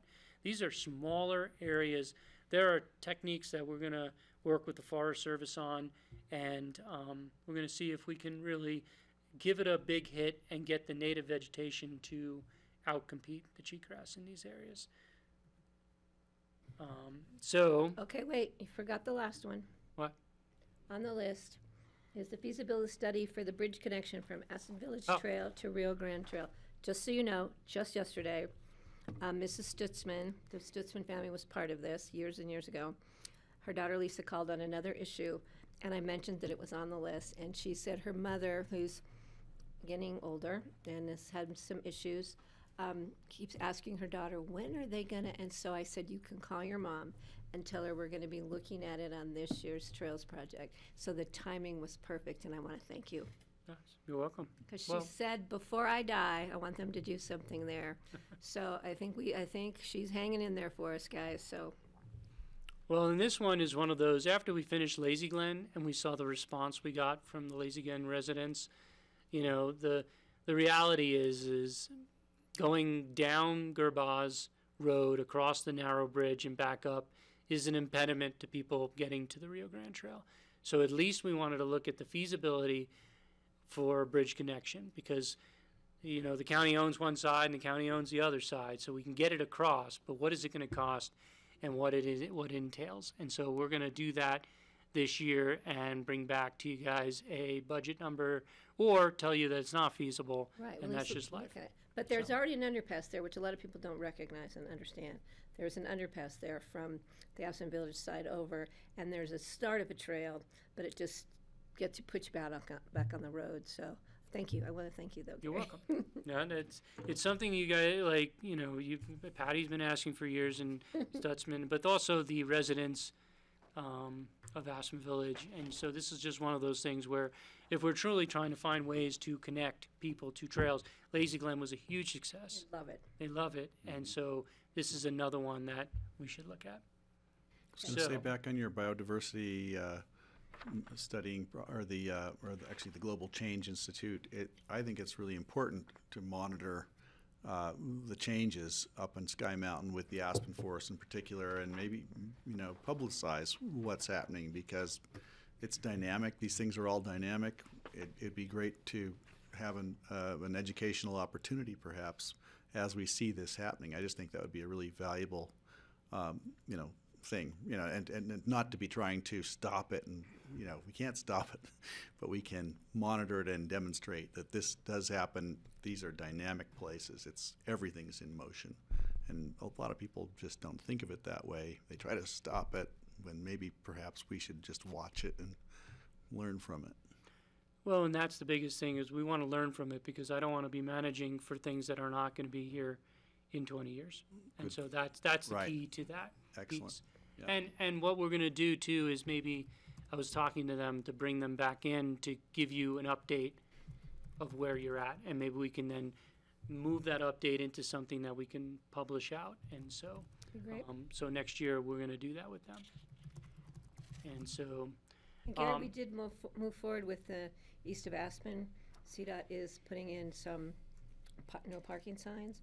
We got that moved forward from our meeting at the East of Aspen Caucus meeting. So that step is moved forward. The other two issues we're going to look at with the management plan. Correct. And we're also going to work at the lease back. Right. With the lease back from CDOT, some of those Right. areas. So As you're talking about North Star, I'd love to see more. You've got wildlife cameras in Sky Mountain Park, and I think you have some in North Star as well. I think the data from that's really valuable. Count the moose, what, 18 head Count the moose? or moose, something? count the beaver, see what the beaver are up to. I think it's all we're important. watching. The thing is, people try to. It's a social issue at North Star. It's not necessarily a wildlife issue at North Star. We've been monitoring North Star for over a decade, and we're just getting more wildlife on those cameras. There's not, like, the birders are not seeing less birds when they go out there and they do their counts. So it's not the wildlife that's truly getting impacted, and it's just a big social issue, and it's the human dimension of natural resource management. That is the biggest piece. But we monitor the beavers. We watch where they go. There's huge beaver dams on North Star. It's beautiful. It's amazing. The herons, we're trying to figure out where they went, because they went somewhere, and so because we still see them out there, and so it's a big piece of the puzzle. And the human side is always, it's a very expensive side, but it's also a very difficult side. Did you attend the CAST meeting where they did a whole presentation on the issues the stand-up paddleboarding and issues? I read about something, was it in the paper, the recent Colorado Association of Ski Towns meeting that was held here at the Limelight? I didn't know they were doing a session on that. And It was the one in Crested Butte, and it's not totally similar to North Star. But I was like, that would have been an interesting conversation to have. I hope somebody was there. Well, we didn't from the know. county. We don't I know we didn't know about it. Yeah. We don't know about it. I read it after the fact, and I was like, darn. CAS is one of the groups that the board has declined to join. Well, we used to be part of it, but since it would have been, it just was interesting that they come here and we're facing these same issues, but because we're county, even They though were we're. talking about North Star too, specifically. No, they weren't talking about North No, Star. no. They were talking I about thought they issues were. much like. Okay. Newspapers and some people there related to North Star, got but it, the okay. guys who were doing it did not. They're from They just Crested Butte? presented It on was, Crested Butte. it was Denison. actually, the newspaper article was a little, Okay. it just didn't give the full Yeah, story. that was an eye open. But here wasn't the eyebrow Limelight. We could raiser. have walked 2 blocks away. Yeah, Lindsay walked in my office and was like, "Do you know about them?" I know. So, Okay, Whoops. thanks. so here's some of the restoration projects we got going on next year. The Brush Creek ponds, you've seen some movement. You can see it down in the lower photo. We've drained the lower 2 ponds. We have fixed the upper pond. We are working on some pretty big time test plots on this property. This pasture is not in great shape, and so we want to test some methods to, really restore sagebrush in this area. And so we're going to be doing that. You're going to see the test plots. We're going to do a lot of public information because you're going to see fences go up and stuff like that. But it's really trying to find a way to test it, and we're trying very hard to stay away from, a chemical way of just let's kill it all and then bring it back. We're trying a much more natural way, but also something that could be repeatable on a larger scale. Right. So- Hey, John, could you open the curtains, if you don't mind? It feels like it's nighttime. Yeah, when did they come It's that time of day. down? Well, it's not that, Oh, the I know. sun was like. Oh. Yeah, well, the sun's Eating. coming. Tearing up in I think that's okay. I don't know. Not a problem anymore. Maybe for grassroots. Falling asleep. Yeah, I kept thinking, No. wow, it's getting really Oh, it's dark. bedtime. Is that Oh, and okay, then- Amy? Okay. And then the only other one was North Star, the wetland fen. There's a drain on North Star that was created by the former owner. We plugged it, we thought we plugged it with a head gate. However, what we found out is the beavers found a way around the head gate, and one CFS was going back into the Roaring Fork. So we're going to plug this one for good. And we had to get permits and everything else. And we're going to actually use the soil that the former landowner used to dig out the drain, to refill parts of the drain, not the whole thing, because it does create some good habitat in there. And so hopefully keeping the water backed into the fen area will be, obviously a benefit to the wetlands back there. Darn beavers. Lazy Glen, we're going to continue to restore the area on the lower left. We're trying to bring that back to a riparian vegetation. It's doing it mostly on its own, which is great, and we're only have to do a little bit of help on that one. Faloha, we're doing a riparian restoration Can on I just Faloha. ask a lazy Glenn? Yep. We were gonna also maybe talk to Healthy Rivers and Streams about some fish habitat restoration along there, possibility. So can you just keep that in your mind? Because there's some great fisheries maybe along that area, a little bit upriver from this, we're looking at the riparian restoration, but some opportunities there. We might be able to do a joint project with Healthy Rivers and Streams. And Faloha, there's a section of Faloha that is pretty devoid of vegetation, and we're going to be looking to bring back more riparian vegetation along the bank. And it's not going to be very visible from the road, but it's definitely going to try to bring back some of that, larger structure. I think the reality is when the county bought Faloha and kept people off it, the elk now love Faloha Meadows, especially during the winter and calving season, and nothing small is going to grow in Faloha anymore because they don't have enough predators to move them around in that area, so they kind of hammer it. So we're going to fence some areas off. Obviously, they'll have ways to get around it all, but we just want to create some more vertical structure in there because if we're just watching some of the old cottonwoods and they cannot establish themselves because of that. So trying to give them a chance to establish and restore that riparian area will be, kind of a benefit. So it's not just humans loving areas to death. It's wildlife yes. loving areas to death too. No. So the Rio Grande Trail node is just really creating, nodes are just trailheads and amenities. The Roaring Fork Gorge Trails, this is a project we're going to be working with the angling community on, is to try to restore these old fishermen, well, they're not old, the fishermen trails, and there's new ones. There's dozens of fishermen trails that go straight down the hillside and they turn into this. And so we're going to try to create a much more sustainable network of trails. I can help you with that if you need help. Sweet. Excellent. And then, we're going to we also do outreach. We do a ton of outreach. We're going to do volunteer work days both on North Star and Lazy Glen for those restoration pieces. We have an education partnership with CPW. It's going to be rolled out soon. It's really cool what it looks like. I can't give you the details yet, but it's really cool to give people a better understanding of wildlife and why we want to protect it. And it's really trying to, do this partnership with CPW and help them get their message out. So this will be pretty cool, and it'll be starting to roll out next year.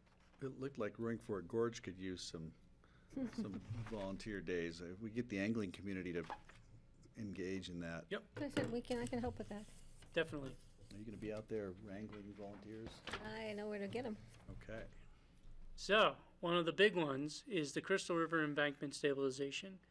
And this is a project I just talked about with the Open Space and Trails Board.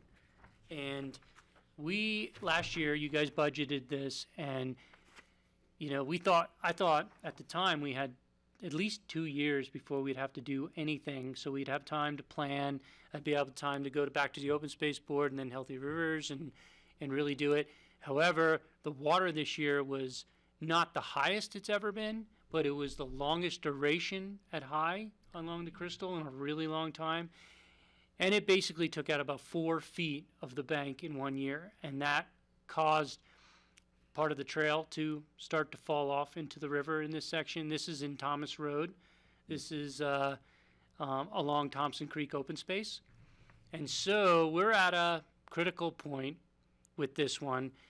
This morning I went to the Open Space Board and gave them 3 options. I didn't have time to go from that meeting to this meeting to put them on there, but what I want to do is, if you guys are okay with the number, at least getting it into the budget, and then I will set up a work session with you guys. I'm going to go to Healthy Rivers and Streams and, kind of give you the full update because it's kind of hard now and you guys have been doing this for a really long time. So, but if you are okay with, right now we'd like to put in a budget of $587,000. And it will stabilize 600 feet of this bank through a floodplain deck. And a floodplain deck basically is a riprap, but covered with vegetation. So it's a more natural type of true, bank stabilization. It's a bioengineered stabilization. And then here, where you see this big cut slope, we'd basically create a fill slope. So you see that, let's see if you can see you see this. This right here is, kind of the area where the floodplain deck would be created. And then a fill slope would come down, and we'd be able to plant the entire fill slope and be able to get vegetation growing both on the floodplain deck and the hill slope. Our engineers and the hydrological folks that have been working on this believe that this will work, and believe this is, obviously you could just build a big retaining wall here, solve the problem, permanent forever, but not ecologically functioning, where if we could do this, we could move the river back into its channel that was there probably about 5-7 years ago, and, really truly protect this bank. This is a trail protection piece and when we built this trail, we piped the Helms ditch. Somebody allowed us to pipe their ditch. Now their ditch is potentially being impacted by this. So we need to do something, and so that's why I asked the board. The Open Space Board did recommend to put $586,000. So I'm just asking you guys not to trust us, but just to say okay for now, so Connie can get it in the budget. But I will come back at a work session before I spend a single cent, and I'm going to go to Healthy Rivers and Streams too. And before we spend a cent on any of this, the thing is, if we get it in the budget and you guys look at it at a work session and Healthy Rivers looks at it, we can potentially start getting this done before high water next year. And that's a critical piece, because I don't think we have another 4 or 5 feet to go before it hits. George? So if we did not have the trail there, would anybody be taking the responsibility of doing this? There's two things to that. If we didn't have the trail there, the ditch would still be there. So some of the vegetation would have been fed by that ditch, might still be able to hold the bank a little bit better than what happened here. But secondly, if we didn't have the trail here, it's the ditch owner's responsibility and CDOT's eventually. I mean, eventually this is going to hit the CDOT right away. However, we have a trail here, and we said to CDOT in our license agreement that we would maintain this trail here, and through, our agreement with the owner of that ditch, we said we'd maintain the trail on top of your ditch. And so in the end, if we want to keep the trail in this location, we have to do something. Yeah, okay. And so, anyway, I don't want you guys to. No, I was just curious if there's any opportunities for other partners, but we're pretty well committed in terms of being our responsibility. Honestly, if we weren't here, eventually CDOT would do this, or, basically the owner of the ditch, and I guarantee you it's not going to look like what we're doing. Yeah. What we're proposing is an ecologically bioengineered, solution here that will work and be a protection, but will actually have some ecological function. And besides just there's no way you can just dump a bunch of rocks. You can dump them down below, but you just have this cut slope on the edge that's going to continue to erode. And if it was just the ditch and the road, maybe you can let that go for a while. But we're losing the trail now. Yeah. So. Do we have other projects from which to get the fill? Well, it's a good question. We will use some of the alluvium in the river to use because as we move it away, we're going to take some of that and put it back in this project. Some of the fill, I don't know, we'll have to go find it.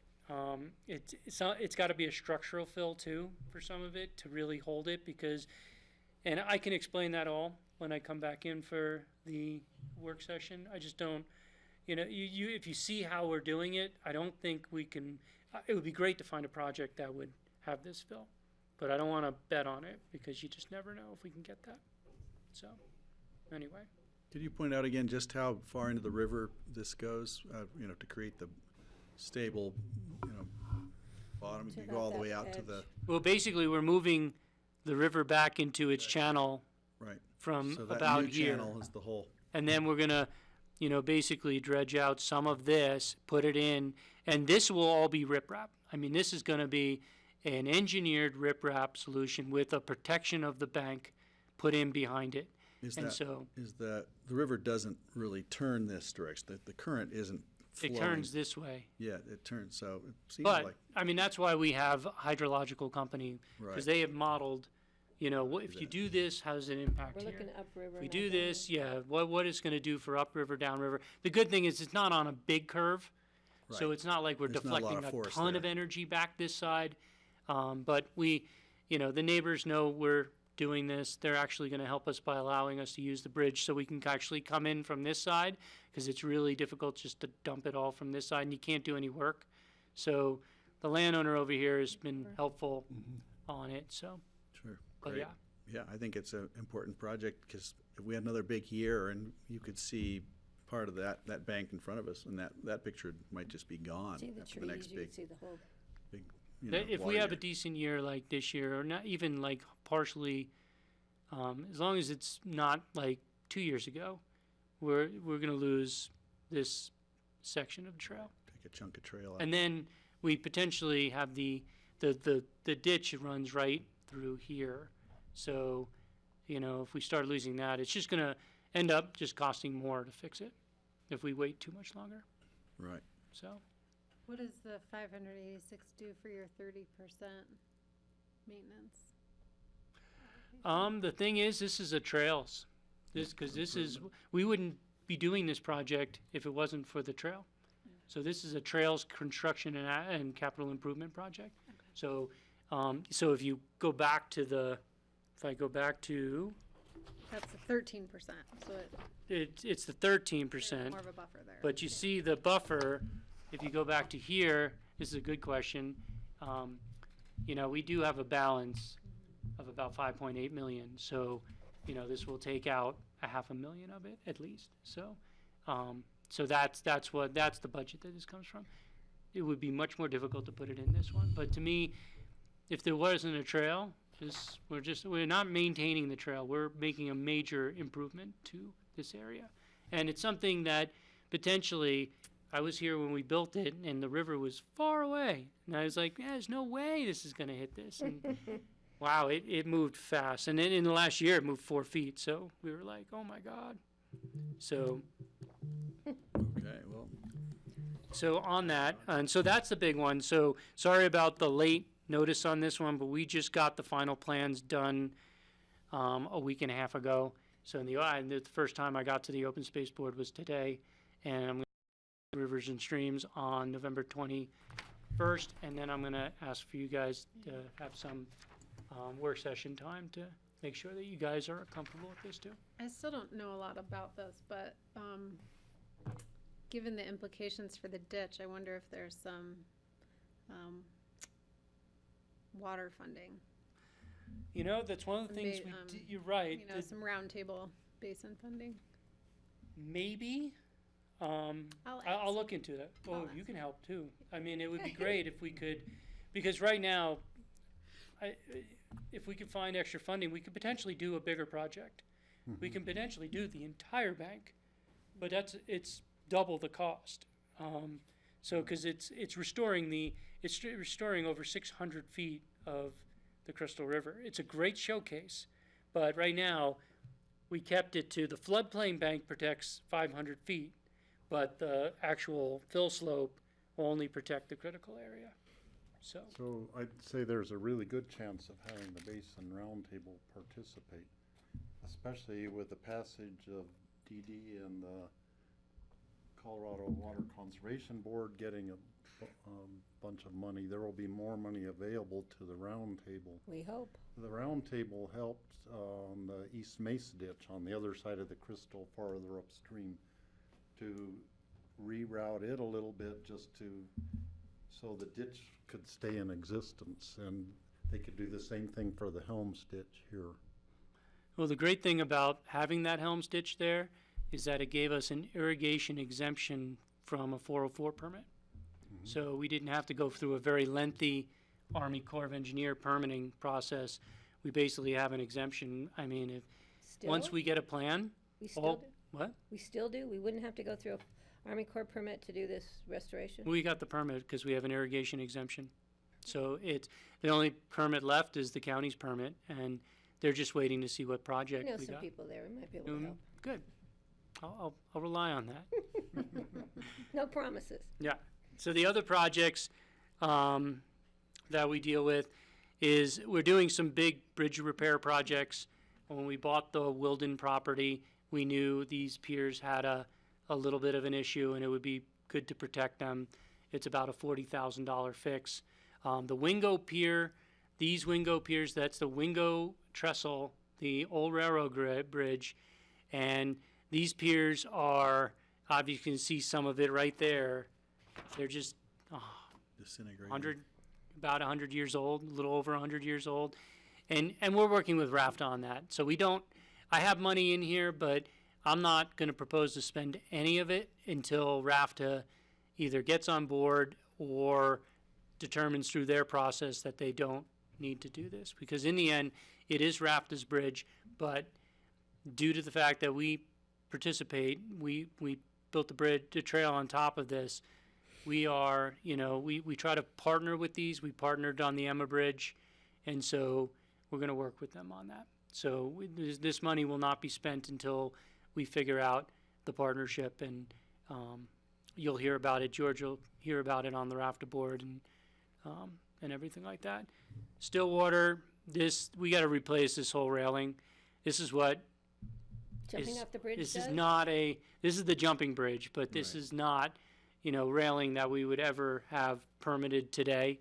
And so we're creating one that, we're not encouraging anyone to jump off it, but if somebody decides Strong to, it will be a lot stronger than this, and it's not going to prohibit them from doing that. So anyway, Put nails like they do for pigeons on the top? Barbed wire. I'll let you install those. Great. The East Aspen already They'll had fun still with figure you. out a way around it, trust So- me. They'll ramp it or something. And we're still putting Don't be sour pussas. It's like a Community great Rite of kid's passage? joy, jumping into the river. And I bet whoever until all of a broke sudden those your rails kids was are having a jumping in heck the of a river, and you're time. like, "What are you?" Look, he broke the rail. Soon comes sooner than you think. So noxious weed mitigation is always part of our thing. We're putting more and more to contracting because our capacity staff-wise could be used for other projects, especially for restoration. And then the big thing that we're doing that's going to happen next year is the Lazy Glen solar install.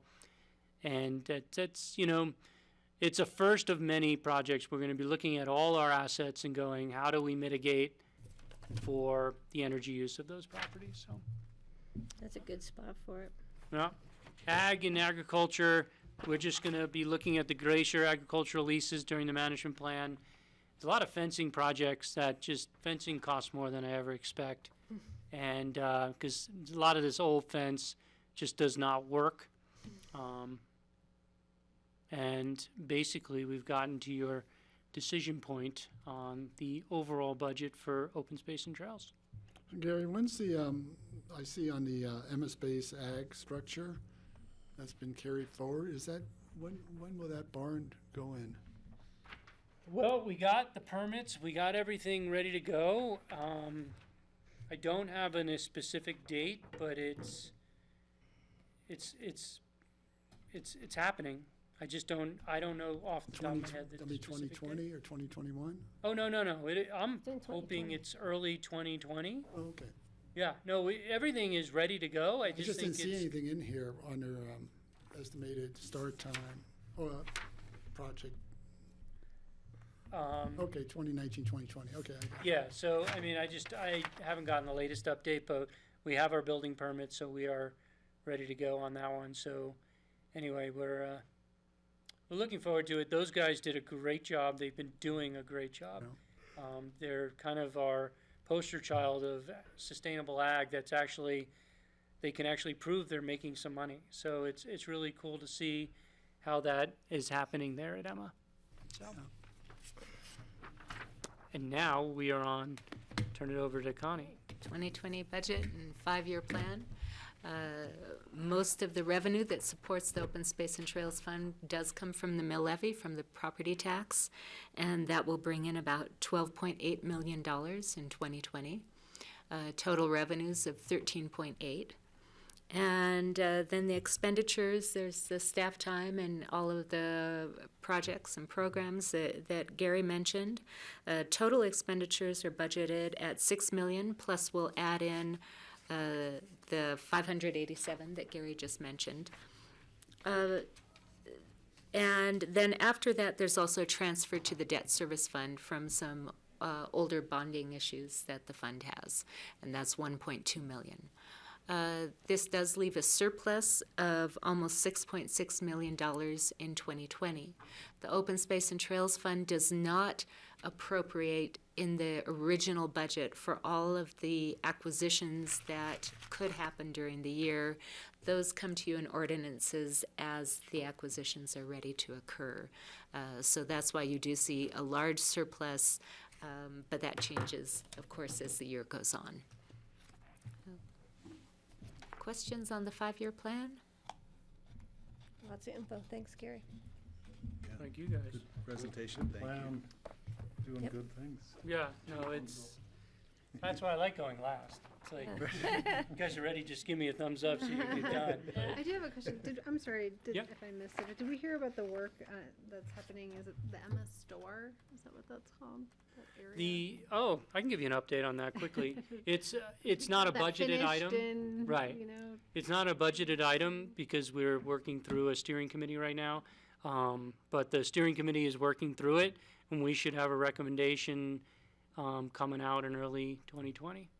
And so we'll see where it goes. It's been a very interesting process. It's not the easiest of properties to kind of figure out. It's kind of stuck 5 feet away from Highway 82. So We're going to do winter egret housing there. I mean, winter osprey housing.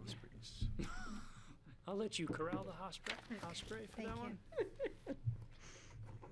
Okay, Yeah. great, You got thank none. you. Thank you, guys. Okay, next week we'll be back to you with some more budget. The district attorney, district do it now. attorney will be here for their presentation, and then also telecommunications and the Healthy Community Fund grant recommendations. The biggie. Great, thank you. The budget process is actually, to me, incredibly interesting because in a few weeks, we get to see all these different things and have like in-depth report on what all the different departments are doing. Steve, we need to find some new sources of entertainment. I'm with To Steve on me, this, it's like actually. invigorating. I just heard we could schedule even longer next time. I'd like to, can we do a comparison at the end of this? If How you want many me to, I can hours talk did we meet forever. last year versus this year? Is it about the same? It's about the same. Oh, really? Okay. Thank you, guys. You guys have Thanks, done a great Gary. job. Today was much Thank your smoother board. than I thought. Thank you. They thank you, And guys. staff. Thanks for Good that. stuff. Yeah. Is that all you're doing, Gary? That's all I do. What time do we, city council's at 4? It's at 4, so We we have do an hour. have, we had a break, I guess I'm getting up for the break. We had need a short break. scheduled, but, We need it, yeah, because I got to go and we upstairs and just get have my open- stuff. facilities update, open discussion, future agendas. And future agendas, okay. So, John, grassroots, are we off? We're done grassroots. I don't know how many people in the room knew this gentleman. You might know.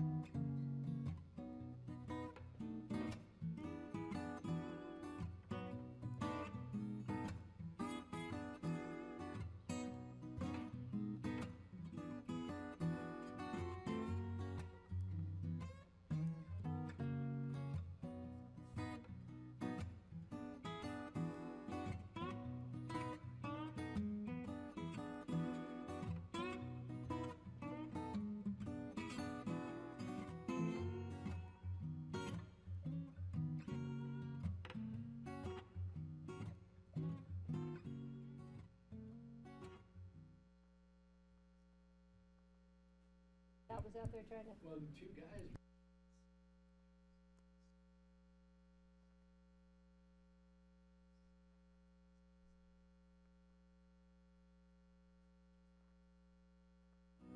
Did they get it out? That thing's big. Okay, we're back. Yeah, so they came to get it. Did they take both? Did they take them both? They didn't take the first one. Okay, I think we're on. Ed and Vardy said they'd take it at Closey Point.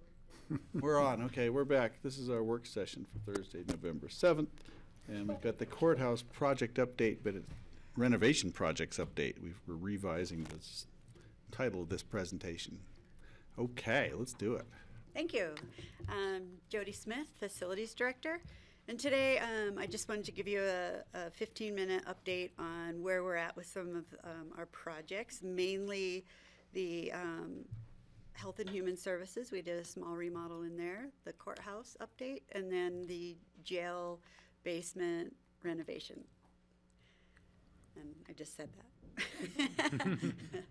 So we had a 12-week project for the Health and Human Services building, and this is for public health and for the Human Services suite. This is a little panoramic, so it looks a little different than that, but you kind of get a sense of what has happened. But we are completed with that project. We were on time, on schedule.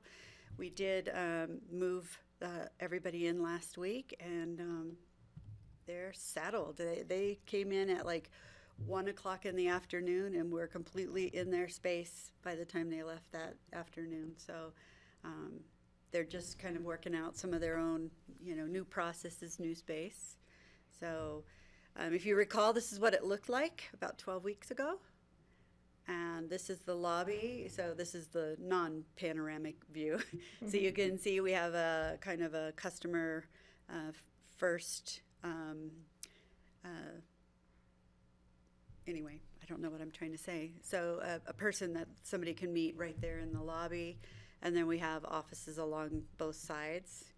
And then from the other view, when you're down that hallway, you can see here Nan's office is in the very corner.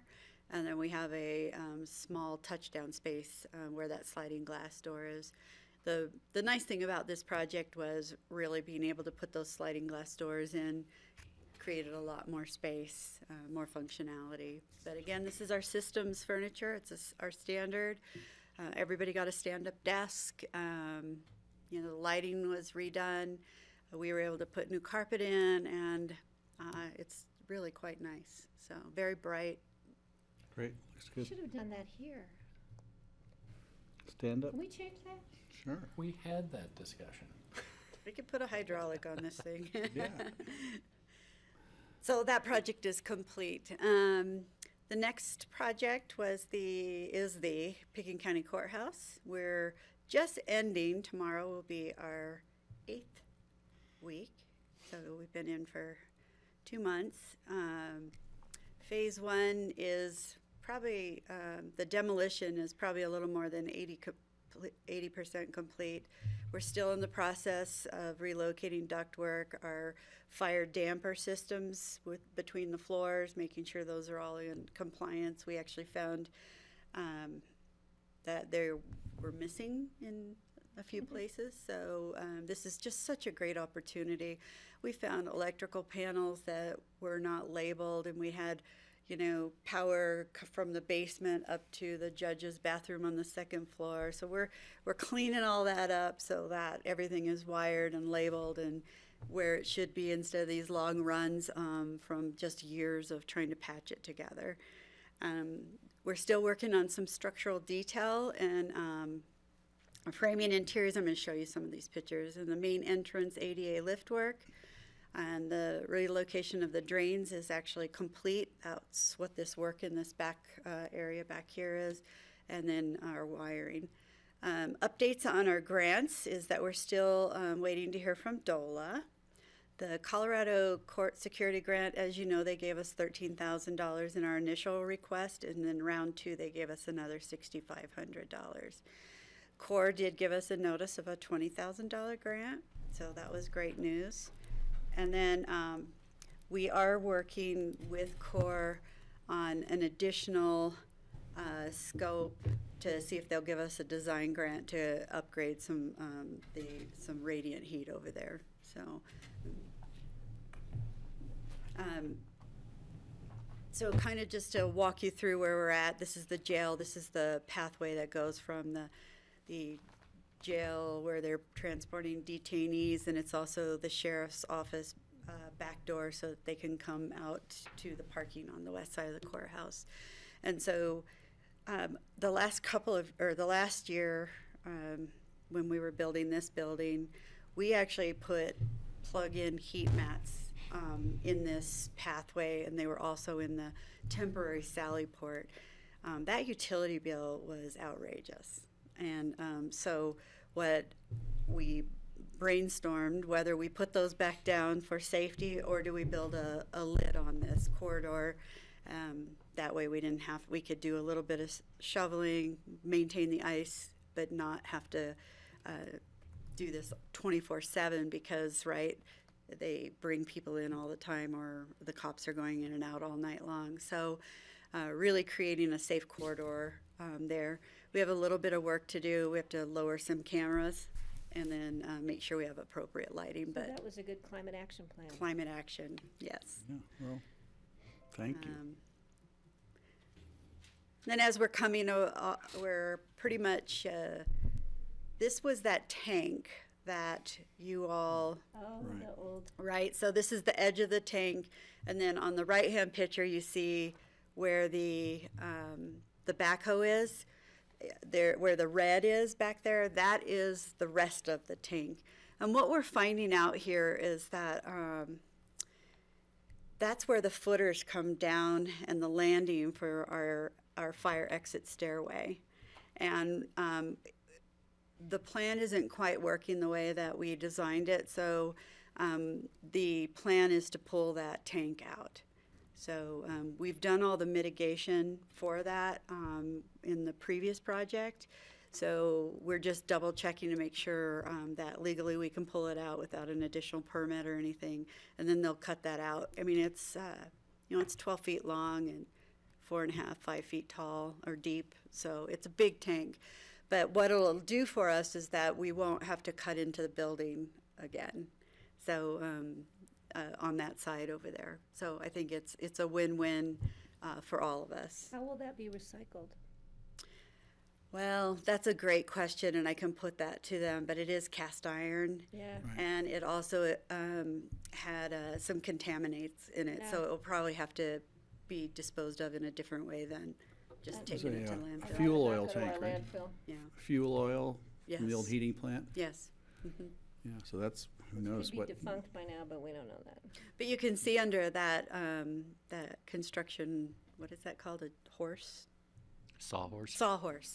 There's big conduits, 4-inch conduits there that they go up and over. And so we would never get a flat ground there. And the beautiful thing about the win-win for the county is if we ever have to do anything on that side again with this tank on, it's gone. We've been, dealing with this tank for 50, It's 60, probably 100 120 years years. So this is where we're actually cutting an opening into the stone wall. This is downstairs in the ground or the garden level, and we're looking from the old patrol room where the old sheriff's office patrol room was through the wall, and then on the other side is the elevator where we'll be opening that up so that we can take the detainees through this corridor right up to the courtrooms. What are we doing with the stones we cut out? They're just stockpiling them right now. We'd we'll like to see if we can't utilize them some way since they technically are historic. Right. It'd be Yeah. great if we could use them in some. And I'll run that by Susanna and Amy as well, see if Maybe we we can. could build a planter for our new lilac bushes we put back in front of the building. Okay. But they just started this last night, and part of you can't really see my arrow. How do we do that? Okay. But you can see that lentil that's up on top there, that beam that they've installed. Oh. So that is part of why we're delayed with cutting open the opening on the front of the courthouse for the lift, is that we still have to get a little bit of design and make sure that we get that lintel done properly. So the structural people are still working on Other that. than the 2x4s and the little rocks? Correct. So this one was ready, so they were able to install that, and now they're able to cut underneath safely. So framing is moving right along. This is the court clerk's reception area, so they have a waiting room and a couple of customer service. It looks like they have the ADA there. Framing on the interior walls are moving along pretty quickly. Same with the ceiling grids are up. The chases are being built. You can see we have a boatload of cables. They're everywhere. But the difference that we have now is that we are actually creating some chaseways to bring them in instead of just everywhere. So we're able to clean that up a lot. So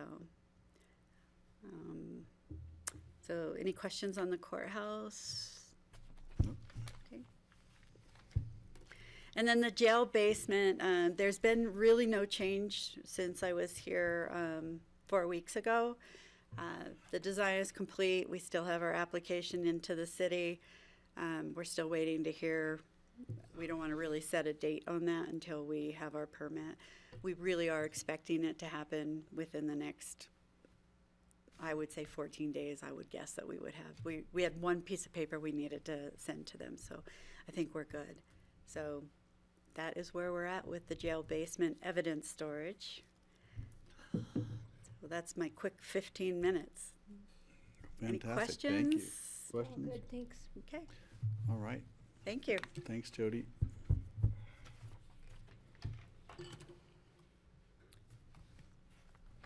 Okay, so up next, review of future agendas. So I really just have one thing. I don't believe Charlotte's distributed the 2020 calendars to you. She did distribute them. We had one change, one correction, I think. Didn't we? No, that was Northwest Cogs. We were good. I think we were good to go. She did after we had the conversation about Yom Kippur. Yeah. No, this So, is 2020 here, and we'll get a I am not going to ask you to digital respond copy. to this today. I've learned some lessons. I think we've had it it's already posted on my desk, so, but Okay. I unless wasn't you sure change if something on here just to see if I'd catch it. Well, all I really wanted to do today was hand it out. Sorry, let me get to a mic. All I really wanted to do today was hand it out, make sure that you guys had it, and we can talk about it next week. You can spend a little bit of time with it and see if you have any changes. I do have a question, and Kelly can probably answer this. November 2020, what's the election date? Because that's a biggie. The It's third. always think the it's the first third. Tuesday after the first Monday. So we've already moved it on November this 3rd. calendar. So the third, it'd be November 3rd. Yep. The first Tuesday after the first, so it's the 3rd, so we're good. Okay, just want to make sure it wasn't the 10th, just to make sure. So anyway, November 1st. my intent, since we had some misses last time by having you review it on the spot, was just to make sure you had it, and we'll talk about it next time. Okay. I guess I do have a question do you ever move the dates for primary elections? No, Haven't. we haven't in the past. It's up to you guys, though. if you Generally, wanna- we've it'd be done it good to more catch not it early. for primary election type issues, but for, say, if we wanted to work on county issues. That's generally why we've taken the day, or to support legislative issues, not necessarily candidates. So a nonpartisan effort from the board, that's why we moved the dates, is my understanding and memory.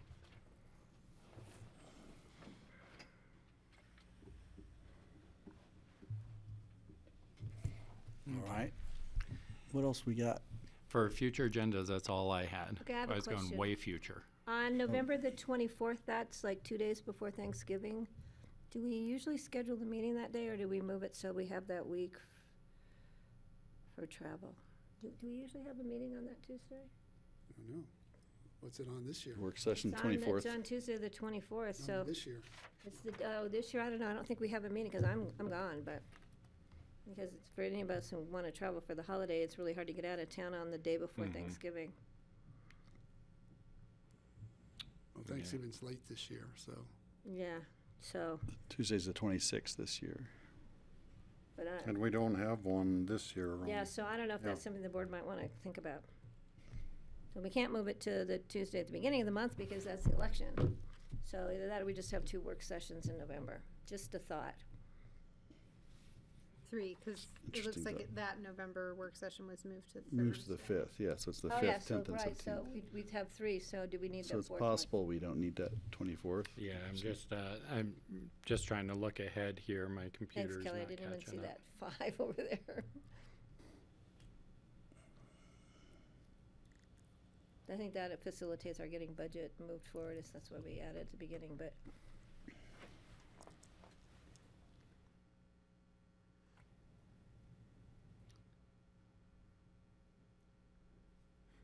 We also have a work session scheduled on the 22nd, that's one day before New Year's or Christmas Eve, but I can't remember what we usually do in December. When's the mill levy certification day due by? Is that the December. 16th? Well, we weren't going to Sorry, discuss you're- this right now. Yeah, okay, yeah, we're sorry, Oh, well, yeah. I have to do it now, We're 'cause gonna- I'll we'll forget. come back to it. Well, these are issues I know that are at hand now, there might be more, but Okay, I might so- not forget them if I don't do We them can, now, you can sorry, email, George. yeah, I'll check in with that too.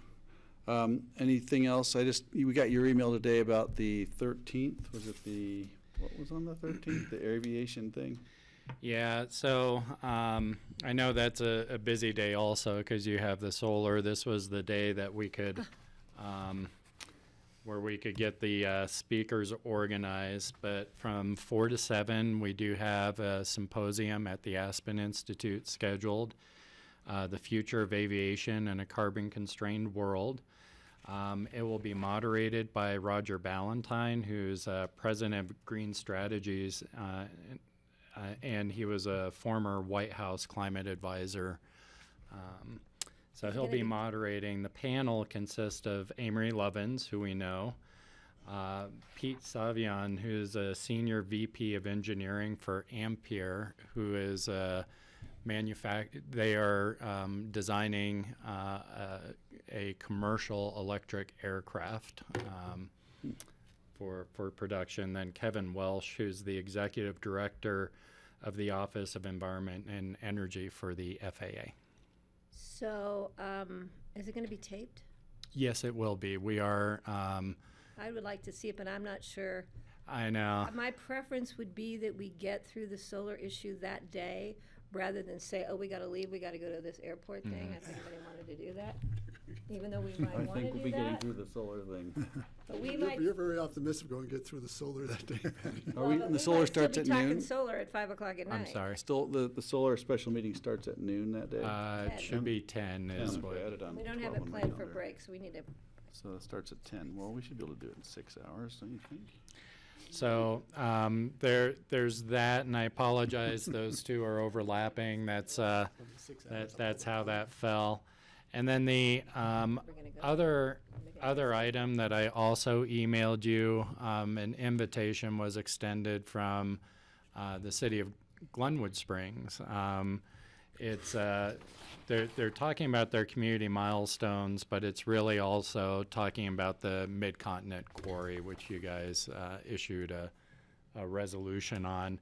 That's Saturday, November 16th from 12 to 3, and they wanted to be sure that that invitation was extended. I think it was really board nice members. they invited us. I will not be able to attend, but I really appreciate that and want to make, if anybody else can, that would be great. But I just want to make sure that they know how thankful we are that they thought to invite us. I will extend that. But maybe somebody else wants to go? I'm not sure yet, not planning on it though. But it's nice for the invitation, you're right. I think they know we support them. That's all I have. Great. We are Okay. doing a storytelling at our house that afternoon. history. Are you inviting It's- people? Are you?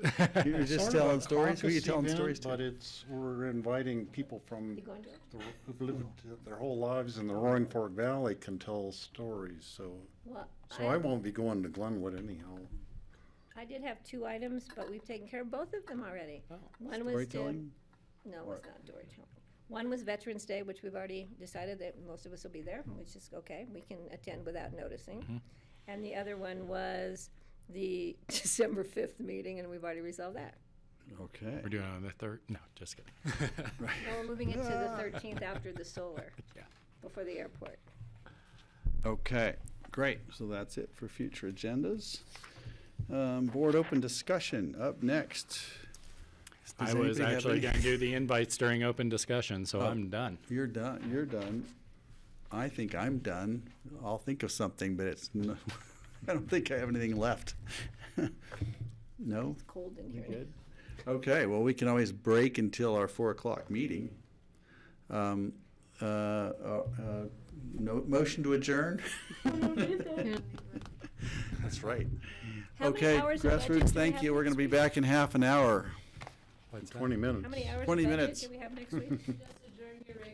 We did, we're done for the day. Thank you. Well, there's going to be the joint meeting.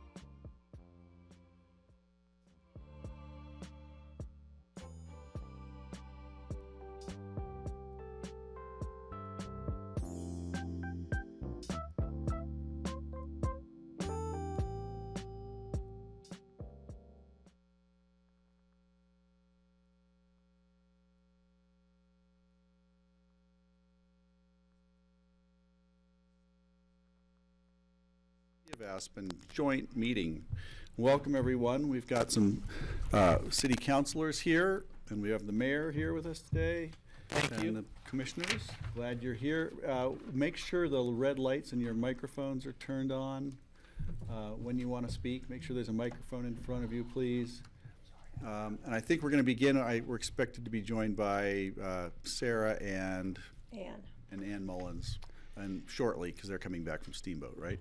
Yeah, so what we had originally intended was that we were going to do kind of a project and policy update for both the county and the city on affordable housing projects, and then go into a presentation and update on the APSHA IGA. I think we'll be a little agile, given that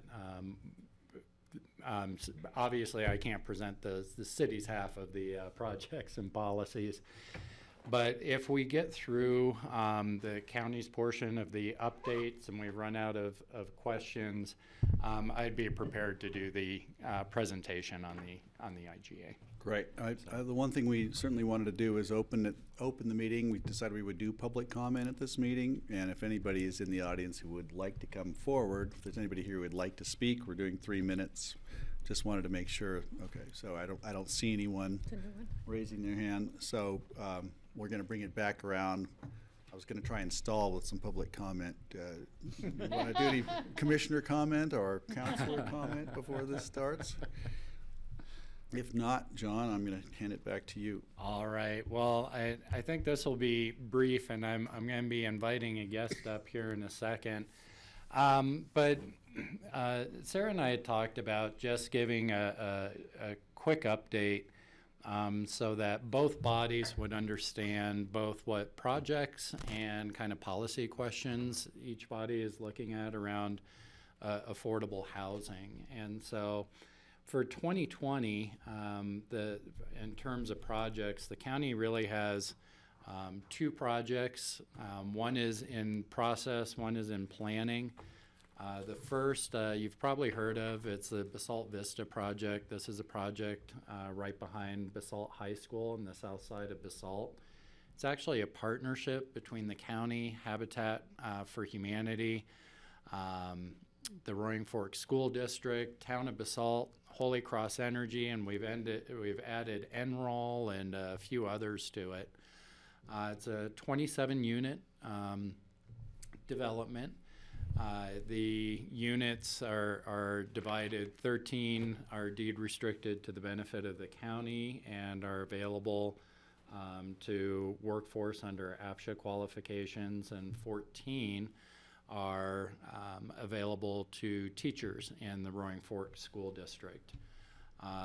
The way we got to that is that the school district brought the land to the table, and the county brought the funding for basically the horizontal construction. So the water, sewer infrastructure, utilities, roads, those sorts of things. And then Habitat was bringing the financing and such for construction. Basalt was in for some money equal to some of the development fees that are in their system. And in return for that, they get basically an extra chance. Employees who work within the Pickens County portion of Basalt get an extra chance in the lottery. So probably the most notable things in design, we found the opportunity to make this a net zero community on a microgrid. We're going to be hearing a lot more about microgrids. Which really is a process where a neighborhood or some community of common interest can be wired onto a grid that has renewables and on-site storage. So it's both a resiliency model and a environmental and net zero model. And so in this case, all 27 units are completely electrified for all utility purposes.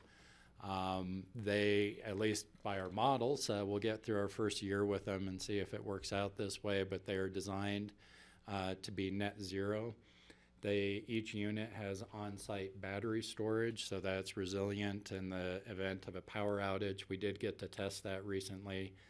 Basalt had a power outage and all the lights in the units here were on. Oh, I didn't know that. Yeah, so that worked.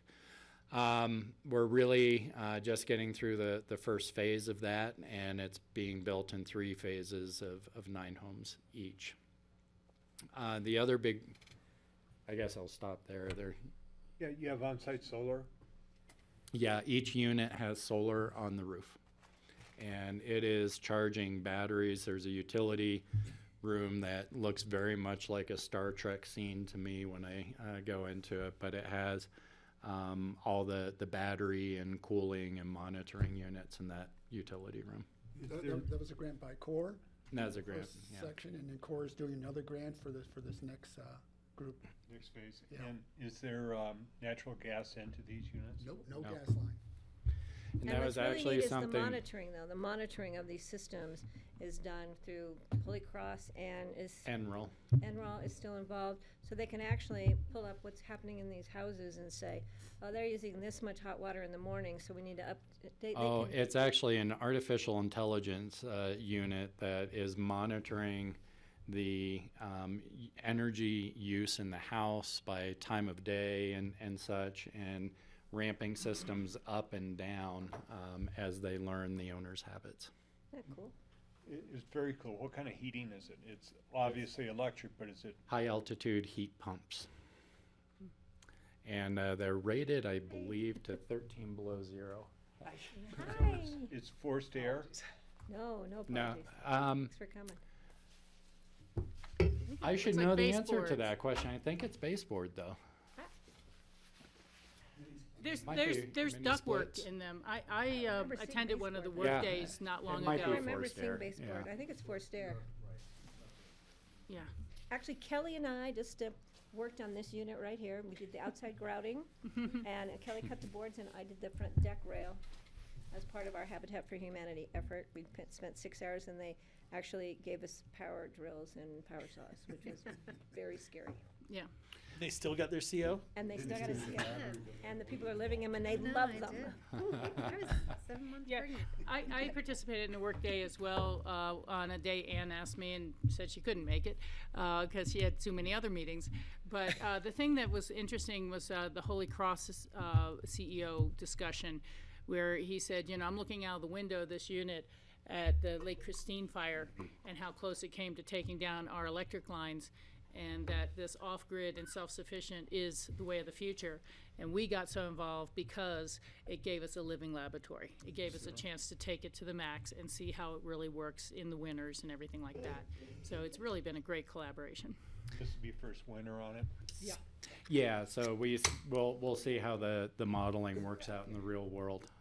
Yeah, I would just note too that this is also we're taking this to the next level to do kind of a commercial or research the feasibility of a commercial level microgrid system. We just received a grant from the state to look at a microgrid that would incorporate the RAFTA facility, our public works facility, and the airport.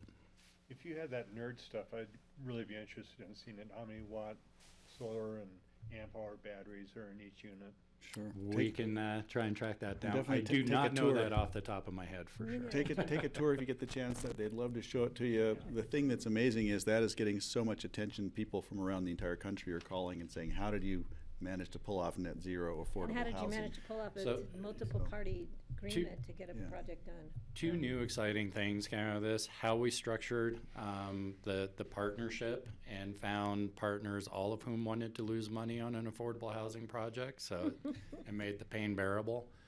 And the net zero were two exciting things that we hope are replicable in future projects. Phillips Mobile Home Park, that is a property that the county acquired. We've been going through a planning process. Really, it's a community that's developed really organically, as has the infrastructure over a long period of time. And so there's a lot that needs to happen there.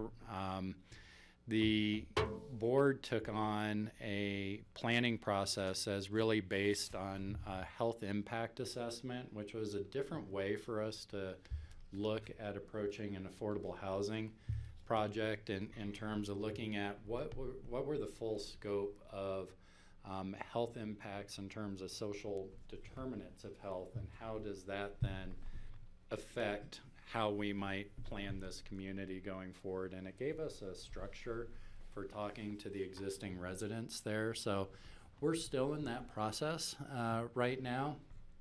And we're planning on bringing options for improvements and phasing to the Board of Commissioners in 2020. There are currently about 46 sites out there. Part of the discussion will be to what degree does the board want to expand the number of sites, and would they all necessarily be mobile home? Would there be potentially some stick-built combined with that? There's a lot of decisions that still need to be made, so those will be coming in the first quarter of 2020 back to the board. And I'm taking both the information from both these projects. I'm going to a conference in Portland on manufactured housing communities. It's out of Washington, D.C., and they're doing like a roundtable thing of like speed dating, and I'm going to present information on both of these for opportunities for other communities across the country. And that's just the trailer park. I thought Phillips had some on the other side of the river. They do. That's included in there. There's some little cabins with a couple old modulars and trailers down there too. Yeah, and there are some floodplain issues and infrastructure issues, so that's part of the discussion about what happens on both sides of the river. Yeah. John, how or why did the county get involved in Phillips Mobile Home Park? Well, Rachel. So, by choice. Yeah, I think that property had been used. It started off as a man camp, I think, in the late 30s, almost. And mining. I think the Phillips family has held it almost since that time, I believe. And the Phillips family actually approached the county and indicated that they were preparing to put the property on the market. The highest and best opportunity for them to get a favorable sales price would have been to probably scrape the existing development and sell those off as single family home lots. So the board went through a lot of conversation about that, decided to step in first really to preserve the housing that was there, and then to have us go through a process like we're going through now, which is to see how can we improve the quality while maintaining the affordability. So that's where we are, and I think there's quite a few options on the table that we'll be looking at. We had to negotiate with 30 odd family members, so it took a while. Yeah. Thank you. Thanks. Okay, what else? Is there So, more on that? Oh, keep going. Just real quick, some things that we're doing to house our own employees. I know this has been a question as far as what the county's doing.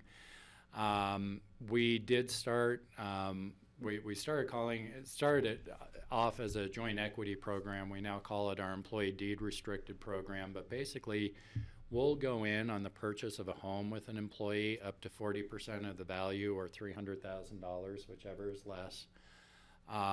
We started that program about 18 months ago. Over those 18 months, we've made just over $5.3 million in home purchases for employees. That's just is it 10 or 11 units, Rich? 11 units. The county's portion in that has been $2.1 million. It's been a pretty successful so far, and we're hoping to continue that and to continue to add to our portfolio. It gives the employees some flexibility to get into a situation that works for whatever their family situation is. and allows us to leverage funds to build some stock. Additionally, between our enterprise funds and general fund, we've purchased about 14 units.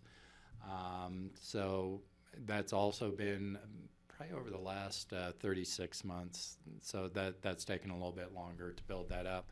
We've been trying to go 50-50 and adding units into the community stock as we purchase, and then for our own employees. And then similar to city, we offer a down payment assistance program that employees have been using. So we're continuing to focus and try and build this deed restricted program and address housing needs for our employees with what have been limited funds to do so. Ward? How is it structured that for employment if employee is no longer an employee of the county? How is that? Yeah, so we've got a separation clause, and in fact, that's happened in the program already.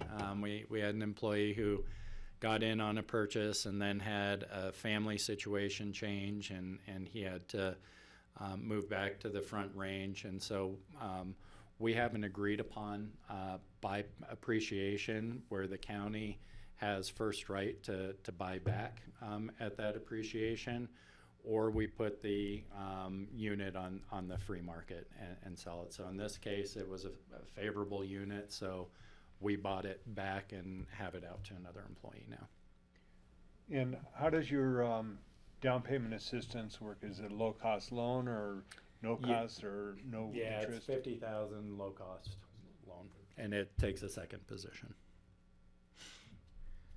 Rachel? I was just going to say, I think the 14 county-owned units have been buy-down units, kind of scattered throughout the community. They're buy-down units scattered throughout the community. I think one of the things you're going to see us considering as we try and finance other projects is possibly looking at some of those units to sell now into ownership with deed restrictions on them to Get the cash refund flow the back. housing fund so we can do some of these other things. So that's another thing we're looking at. And then I thought there was also a program where employees could borrow against some of their retirement savings or things like Yeah, that as well. that's within the retirement program. Yep. Thank you. And I think that's consistent across both our organizations.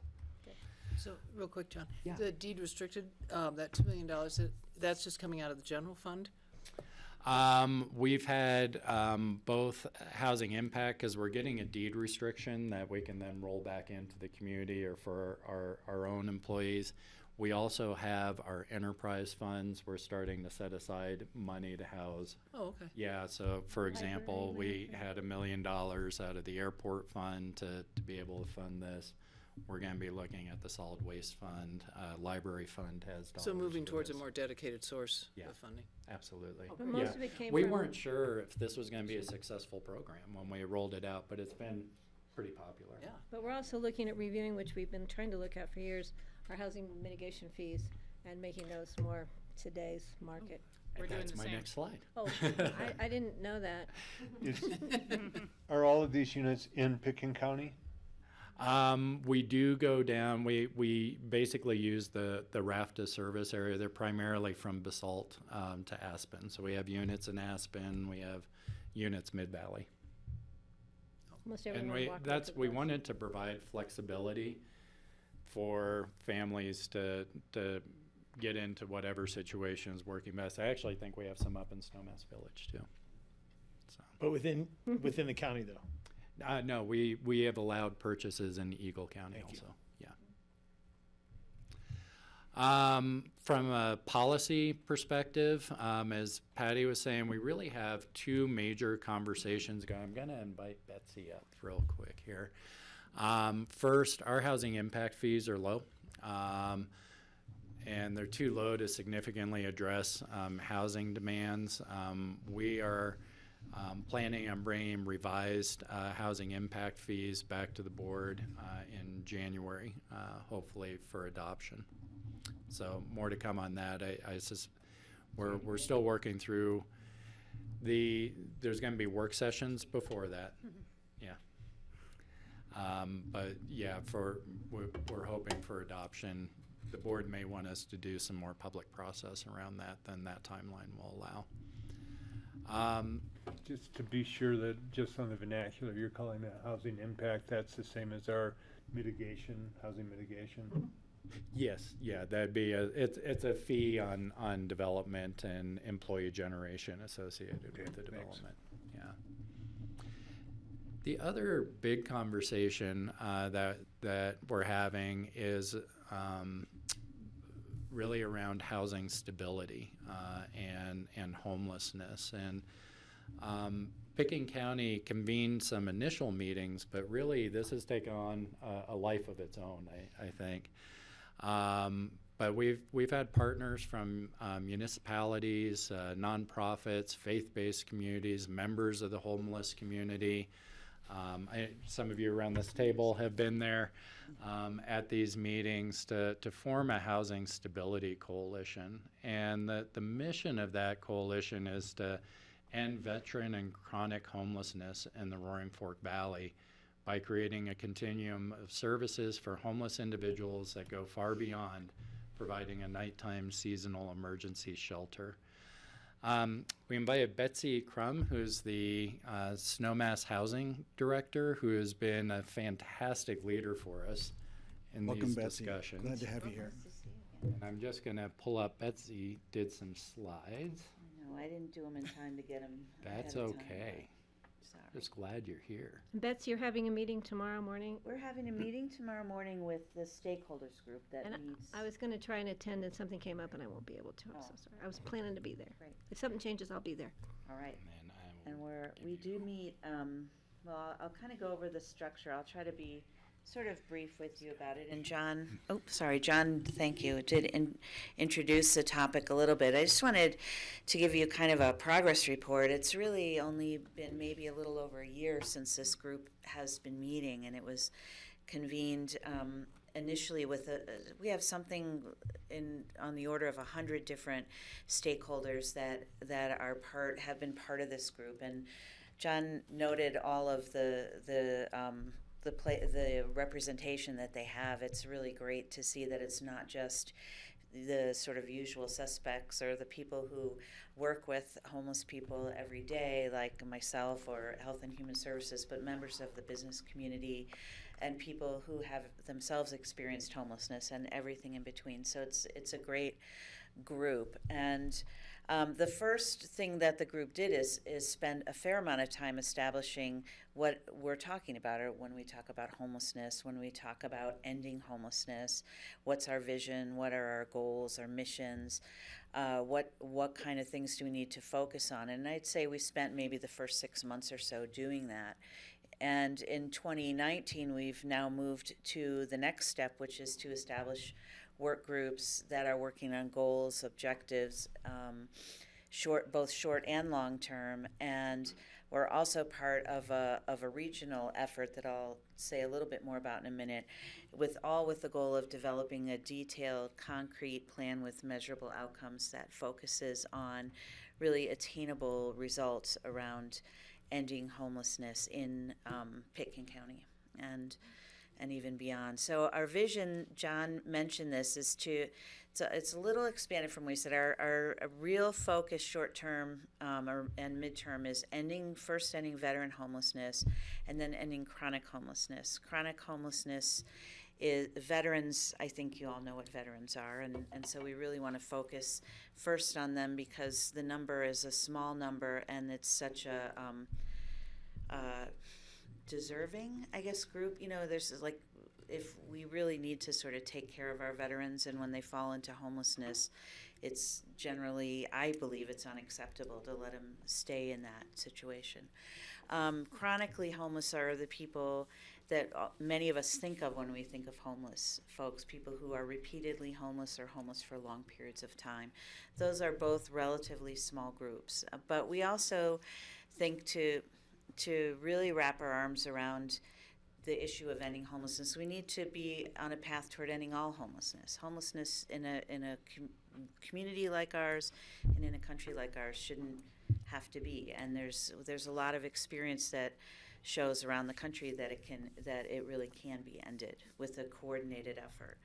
So what we are looking at generally is some sort of a continuum, and some of it is bricks and mortar type housing. A lot of it is really just better coordination of the resources that we have in our community, and coordinating it around the person that's experiencing homelessness rather than just the system as it currently is. So the most important thing is prevention, and a lot of that is better case management that's really focused on keeping people from losing their housing in the first place. There is also the group is looking at a emergency shelter that's not just seasonal and short-term and overnight, but that really is available when people need it, which is kind of around year-round. We're looking at both transitional housing and sober housing as short-term solutions, and then permanent supportive housing, which is a long-term housing that's affordable and has services for people, and that's really the best intervention for people who have been repeatedly homeless or homeless for many, many years. They need services to be stable. This is kind of a little chart that shows how our group is organized, just to give you a sense of where we've come to in our thinking. There's the steering committee, which is really the stakeholders. I'm sorry, there's that's the stakeholders group, which is a real diverse group of folks. We have a planning committee that supports the work that they're doing. I work on that. Nan Sundin at HHS kind of brings us all together, and we keep the group going and provide support and provide services and facilitate meetings, that sort of thing. Then we actually have 3 work groups. I added the 4th one because I think it's one that we need, and we're going to talk about this at our meeting tomorrow.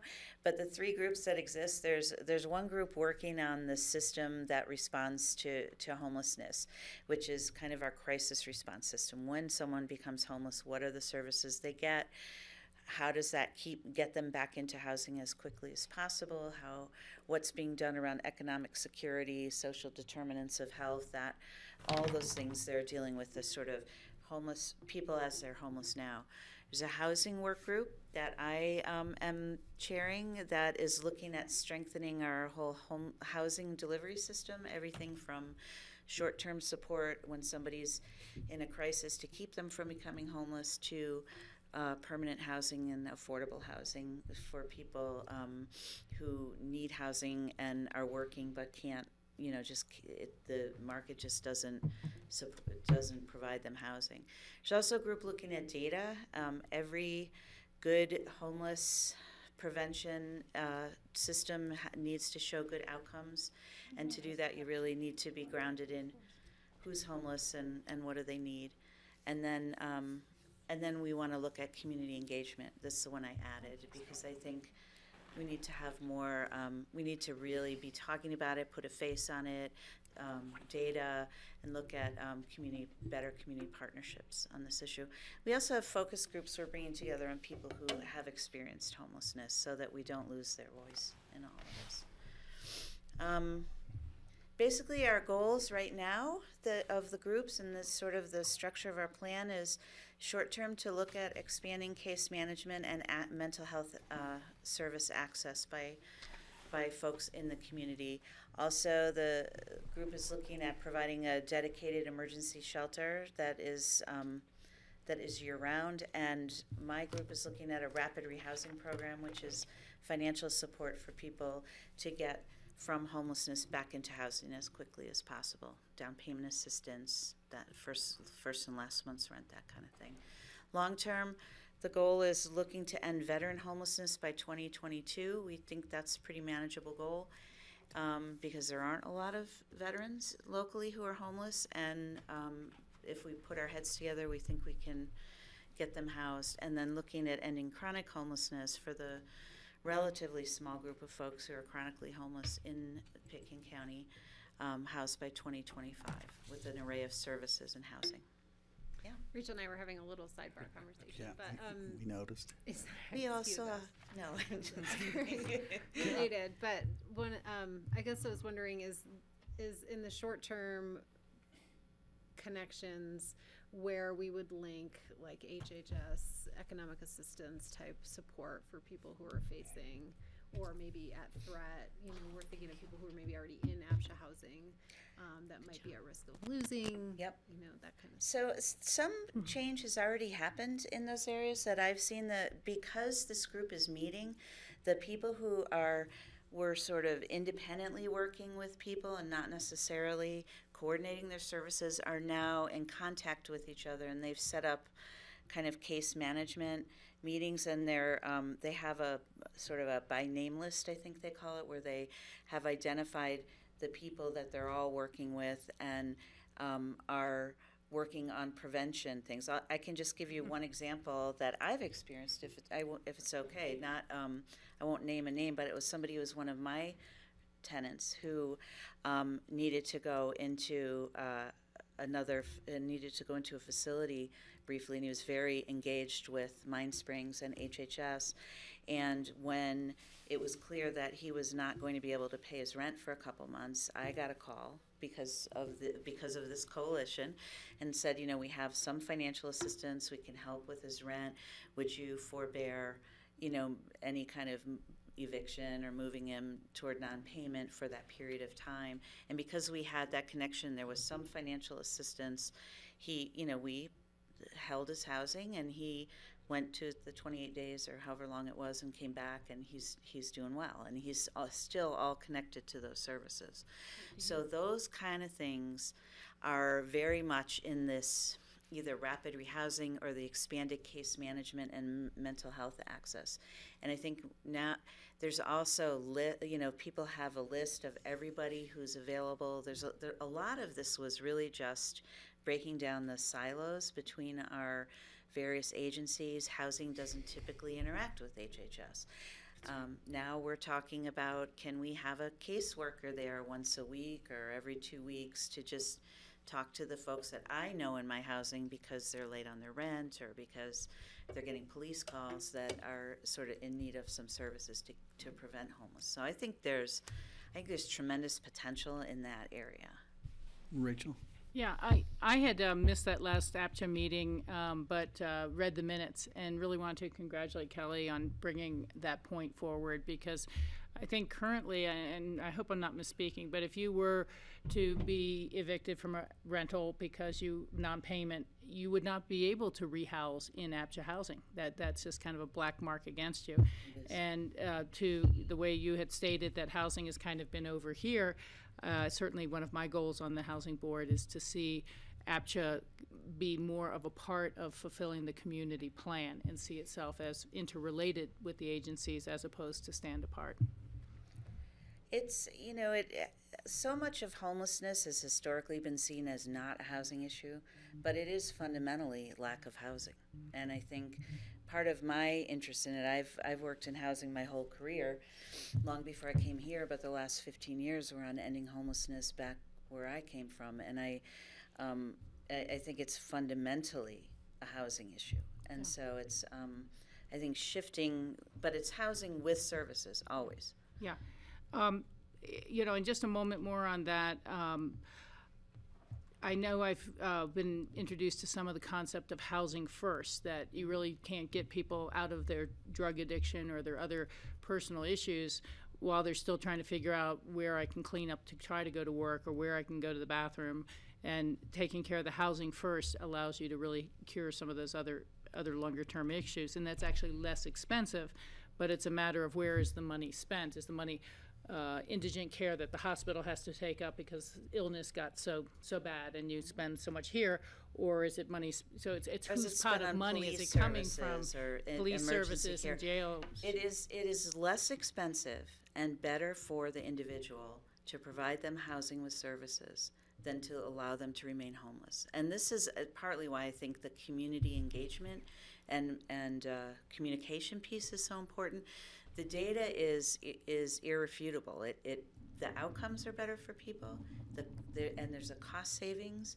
And the idea of housing first, which is a hard one for people to wrap their head around, what it basically means is there's no threshold you have to cross to get housing. You don't have to be sober, you don't have to be compliant. You need housing because people cannot really get the rest of their life together until they know where they're sleeping that night. Otherwise, all of their resources go to trying to take Survive. a shower or survive, or where am I going to sleep tonight? And part of the reason that emergency shelter is important is because a shelter that makes you leave at 7 a.m.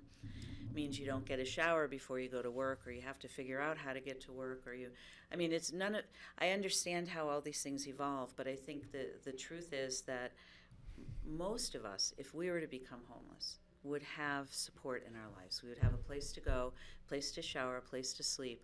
There are some people who don't have that, and it's those that are at huge risk of falling into long-term homelessness. Just one last question, because I know, I'll talk it's a forever type about of, this. no, John no, knows. you're That's very, my thing. your expertise really shows. How would we, as elected officials, address the question people always ask of, but if you build it, they will come. If everyone starts to know you have services for homeless people, they'll all go to your town. I've never seen evidence of that in all of my years, and I worked even nationally on with the Corporation for Supportive Housing. I've never seen that happen. People who are homeless are usually stuck, and that becomes their community. But it's often, I don't think that just because you build an overnight shelter, you will be inundated with homeless folks. It's a great community, Aspen is. Everyone wants to come here, but I haven't seen that evidence. The one last thing I just want to add before you kick me out is that there's, and I didn't tell you all about this too much last time I met with you, is there's something called Built for Zero, which is a national effort to end homelessness. And we were awarded a designation of a Built for Zero community along with Eagle and Garfield counties. And so our little group is also working in partnership with them to try to have a more regional solution. Because I think while it's a local problem and there are local solutions that make tons of sense, it also, we have great transportation. We have a way to deal with this regionally. So this Built for Zero is a structure that's very much like what we're doing, but it also gives a lot of technical assistance. Thank you. Mention that. Betsy? Wait, just real quick. Don't go yet. Betsy, real quick, because I know we're our time issue, but just on a note, with this conference I'm going to, their goal is to maintain and retain manufactured housing communities, because when those communities go away, people are thrown out and become homeless in massive numbers across this country. It's become epidemic. So this is great information also. So Great. I don't leave till the 17th, so you may hear from me. So please give me a call, because that's some of the most affordable housing in our country right now. And we're losing it rapidly. Betsy, if you don't mind, could you share with us regarding ending veteran homelessness by 2022?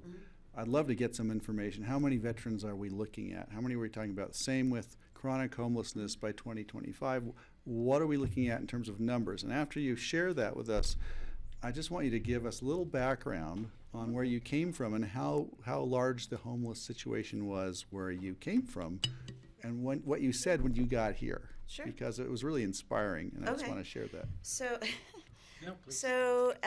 we're in the process with our data committee of really getting our arms around the numbers in a very concrete way, like who those people are. But I've been, according to the veteran service officer that works out of HHS, there's maybe 7 or 8 veterans who are, and we have to determine whether they're service connected, because it gives them a little bit different bag of resources. But that's a number that we can really think about, and the approach for them would be rental assistance and some service dollars to help them, and then some assistance in getting some housing. And it's We're looking pretty at straightforward. 7 to 8 veterans. Is 7 what to you're- 8 veterans. The Okay. chronic homeless, I think our number is more like Depends. 40? There's been it's a point in time census right now is the best information we've got, and that's what one of the committees is working on. Yeah. I want to say it's 45 or 50. I'm thinking it's yeah. around 40. The way I think of it is, it's like, it could fill a bus. I think about it, if it's a busload, we can deal with that, because where I came from, I came here from the state of Connecticut, and we were the first state in the country to end chronic homelessness and the second to end veteran homelessness. And we really did that by the same process, just bringing a bunch of stakeholders together and creating the public will and changing the system that deals with, instead of punishing or continuing to manage homelessness, we decided to move toward a solution and put our heads together. So I think what I said to you all when I met with you before is I came out here and I heard there was a group. I'm like, I have to work. I mean, this is like my life's work, and I look at the problem, and I don't think it's any better or any easier or any harder here. It's the same process. It's about having the will. I wanted to hear about the scale, though. The scale. Well, the scale. We had 3,000 chronically homeless individuals in the state that we housed. But you should know that you came here with a child that was living here, right? And then we got the benefit of having you here. I got the benefit of being here. It's great. I think it's great here. Right. Thank you. Thanks for sharing that. Thank you so much. Okay. We've got. Yeah, I'm sorry, we went a little line. I didn't see Sarah back there until. She snuck in. She snuck in. Snuck in. We gave her a chance to calm down after her How was drive. your drive? Road trip. Road trip. You know, it's always a great drive. It's a beautiful drive over there. Hold on, give me just a sec here, because now my. As long as this the is animals done stay out of your sometime. way. That you're good. desktop. Oh my Came back gosh. down together. John, you can make a folder and put something. Well, Yeah, and really? what you don't know, I have two screens. I actually have filled up both of them. That's not helping. Please don't try at this point in time. It's all organized. He's the only one who knows how to make this stuff work. We got to take care of him. Actually, I shouldn't say that. Melissa's quite good. Patty, too. we I know, I did was get going to say, I've learned from, Melissa, your mentor, Stuck is behind a sitting herd of back here. cattle on the Sorry, way out. Melissa. Oh, you No, did? didn't mean to diss you there. Perfect. Vic and I did that, but we were in his convertible, and their butts were right at the window, and I was afraid I was going to end up at my meeting covered in cow stuff. Bad scenario. Okay, here we are. Welcome, Sarah. Evening. Welcome. Thank you. I apologize for being a couple minutes behind. I was trying not to put the Speed. accelerator too far down. Good idea. Just to provide the board and council an overview of what the 2020 housing program is looking like at the city of Aspen today with our time together. And the way I'm going to do that is really breaking it into three buckets, just in a brief amount of time about what our housing development projects are in the pipeline. I think most folks in the room are pretty familiar with them. So please ask questions, but I'll be brief about those. And then talk a bit about what we're doing specifically on housing policy, and then what we're doing on land use policy on this topic coming up here shortly. So we have a lot of projects in the pipeline right now. We have, of course, you've heard about the lumberyard, which our initial estimates were anywhere between 70 and up in terms of the number of units, depending upon density. We'll do another analysis of that if we close on the mini storage site next to it that we're currently in contract to purchase. That would allow us to contemplate what a density makes sense at that location with that additional land acquisition. That process will go forward throughout this coming year with community input on what they're looking for, and there'll be a policy conversation coming back to council about what does neighborhood serving retail potentially look like on the site, or other neighborhood serving commercial uses in combination with the housing component, and figuring out sort of where that sweet spot is and balance of those. The feedback we've received from the community has generally been a desire for consideration of childcare on that site, some consideration of some type of lumber yard service still happening, whether it's at this site or somewhere else in the Upper Valley, as key pieces beyond housing that need to happen. There are some concerns in the AABC that residents of the AABC are bringing forward to us that will also ensure that our project is not exacerbating those going forward. Those concerns have a lot been around parking and transit components. I think you're familiar with Burlingame 3 as well. That's 79 units that we've been doing outreach on related to ensuring that the final design of those units makes sense based upon feedback, particularly from phase 1 and 2 of Burlingame and their experiences with everything from finishes to layout to storage to circulation to help inform that design effort. We're scheduled to start construction on that hopefully next year, assuming that we don't have major changes that would affect our ability to get through development of our construction documents on that project in the first half of next year. And you're familiar with the 3 Aspen Housing Partnership projects. That's 45 units under construction right now that you see around town. And we're pretty excited about those. Those will be online next year and available. Those will all be rental units to start out. And that will, I think, be a good influx in a variety of unit styles and, quite frankly, product between the 3 sites going forward. The last project that we have going on right now on the development side is what out of our employee housing program to address the city's own employee mitigation needs, and that is at Water Place. If you're not aware, the city water plant property stretches all the way down to the top of Twin Ridge, the Twin Ridge neighborhood, and so we're looking at development of that site.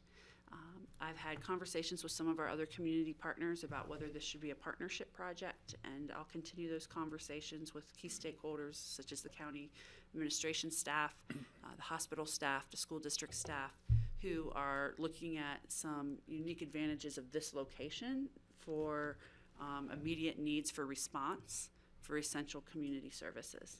So we'll continue to develop that. We don't yet have a full pro forma on this site. We know a maximum density could be as high as 45-ish units. We're not sure that's going to fit neighborhood character or the cost pro forma yet, but we're working on that now here over the next several months to get that narrowed down further. So sort of big picture of when does this all come online. You can see Burlingame 2. We're hopeful that by 2022 that those are sold and folks are moving into the neighborhood. The lumber yard we think is going to take quite a bit longer just because of quite a bit of design elements to that moving forward. Water Place 2 we've tentatively scheduled for occupancy in 2022. We're going to work through some funding considerations and prioritization with that. If you're not familiar with how we fund our employee housing program, there is a fee, essentially a fee per FTE charged to each fund for that FTE that then goes into an internal service fund to generate that housing. So we carefully monitor what that impact is to build new units on those various funds and if they can handle the spike that comes in building years compared to maintenance years. We do not maintain a capital reserve on our internal employee housing program because of that chargeback. We'd rather those funds stay in the fund for its specific purpose rather than put it for a someday question in the employee housing program for new construction. That's the overview of what we're building right now or what's in the pipeline. Kelly? Will these be a mix of, across the 6 projects of rental and ownership? So the only ones that have been determined so far are the 45 units with Aspen Housing Partnerships to be rental at this point, and that Burlingame 2 will be purchased. Some of Burlingame 3 will be purchased. The others have not been determined yet at the Lumberyard or Water Place 2. It has to do with the combination of community needs and, quite frankly, the financing. And what we may or may not be able to do from a financing perspective. We're not going to be able to cash build all of this. And that was one of the trade-offs the council's made in the budget process to be willing to seek a financing option on some of these projects in order to deliver them more quickly to the community. And do you have a sense now of what the category mix will be, or is that something that you figure out later on in the process? Lumberyard and Water Place, we do not know. Typically, our own employee housing, we don't dictate specific categories. We look at need in the organization, but we use the APSHA guidelines for qualification of employees. On Burlingame 2, I think it's set, but I apologize, I don't remember it off the top of my head. I'm sorry, Burlingame 3. It says 2 up there. That's what's messing me up. I think it's 2 phase 3, right? Or 2B. Yeah, that's what I keep telling everybody. You got to call it 3 or else I'm going to mess it up. And I did. Do you recall, does anyone in council recall the unit categories on Burlingame 3 off the top of your head? I'm sorry. We can get you that information. Patty has a question. Yeah, I know you're probably aware of this, but I just have to bring it up. The sensitivity of the neighborhood at the hospital campus area between the building of the hospital and then to find out there's still another phase of building to go on at the hospital. We had to deal with that with our new ambulance barn, new ambulance building. They are really sensitive. It's the Castle Peak, right, John? What's the, it's not Castle Ridge, it's There's Twin Ridge. Twin Ridge. It's Twin Ridge, which is another affordable housing project. Yeah, yes. they are very sensitive to any more construction and density and issues in their neighborhoods. So, Yeah, we've met with them regularly as part of our public Okay. outreach process. yeah, and we also with Meadowood on the other side, just because of just disruption of their neighborhood. But yeah, so that was, we spent a lot of time with the ambulance building on that, and we're successful. But it's another phase for them to have to go through, and you can understand their frustration and they're tired of construction. Sure. We're going to hear more about that too, I'm sure, around the community. But Kelly? Yeah, I just want to mention that, I live in Burlingame, and I've had really positive conversations with the master board about interest in childcare facility, potentially in that third phase. And I know it was mentioned earlier on in your conversations, but I don't know if that continues to be an element in design and something to pursue. So we're pursuing it independent of Burlingame 3. There is a site out there that is identified for childcare, and we're in the process of designing the community outreach effort around that. Some of the initial looks has been what size facility makes sense for childcare, and then which size makes sense for the community, particularly when you look for the neighborhood at traffic generation, the bus route system there, things like that. So it's definitely on the radar. We will have more information for the BOCC about how those conversations have been with City Council when we come to you. It's either the 12th or the 19th. Later this month, I'm Great. back. Great. With Shirley on that specific issue to provide you an update. Great, thank you. Okay. Keep going. All right. So on housing policy, there's two areas that we've been diving into it, a lot more. First continues to be the capital reserve issue and studying of that for this new development that we're creating, and understanding that we're doing that in a way that's conscientious of it being affordable housing and those future HOA obligations, as well as the looking back piece of it and the conversation with existing properties that currently are not at reserve levels that are sufficient. The other piece that we're looking at too is understanding the 500 plus expiring deed restrictions coming up in the community, and recognizing that that will have an impact on our inventory, a substantial impact on our inventory with those expirations, and having a strategy of recognizing what's the best approach or options of approaches for our community to deal with that going forward. And I'll just mention at a recent workshop I went to with DOLA, a woman from Chaff I was talking to said that there exists a home preservation network that focuses on exactly this question of retaining housing that's already deed restricted in ongoing inventory. So I know I've mentioned that to our staff, and just want to put that out there as a possible collaboration so that we don't lose those in the next 10 to 15 years. At some point, I think this is probably something at the staff level we need to spend more time on, honestly, between our two jurisdictions. We're sort of doing the homework piece of it right now, but I think the strategy piece of it needs to be collaborative to be successful for the community overall. Great. Other questions? Regarding 500 expiring deed restrictions, that number kind of surprised me. I did not anticipate it being that high, and I'm wondering how long a time span are we talking? Are these all the deed restrictions that could expire over a large span of time, or is it what are we looking at? So it varies. We can get you the complete list, but the two big chunks of it is the Castle Ridge neighborhood, which has about 13 years left on its deed restriction. So that's over on Castle Creek Road. And then the other one is a portion of Centennial is also deed restricted. Right.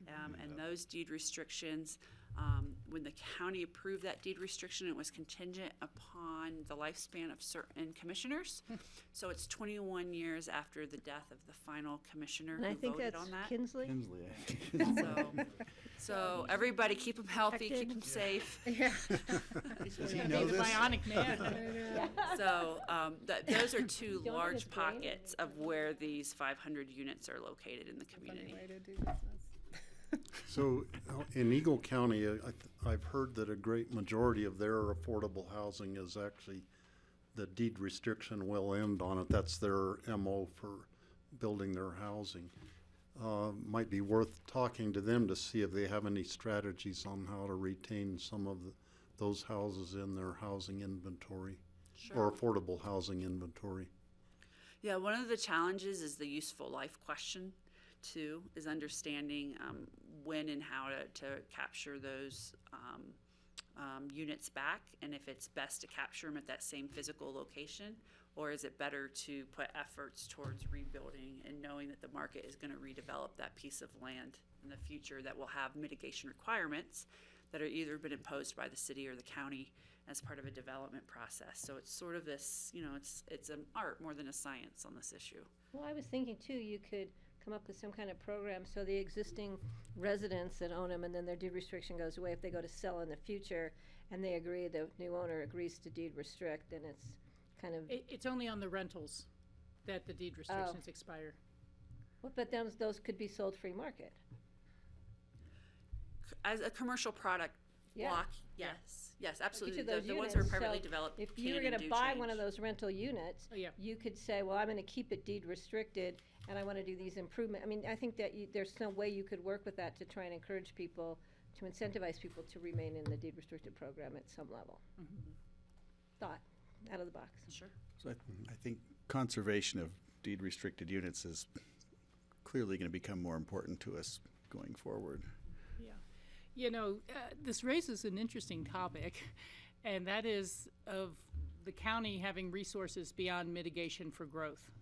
And it's something I brought up when I was on the county board repeatedly, but other than mitigation for growth, the county isn't really able to contribute and is, doing what it can. I know that. I was in this seat. And big projects like Phillips Mobile Home Park will just about, take it all out. And so, it's really struck me, particularly with having childcare crisis and affordable housing crisis at the same time, that, when you pay sales tax on the top of the mountain, you don't pay into the housing daycare fund. Or when you do any business at the Airport Business Center, you don't pay into the housing daycare fund. And somehow everyone's looking to Aspen to solve all the childcare problems and all the housing problems because we have the RET. But it still is going to be limited. And even to go forward with this program, as Sarah kind of outlined, it's going to be debt financing. And then it kind of stops or kind of slows down. So it's just something to think about as how does or can the county become a more active player with dedicated resources to this beyond mitigation dollars. We could work on a real estate transfer tax. We could. Yeah, and this year at CCI, we did push for having CCI adopt real estate transfer tax as an issue. It didn't gain traction this year. It wouldn't, and there's got to be something else, because you look at what happened to CC, you're not going to see a standalone repeal of RETs.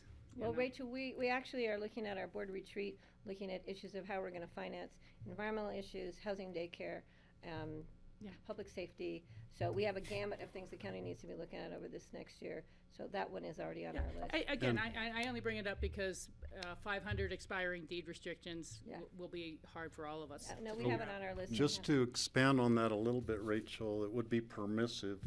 Counties would not have to go. Sure. Then they'd have to put it to their local voters. It would be the local voters to decide whether they wanted to impose the RET. Well, of course, but it still would take a statewide repeal of Tabor, that portion of of Tabor. An amendment to do it. An amendment to Tabor. Very good. So the one item I didn't put on here is that the city is looking at reviving its financial advisory boards to dig into our housing development fund and understanding, are we leveraging those dollars the best we can? as we deal with all of this new construction, these deed restrictions, capital reserve conversations, and how are we going to prioritize those things is really the council role, but making sure we understand the full economics behind those decisions. We'll be asking the Financial Advisory Board most likely to assist staff in that analysis going forward. The other major area we're working on is taking a look at our land use policies and specifically our land use code. And there's 5 areas that we're diving into. Some of this work we've started so far this year, and some of it will begin throughout 2020. It will take a while. I don't think we'll get this all done in 1 year. But that includes most notably what we think is the foundational piece, and that's the fee in lieu program that we have currently, and understanding if our current fee in lieu rates are appropriate for what it truly costs for construction of units in our community, and focusing on that here in the Upper Valley.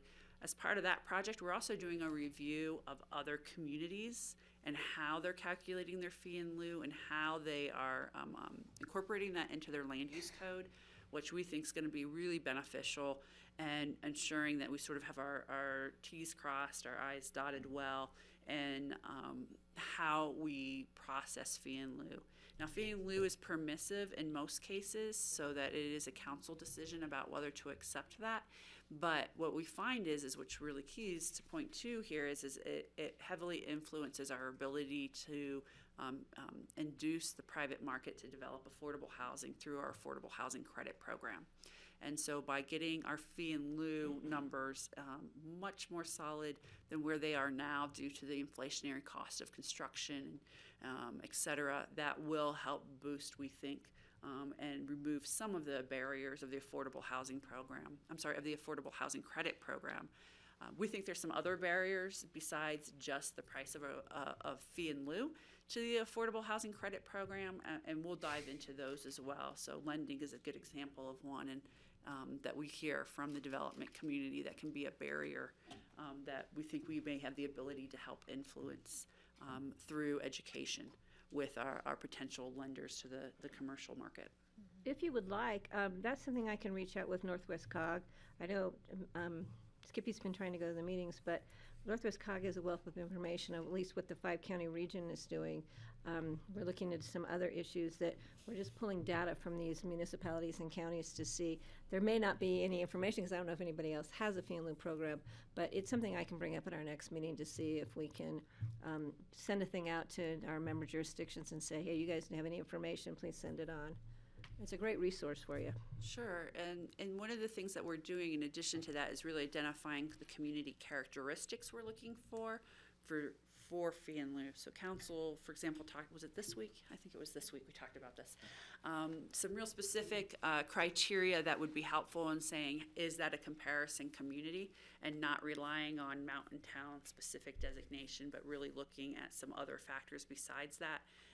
That were important, and I'm more than happy to reach out to John it might be too. it might be some information, because we've been bringing up topics at meetings to see what other jurisdictions are doing, and sometimes it applies and sometimes it doesn't. Sometimes it does to somebody else and not to us. But it's a great resource. Thank you, Patty. Thanks. We'll follow up on that. Great. From a growth management perspective on affordable housing, some of the things we're looking at doing is an analysis on our multifamily replacement standards in our zoning code. We think that there's some areas there that could be improved that will positively affect the affordable housing program for on-site delivery of units when it's incorporated in. We also are going to take a review of the employee generation rates, our large unit incentives, and our mitigation rates, and how mitigation rates right now, there are some credits, if you will, to certain mitigation rates for inducing other types of activity in the community. We're going to do a review of those credits against mitigation, as well as the mitigation rates themselves, for a policy conversation if the council feels those are appropriate for meeting the goals of our community plan for housing. That'll be a long conversation, multiple work sessions to get through all of that.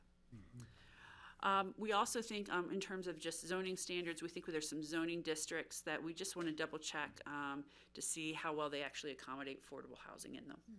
And if that's something that's within our purview to address. And I'll just mention at our CCAT retreat, which is counties and commissioners acting together, they mentioned that CML is looking at running an inclusionary zoning piece of legislation this year that CCAT would support them in. So I just, if that's not already flagged for you, could be something for the city to support.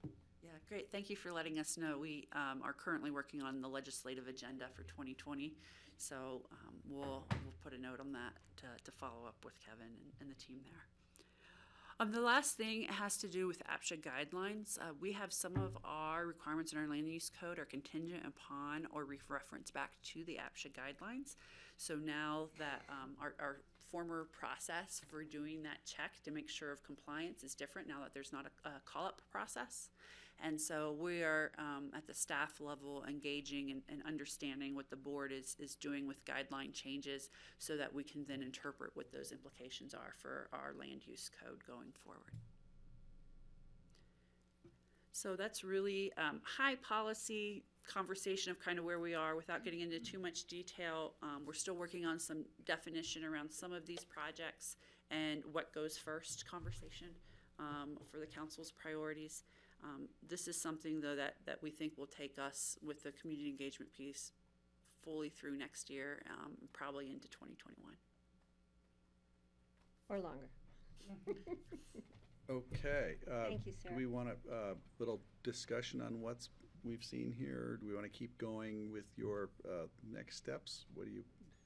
It's up to you. The you know, if there are items that both members from either body are seeing potential partnership or need for further discussion, I think it'd be good to identify those and point those out, particularly for staff.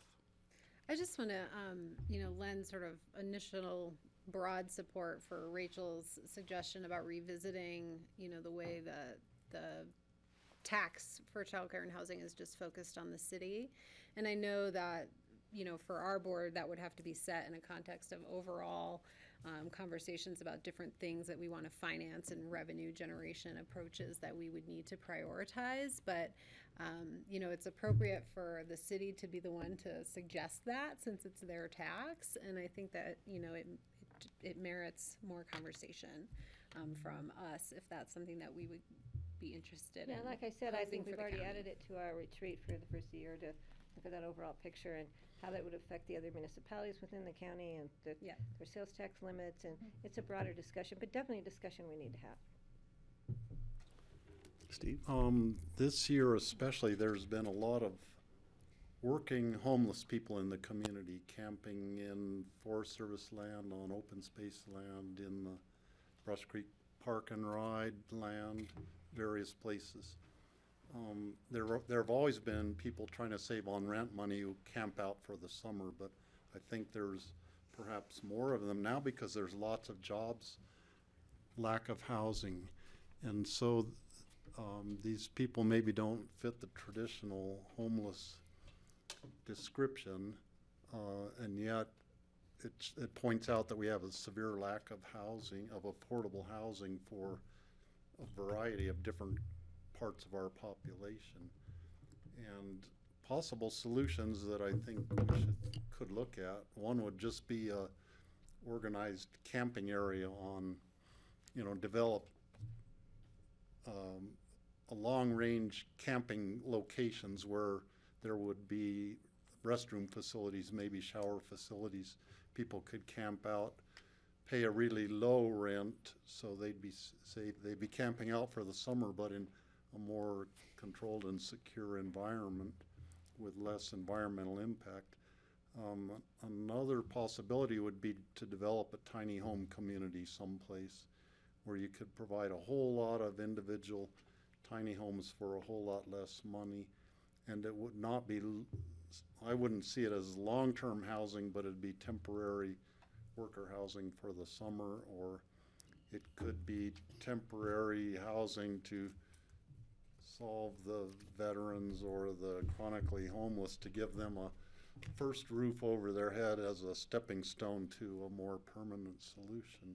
So those, I would see it would be two possible solutions to the temporary housing shortage. Ward? Yeah, just point out that although the RET is a city funding mechanism, the county also benefits greatly from it.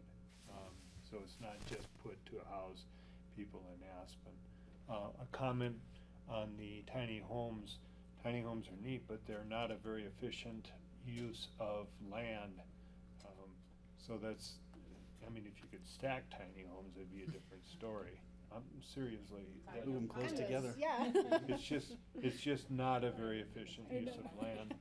And as far as the campground and that type of thing, I think Jackson actually has, I haven't been up there and seen it, but I've read about it, that behind their ice garden or something that they have where people can go park, and just outside of town, there's an official, so that might be to reach out to Jackson and see what they're doing. Jackson Hole? Yeah. Because you know, the one that's in Summit County with the church property is not going as well as thought.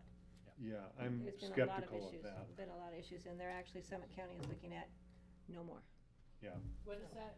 They're using a church parking area for camping, so people who live in their cars actually have a place to live in their cars. Okay. And they're finding out that just managing it is not. Doesn't work. I mean, the real issue was trying to bring people in from the woods for the wildfire danger. Well, that they create, and for people who are but parking then- in parking lots at the city market, and, you know, there's this, but there's issues, and there are issues that weren't positive, so. So Summit and Jackson Hole would be two places to look for Yeah. what their experience has been with that. And I know Summit tried it. Good ideas. Don't mind what I'm doing, we just have so many presentations. I think, I'm gonna get ahead of the game. Before Sarah came in, we talked about Basalt Vista, net zero, affordable housing. I personally would like to see anything built going forward to be pushing toward net zero as best we can. I think that's a criteria that we should adopt regardless of whether it's affordable housing or monster housing, either way, or commercial buildings. I think if we're going to be serious about climate emergency, climate action plans, this has to be a component. We have to consider it. And while I was thinking about this, I know it's a little bit of a contrary opinion or a perspective. We're doing a lot of employee generation in the community, whether it's the county with the city. I don't know what your employee numbers are looking like, or your growth rate is, or the businesses in town. People are hiring. There's a lot of demand for more employees. Any employee not hired reduces the need for housing by one employee. And I just want to point that out. It's like the concept of negawatts that Amory Lovins talks about. And if you do energy conservation in your home, you don't need that extra power line and extra power generated. So if we're not generating more employees, I know it's something to think about. It's not always practical. We certainly need employees, as we've demonstrated in our budget conversations.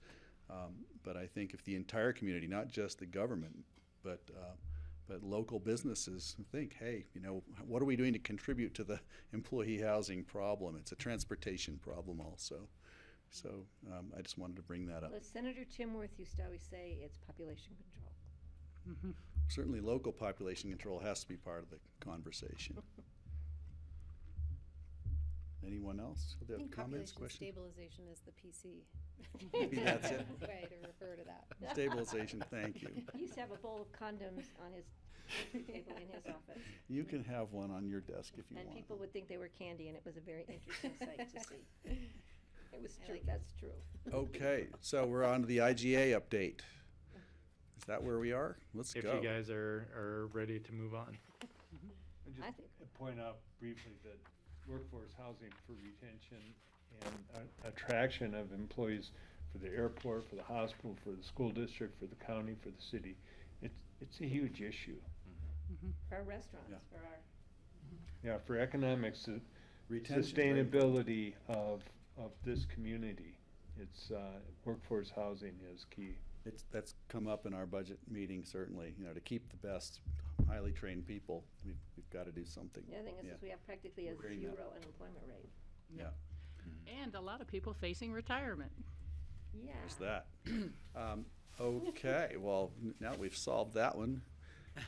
IGA update?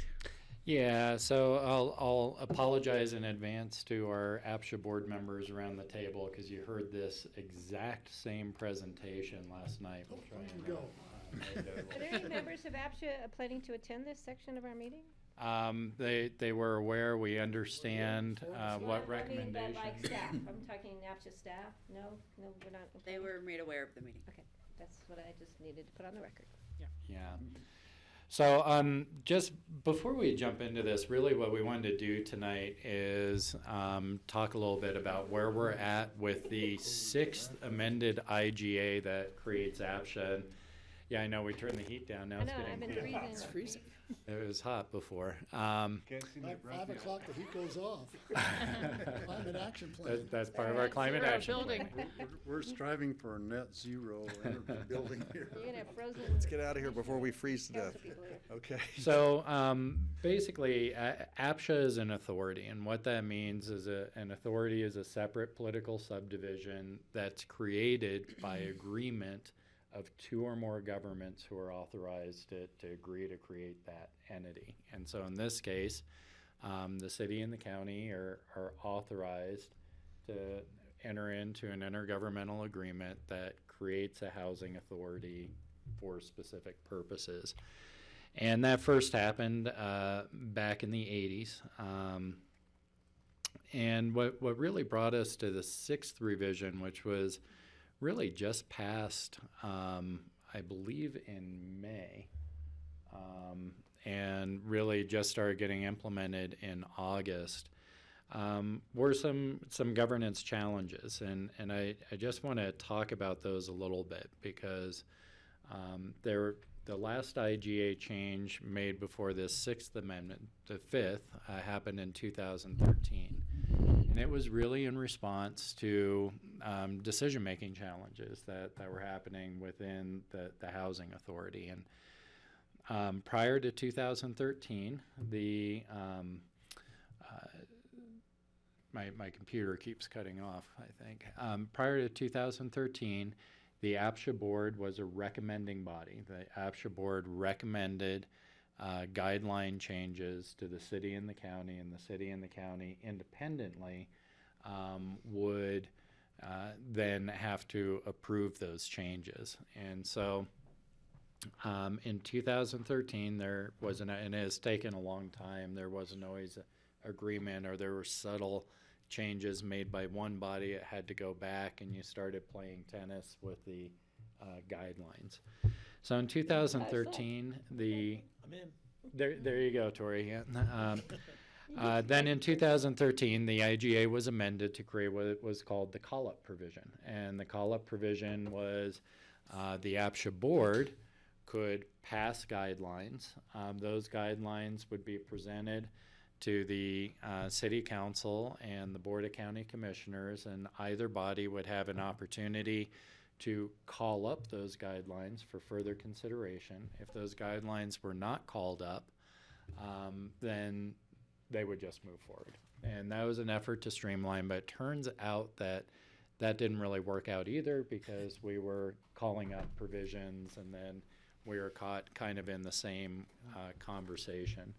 That came to a head on a particular issue, which was capital reserves. There was a capital reserve recommendation that I believe was first presented by the city. It came to the county. We had some different ideas, frankly, and APSHA actually was not involved in those guideline changes. But that conversation went on for some time.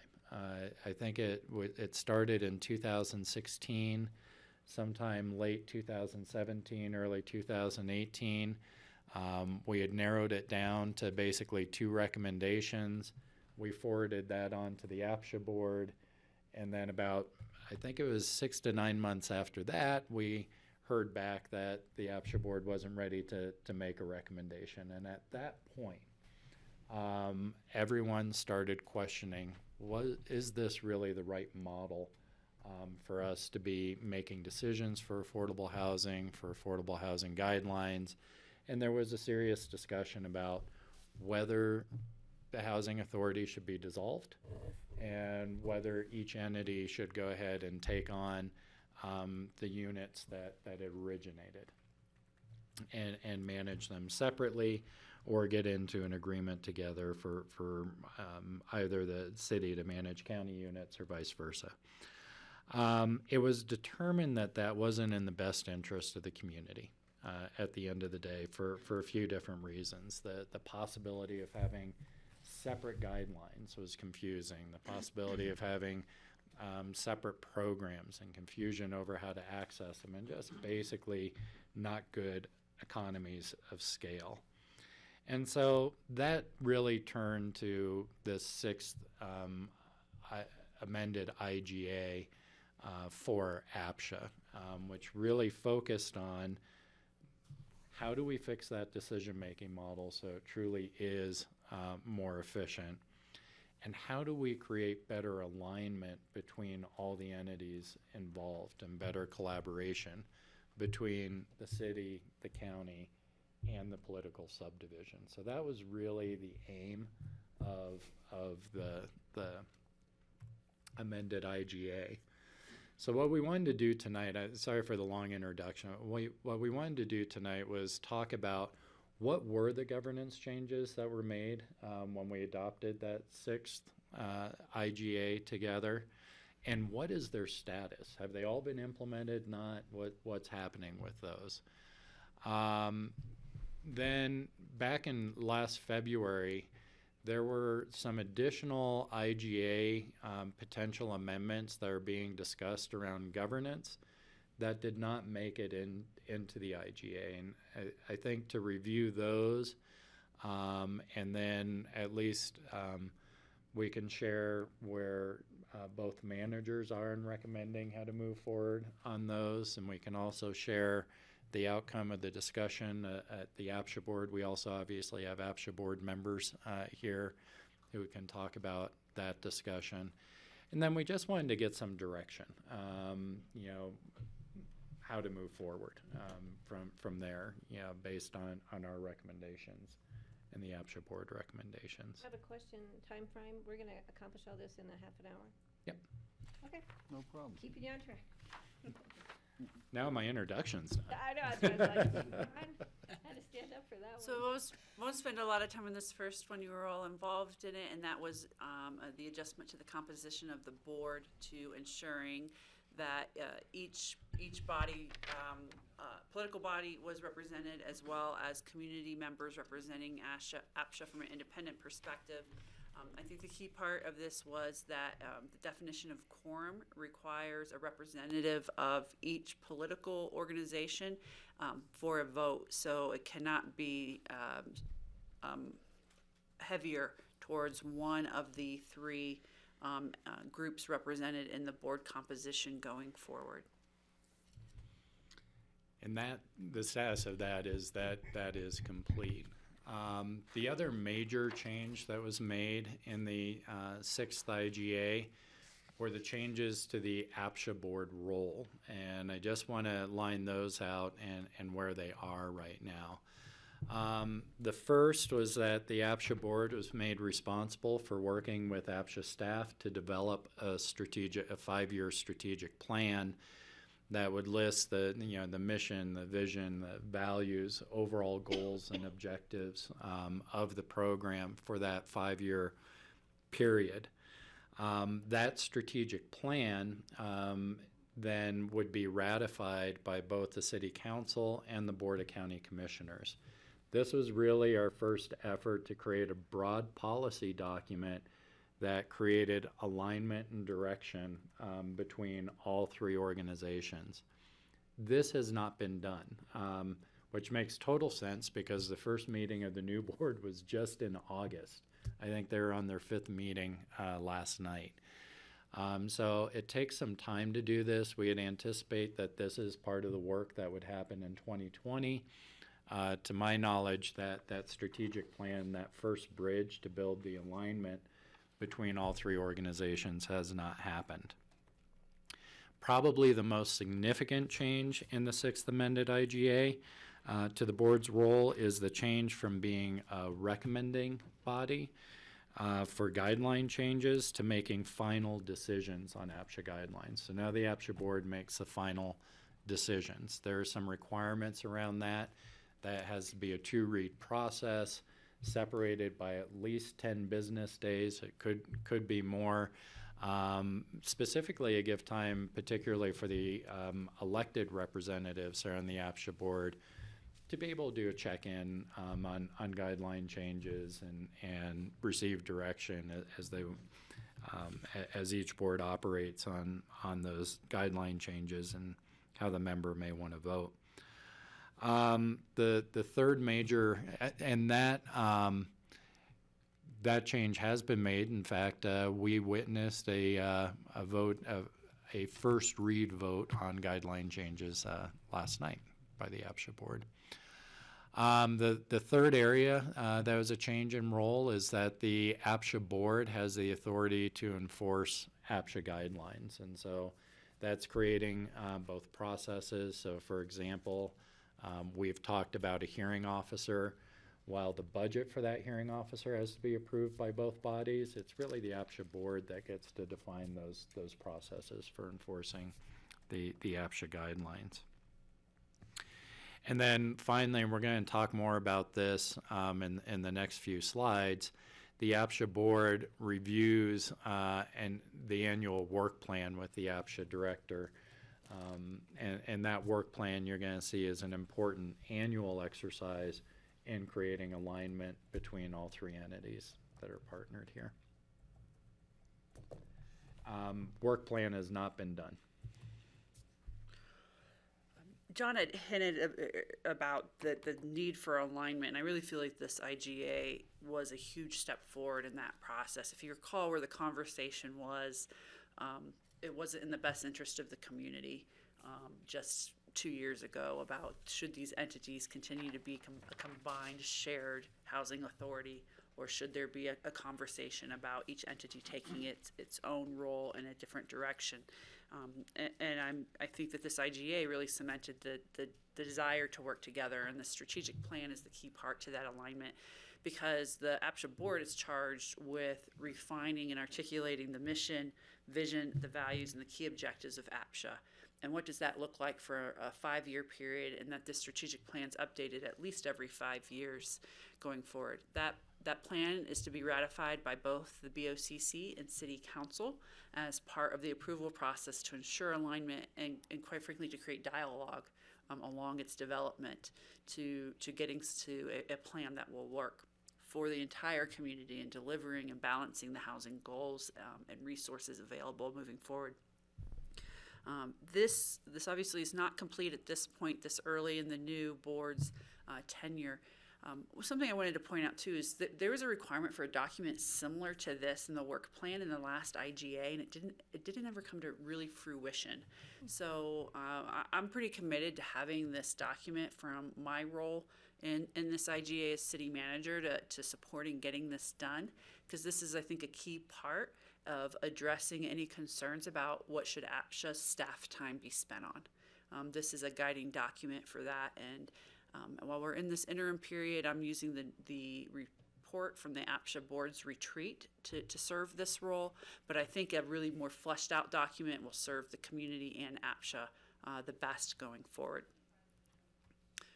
The other piece of it that then comes with it, with the work plan, is with the 5-year strategic plan, is the annual work plan, which translates into the budget document. This year the timing's off a bit for this, but going forward I think it provides a very clear direction about where certain emphasis should be placed within the APSHA organization from year to year. And it also provides a way to ensure how the budget allocations that are being requested are moving forward.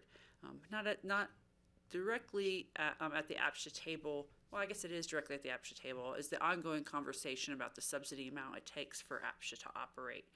And that number from the city's forecasting has some substantial increases in the future. In fact, what's really keeping that from not happening is the one-time revenue sales of the Burlingame units here in the short term. That is reducing that subsidy request that's coming to each of our agencies but it will catch up with us around year 2022, and we're going to see significant increased requests to maintain base services.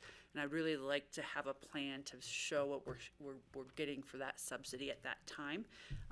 Certainly, I think it's a difficult conversation for the BOCC with this being general fund dollars for you, but it's also a difficult conversation at the city because it may mean not doing some of our housing development work in the same manner as we see this escalation of costs for the administration of the deed restrictions in the community. Anything you want to add on this one? No? Just the another one, just because of the timing that's not complete. Another change I think maybe wasn't fleshed out quite as much, but is really important for this alignment is the change in the city manager's role in managing the APSHA executive director. The 6th IGA maintained that the executive director would report to the city manager, and that it would essentially be a department. But the change is really what's underlined is that the city manager would really give work assignments that are consistent with the strategic plan and the annual work plans. And those plans will have been ratified by the, adopted by the APSHA board and then ratified by the city council and board of county commissioners. And so that was a really key piece to finalize alignment. Now, obviously, without a strategic plan and without a work plan, we haven't yet had an opportunity to see how that alignment works. Sarah shared last night that as the start to this process, she's been relying on the notes from the board retreat and the priorities that the APSHA board set during their board retreat as kind of a proxy to having this strategic plan and annual work plan in place. Does that make sense? So there's really an effort within the 6th amended IGA through strategic plans, work plans, budget adoption processes, and then the obligation for the city manager to provide assignments consistent with those documents to create the alignment and an environment of collaboration that was not spelled out in the previous IGAs. So going back to February, there were the item that was left on the table, and both bodies had made a commitment to come back and discuss further, was exactly what we were talking about in the last slide, and that is the administrative model. And in February, we had talked about there are roughly 3 models administratively that could be looked at and are appropriate under an IGA. One is either the city or the county taking APSHA in as a department. This is the model that's been used since 2002 with the city, with APSHA performing as a city department. As just was noted, the 6th amended IGA did change the city manager's role a little bit in that process to be sure there is alignment, but otherwise all the APSHA is managed really as a department of the city. The other option that was discussed, and this one has a lot more variability in how it could be implemented, is what is called a fiscal agent model. And the fiscal agent model was used between 1984 and 2002. Part of that time, the city was the fiscal agent. Part of that time, the county was the fiscal agent. And under a fiscal agent model, either the city or the county acts on behalf of APSHA performing various internal services. And you can have a menu of those, but it's really those key internal services, finance, human resources, procurement, HR. And really what's happening in that case is APSHA, as an independent authority, is renting the infrastructure, but the staff remains the staff of the authority. So in that case, the director would report to the authority board, and the staff would get direction that way. Now, fiscal agent agreements work a lot of different ways. Sometimes under a fiscal agent agreement, the staff of the subdivision, in this case APSHA, would continue to be staff of the fiscal agent.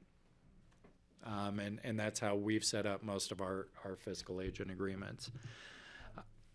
Interrupt for just Rachel, one sure. second. I just wanted to point out that if you look at these dates, the model used since 2002 was all a citizen-only board.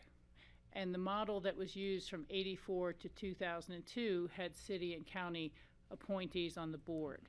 So when we were in the fiscal agent model, there still was much more control by the elected bodies by having appointees. And it was the top one from 2002 till now, where it's been an all-citizen board with no electeds from either city or county on that board. Mhm. So that it's a small difference, but I think it made a lot of difference in terms of how connected people felt to APSHA activities and governance. And I would note, I think one of the reasons that that moved away, and you may know this history, I think there was still an alignment problem under that fiscal agent model too. That I think it had more to do with the development model that the city wanted to use at the time, and that the city was contributing more of the funds. That the city was using more of the funds and pulled the development in under capital construction, and did not want to see the housing office have a ongoing planning or design function. And it became more of a policy board and an enforcement board as opposed to any sort of housing development board.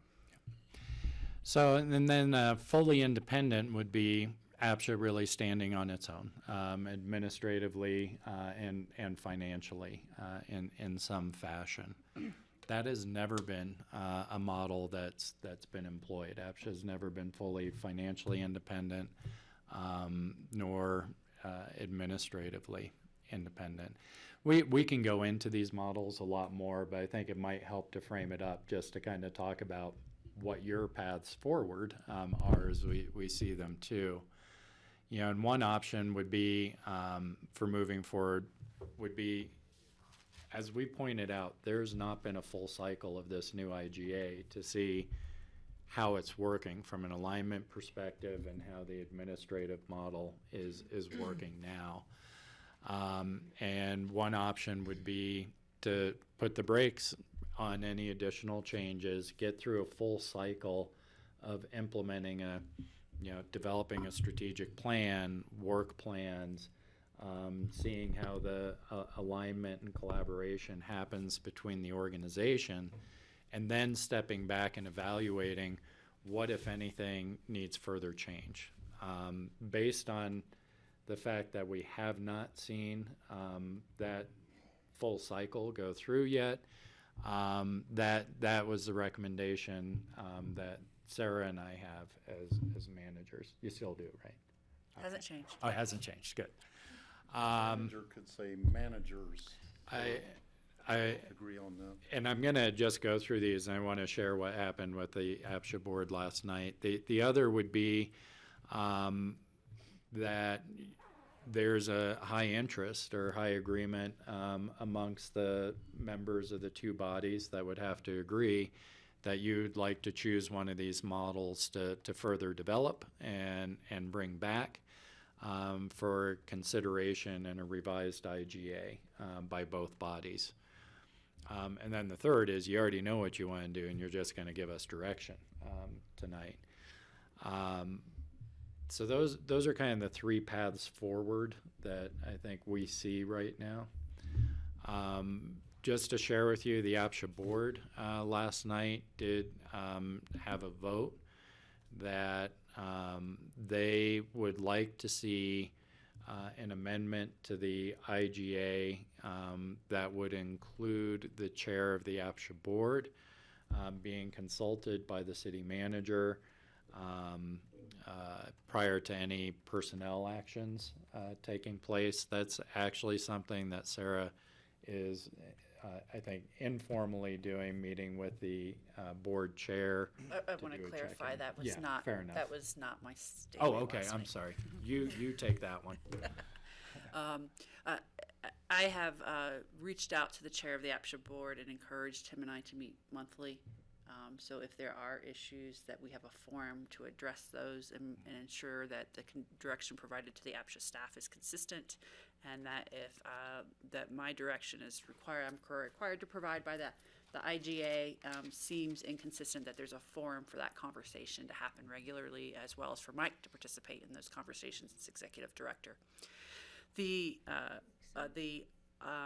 What I offered to do was to first continue those conversations, but that includes encouraging the APSHA board to have some working agreements about how they will provide that input to me as required by the IGA, because the IGA is very specific about the APSHA board providing that direction to the city manager to administer.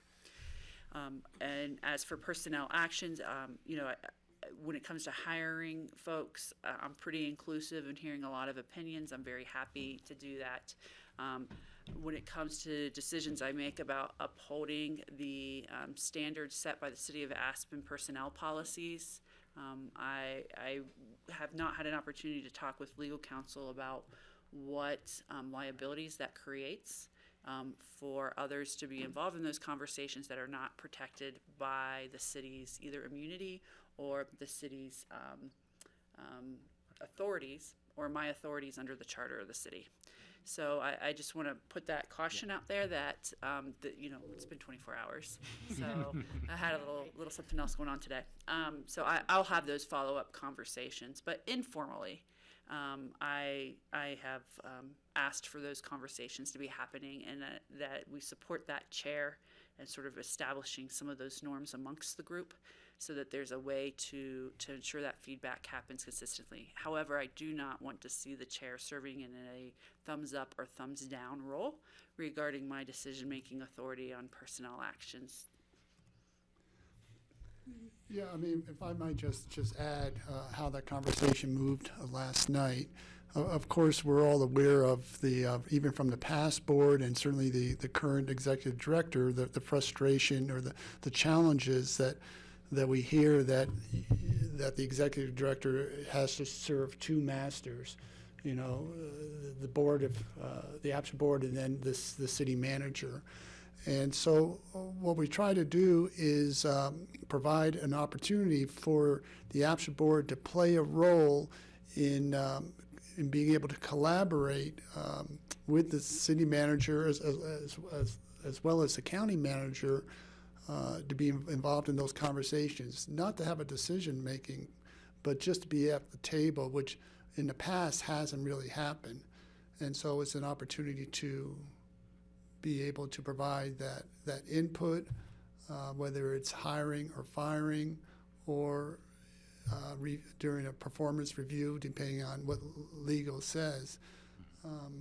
Right now, the way it's worded, John, I think there's another slide that talks about city manager and county manager.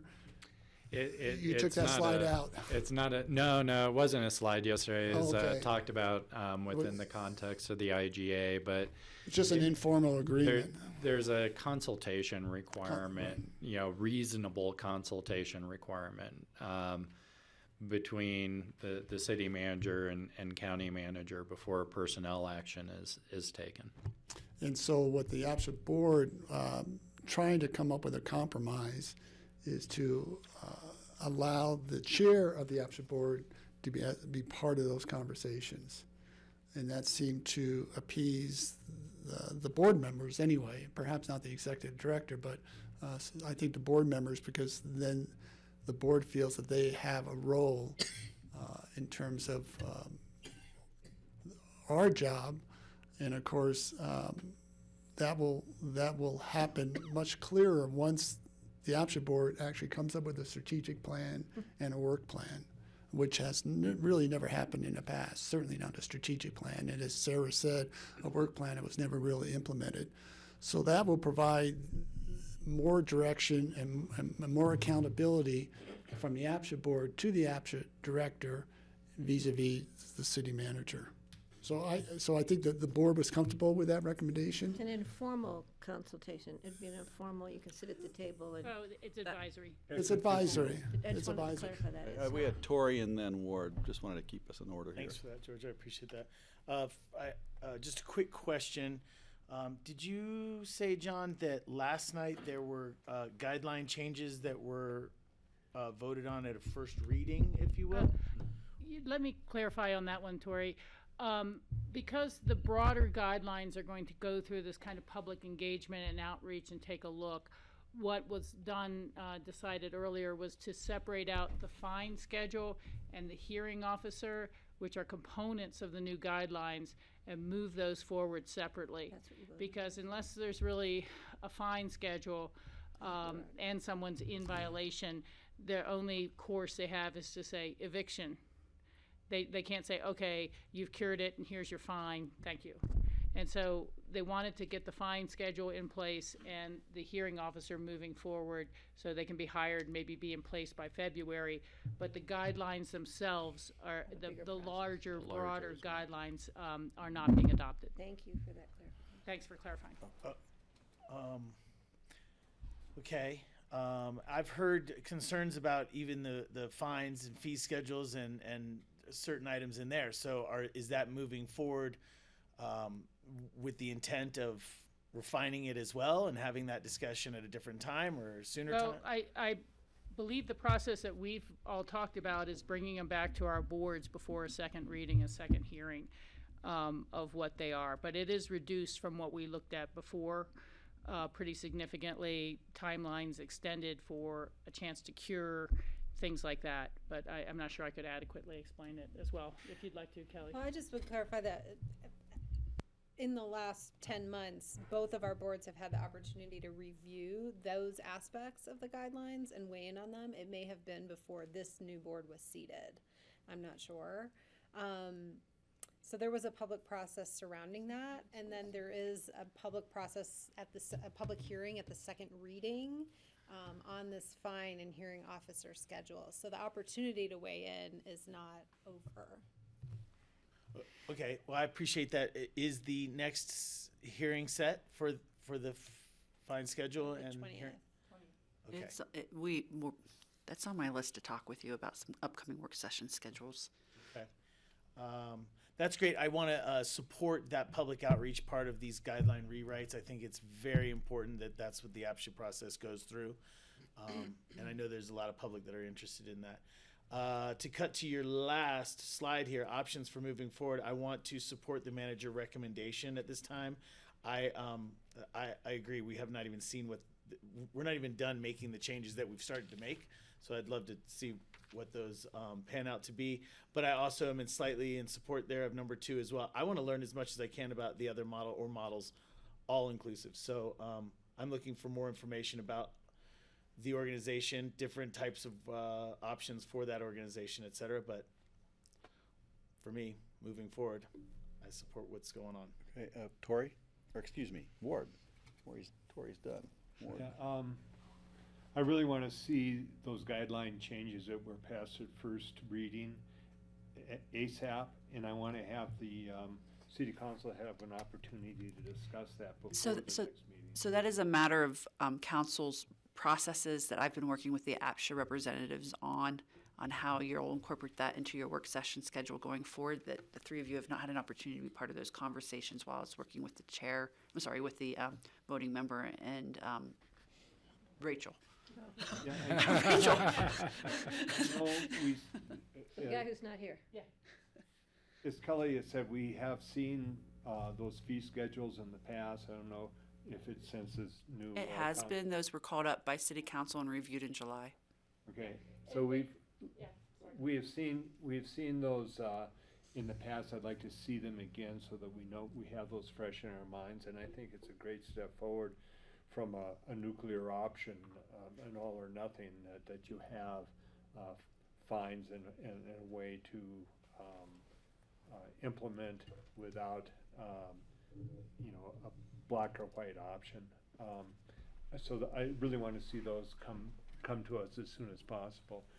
And the first day, I've read this quote a few times, and I read it when I first sat on city council, and it's a quote from 2,500 years ago from Lao Tzu. Do you have the patience to wait till your mud settles and the water is clear?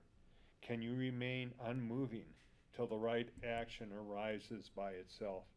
That wisdom from 2,500 years ago, I think, is every bit is valuable now in this, that I think we really need, and I can't encourage enough for the APSHA board to come up with a strategic plan and a work plan before we go too much further forward. I think that's the most important thing. How can we start making little changes here and there until the mud is settled? We have a board that was seated in August, and as far as I can see, there's a lot of muddy water going on, and I want to have it settle down so we can make the right action arises of its own, so that we have a chance to let things settle down, to have that 5-year strategic plan, the work plan, and then that's going to take the board a while, but I really think that's the necessary first step. So I agree with the mayor that the first recommendation, I support that, and to let the muddy water settle so we can make a right decision. Kelly? I guess I just have a question for Sarah, really, is do you see any conflict with, this IGA is saying that the city manager will manage the executive director according to the strategic plan and the 5-year, or in the work plan. Is there any conflict with how the executive director job description is written currently that maybe could be cleaned up or avoided? Because as someone who reports to you, that position would also have to follow what's in that. Sure. Yeah, when I reviewed the job description last time was before this IGA was adopted. I saw because it was around April, so I'm happy to take a look at it again. The key here is not only the direction based upon the work plan, but also its adherence with policy and procedure of the city, so that procurement, all of those things that the IGA refers to. So we'll ensure that those have alignment, but I think conceptually there is not misalignment right now. Sure. Okay, thank you. Rachel? Good question. Yeah, I just wanted to say that it really was a relatively lengthy discussion. Microphone. Mic on. Like this. It was a fairly lengthy discussion with the Housing Board last night on this main item, and I think we saw it before the IGA was passed as well. And what was really apparent is that there's, baggage and bruises from past management in the city. There may be concerns by individuals with it going forward, but we heard recounting of several. Barry told us this, and Barwick told us that, and they were opposite of what we had told our director and things like that. So I think when we made our appointments thinking institutional knowledge is great, and it is. But institutional knowledge has baggage sometimes, and not wanting to change or move or give the new structure much of a chance. And so I do think it was a compromise to come forward, and George really helped lead the way on that, to say, hey, why don't we just do a little more consultation and communication and give the collaborative manner a chance to gel. as it's been discussed, but a fully independent APCHA is a challenge because they're receiving a large amount of money from the city and the county, and we are the ones accountable to the taxpayers about how that's being used, managed, and spent. And so I could see a fully independent APCHA if it had its own fully independent revenue source to pay for all its operations. And it doesn't. And that would be a pretty hard sell, I think, to the public as well as to why it has to happen that way. But, you know, we are moving forward, and I do think, I think Skippy had some other work commitment. He had to drive a truck of some sort to Tennessee today or something, or he would have been here. And he wanted to let you all know that he is in favor of option A, the manager recommendation, as well as moving this forward. And it's just going to take some time to continue to sort out and gel. The one point I made at the meeting last night was that we had our retreat probably after we'd had 2 meetings. So we hadn't, you know, you're having a retreat when you're all still fresh. And so there were a lot of things we put up there. It was a good retreat to get some prioritization, but we really didn't have the budgets yet for 2020 going forward. So if I had been prioritizing my top 10 at that point, it would have been how do we reduce or manage or fund the subsidy shortfalls that are going to be coming up in APCHA.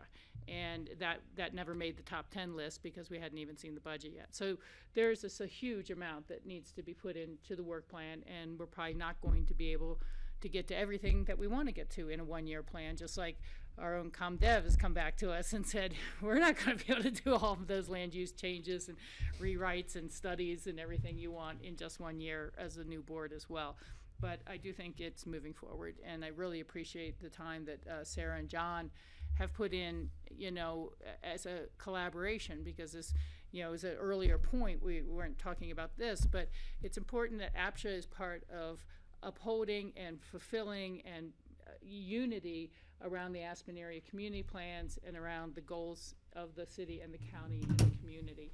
It's not just a standalone, we only do housing, we're not concerned with these other aspects of community. It needs to be integrated. Interesting.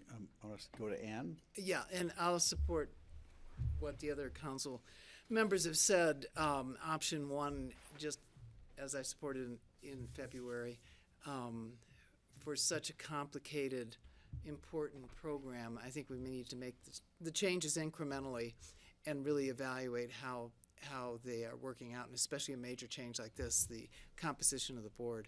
So I'm very happy to let the board work through, particularly the strategic plan and the work plans, and see how that works, and the communication with Sarah and the feedback as it goes around the table.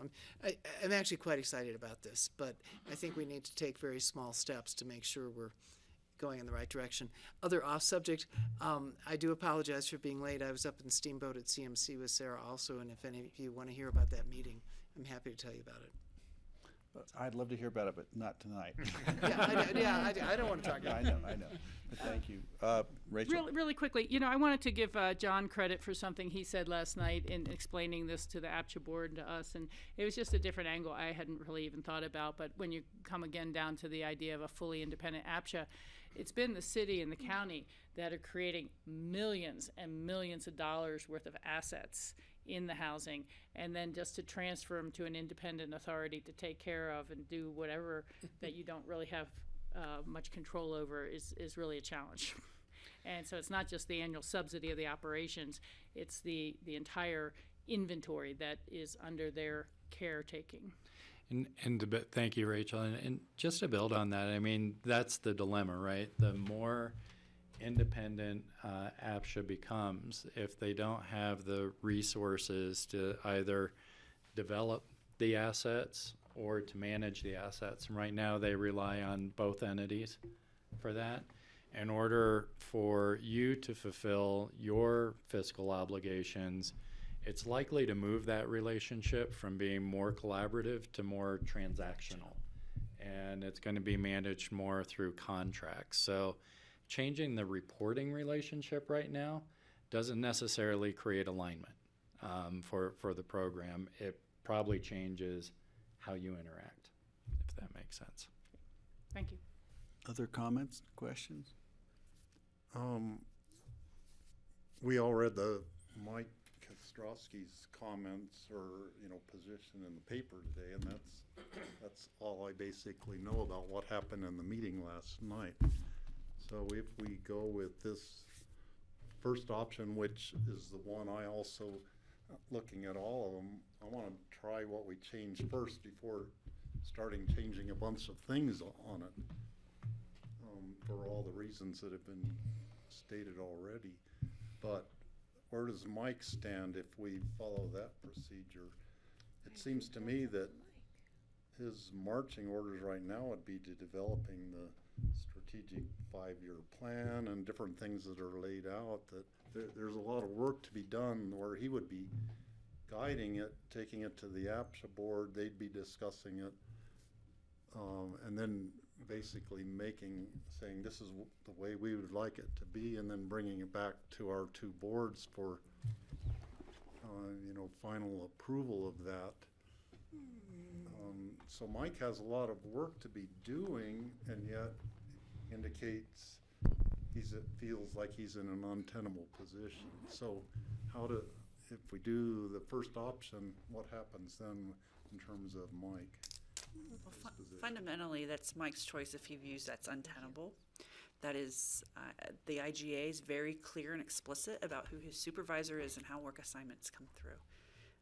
And that is something that I am charged in my role to ensure that the city complies with its obligations under this IGA to fulfill it to the BOCC, that we're fulfilling our role in that.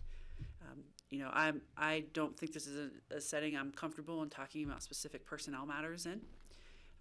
However, I will share that we continue to provide support services to our employees to help them succeed in our organization, and that you can continue to provide those, but it requires everyone wanting to make success happen. Yeah, it's really APSHA 2.2 or 2.3 because as was explained earlier, we've already made some really positive steps with the new board, with the new opportunities for APSHA board to be the final decision makers in terms of guidelines and policies, and I think allowing the chair of APSHA to be able to collaborate and communicate with the city manager regarding the organization, I think is a plus. And I think the board is going to be responsible for coming up with a strategic plan, not the executive director. In partnership with the executive director and staff, the board will come up with a strategic plan and a work plan. And that actually helps the executive director to ensure that the city manager doesn't sort of throw out additional workloads, because we know once it's been ratified, not approved, but ratified by both bodies, that's the plan that moves forward. And so there's a lot of more accountability, and I think that in a short run, and will actually help support the executive director's position. Patty? Yeah, I agree with the comments here about allowing this full cycle of the new IGA, that option 1. I would like to add or recommend that if anything, and I think this would happen anyway, but if anything during this next year comes up that we could attend to at that time with an issue specific to the IGA, that we don't have to wait the whole year. Yeah. If there's something that rises to the top that we can address at that time, I think that would be appropriate. I want to thank you guys for your effort and for the people who we have selected to be representatives on the APSHA board. This is not an easy task. There came in with a lot of controversy, seems to still have some controversy, but I think you guys are working through the issues of greatest importance to make this program work for those we want it to work for, which are the people of Pekin County and the city of Aspen. And I want to talk about bears at our next joint meeting. Bears. Just throw that in there. Done.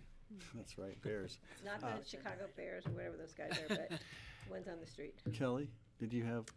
No, I don't really have anything. I will just say, I'm a pretty optimistic person anyway, but, I think that the professionalism and decorum of the currently seated APSHA board is really high, and I think the commitment to collaborative work is high, and, I think we're going to really see some positive steps forward in the next year. Great, thank you. I guess I would add on to that. I appreciate what everyone has said. I really appreciate the confidence I'm hearing from George and seeing that the changes that have been made here are making people optimistic that this will work. I did come in kind of wondering if we were going to see possible models, if for some reason this just wasn't working, say in another year. Choose a model or models to further analyze for consideration by both city and county is another option and your options for moving forward. And I didn't want to discount that because we may need to adjust things as we go. I'm pretty happy with what I'm hearing here, but I kind of thought, well, do we want to look at other IGAs that seem to have been working over the years, and what analogies would there be? Maybe that's not necessary, but RAFTA kept coming up. We talked about that at one point. You know, how does RAFTA operate? And is there the funding sources, big issue. You know, it's a board totally of elected officials, so there's accountability that way. Doesn't seem like we need to go there, so I'm happy to go along with the consensus of the group, really. But I also want us to keep our eyes open, and we will, I'm sure, as we go forward. I'm sure there'll be scrutiny from all sides, but I think this has been a really good meeting.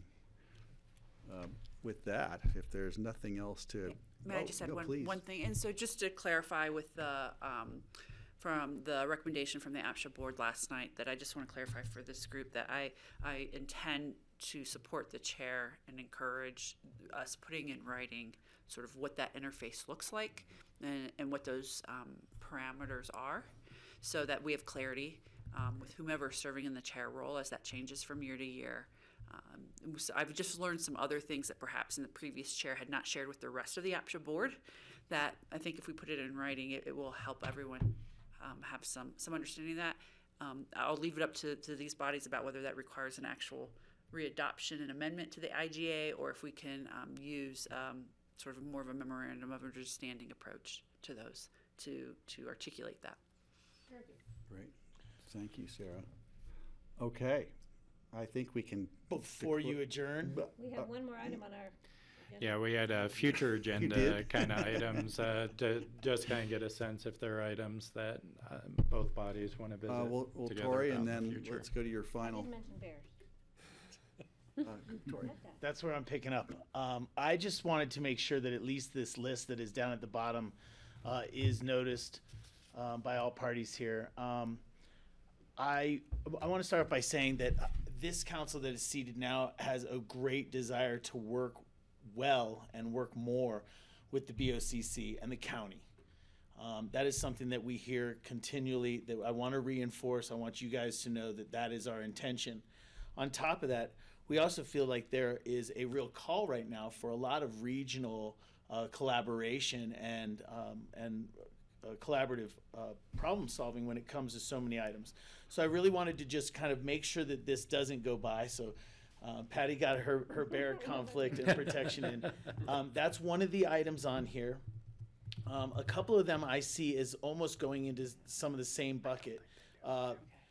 Highway 82 and the AABC, the development that's going on out there. You have multiple entities talking about doing things, including the city of Aspen. Mm-hmm. And this is somewhere where I really think that it's more, county oversight and county cooperation here that's going to help everybody that's planning on digging dirt out there really make a project that is cohesive. That also dovetails into the airport and the airport planning that's going on. The process that's been going on with the airport is wrapping up its first, I guess it's been a year of community outreach. We're about to put in findings and the like. And as I've been up and down the valley over the last month or two, I've talked to Carbondale, Basalt, and even Glenwood, who are feeling like they want to have some voice in that airport as well, and what it means to the community growth that we're all going to experience, perhaps, or not growth, depending on what happens there. But I think that conversation, along with the AABC, and when we talk about the other items here, childcare, things that are county-wide, I just wanted to just say that every one of the items that's on this bottom list for being discussed in future meetings is important to me. But more than anything, the reason is because it's well, So that was on the city memo, so I will cut and paste that and get it out to you. Okay. Sarah and I had just one. Thank you for bringing that up, But there's- Tori, thank you. There's a long list, and I'm sure everyone else here would add to it. It is a long list, and Aspen so many times is driving the bus on issues. But honestly, I really, I look to the county as the larger entity that really has a lot of control and wisdom in a lot of these regional issues. So I just want to say to you once again, this council is dedicated to working with you guys. Last thing I'll say about that, I think our next meeting is scheduled for February. Beginning of February, and I'm interested in meeting with you guys more. This is a 2-hour meeting. We had one topic tonight, basically housing, large topic, of course, but one topic tonight. And I really feel like there's more information that we can be sharing in order to work better. I'd echo that, certainly. I had some hands up, quick summaries. So the county's looking at adding a long-term planner / climate change person to our staff. That person could work hand in glove with your department, your Canary Initiative people on climate change. Climate change is really our number one issue that is the first lens that we look at on virtually everything right now. So I'd like to have an update and discussion about how we can work. I mean, we work really well together already on that, but what more can we do working together? And there are some more things that we can support you on and vice versa, absolutely. Kelly? Sure, I have two things. So I think it would be helpful, maybe early in the year. I don't know what the city's goals are. I don't know what you guys have chosen as your sort of top 5, top 10. So that might be helpful just to review, and we could share ours as well. And then, Tori and I had a conversation because we were talking about airport and other issues that have sort of come up that beg the question of growth and looking at growth. And we've had this conversation on our board earlier this year, with transportation and housing and natural resource and recreation impacts and airport and all these things that kind of beg that conversation. So I think that that's a topic that we, should talk about as well. Agreed. Round robin, Rachel? Yeah, I just was going to say, I really appreciate Tori saying that. And the one thing I was going to say, and it's not something for an answer tonight, but we should think about whether we should do every 2-month meetings rather than quarterly, or set aside a larger day for a bigger topic like the airport, ABC overall, the different developments going on out there. There's a lot to get. The one other thing is, I don't think we put it on that list because it was already pretty complete, would be legislative items, so that we can continue to coordinate, whether it's through CCAT, with CARA, Club 20, any of these other measures and legislative items that are going forward. We don't know if it's going to get legs or not, but there seems to be some discussion about changing the prohibition in the state constitution or the state legislature.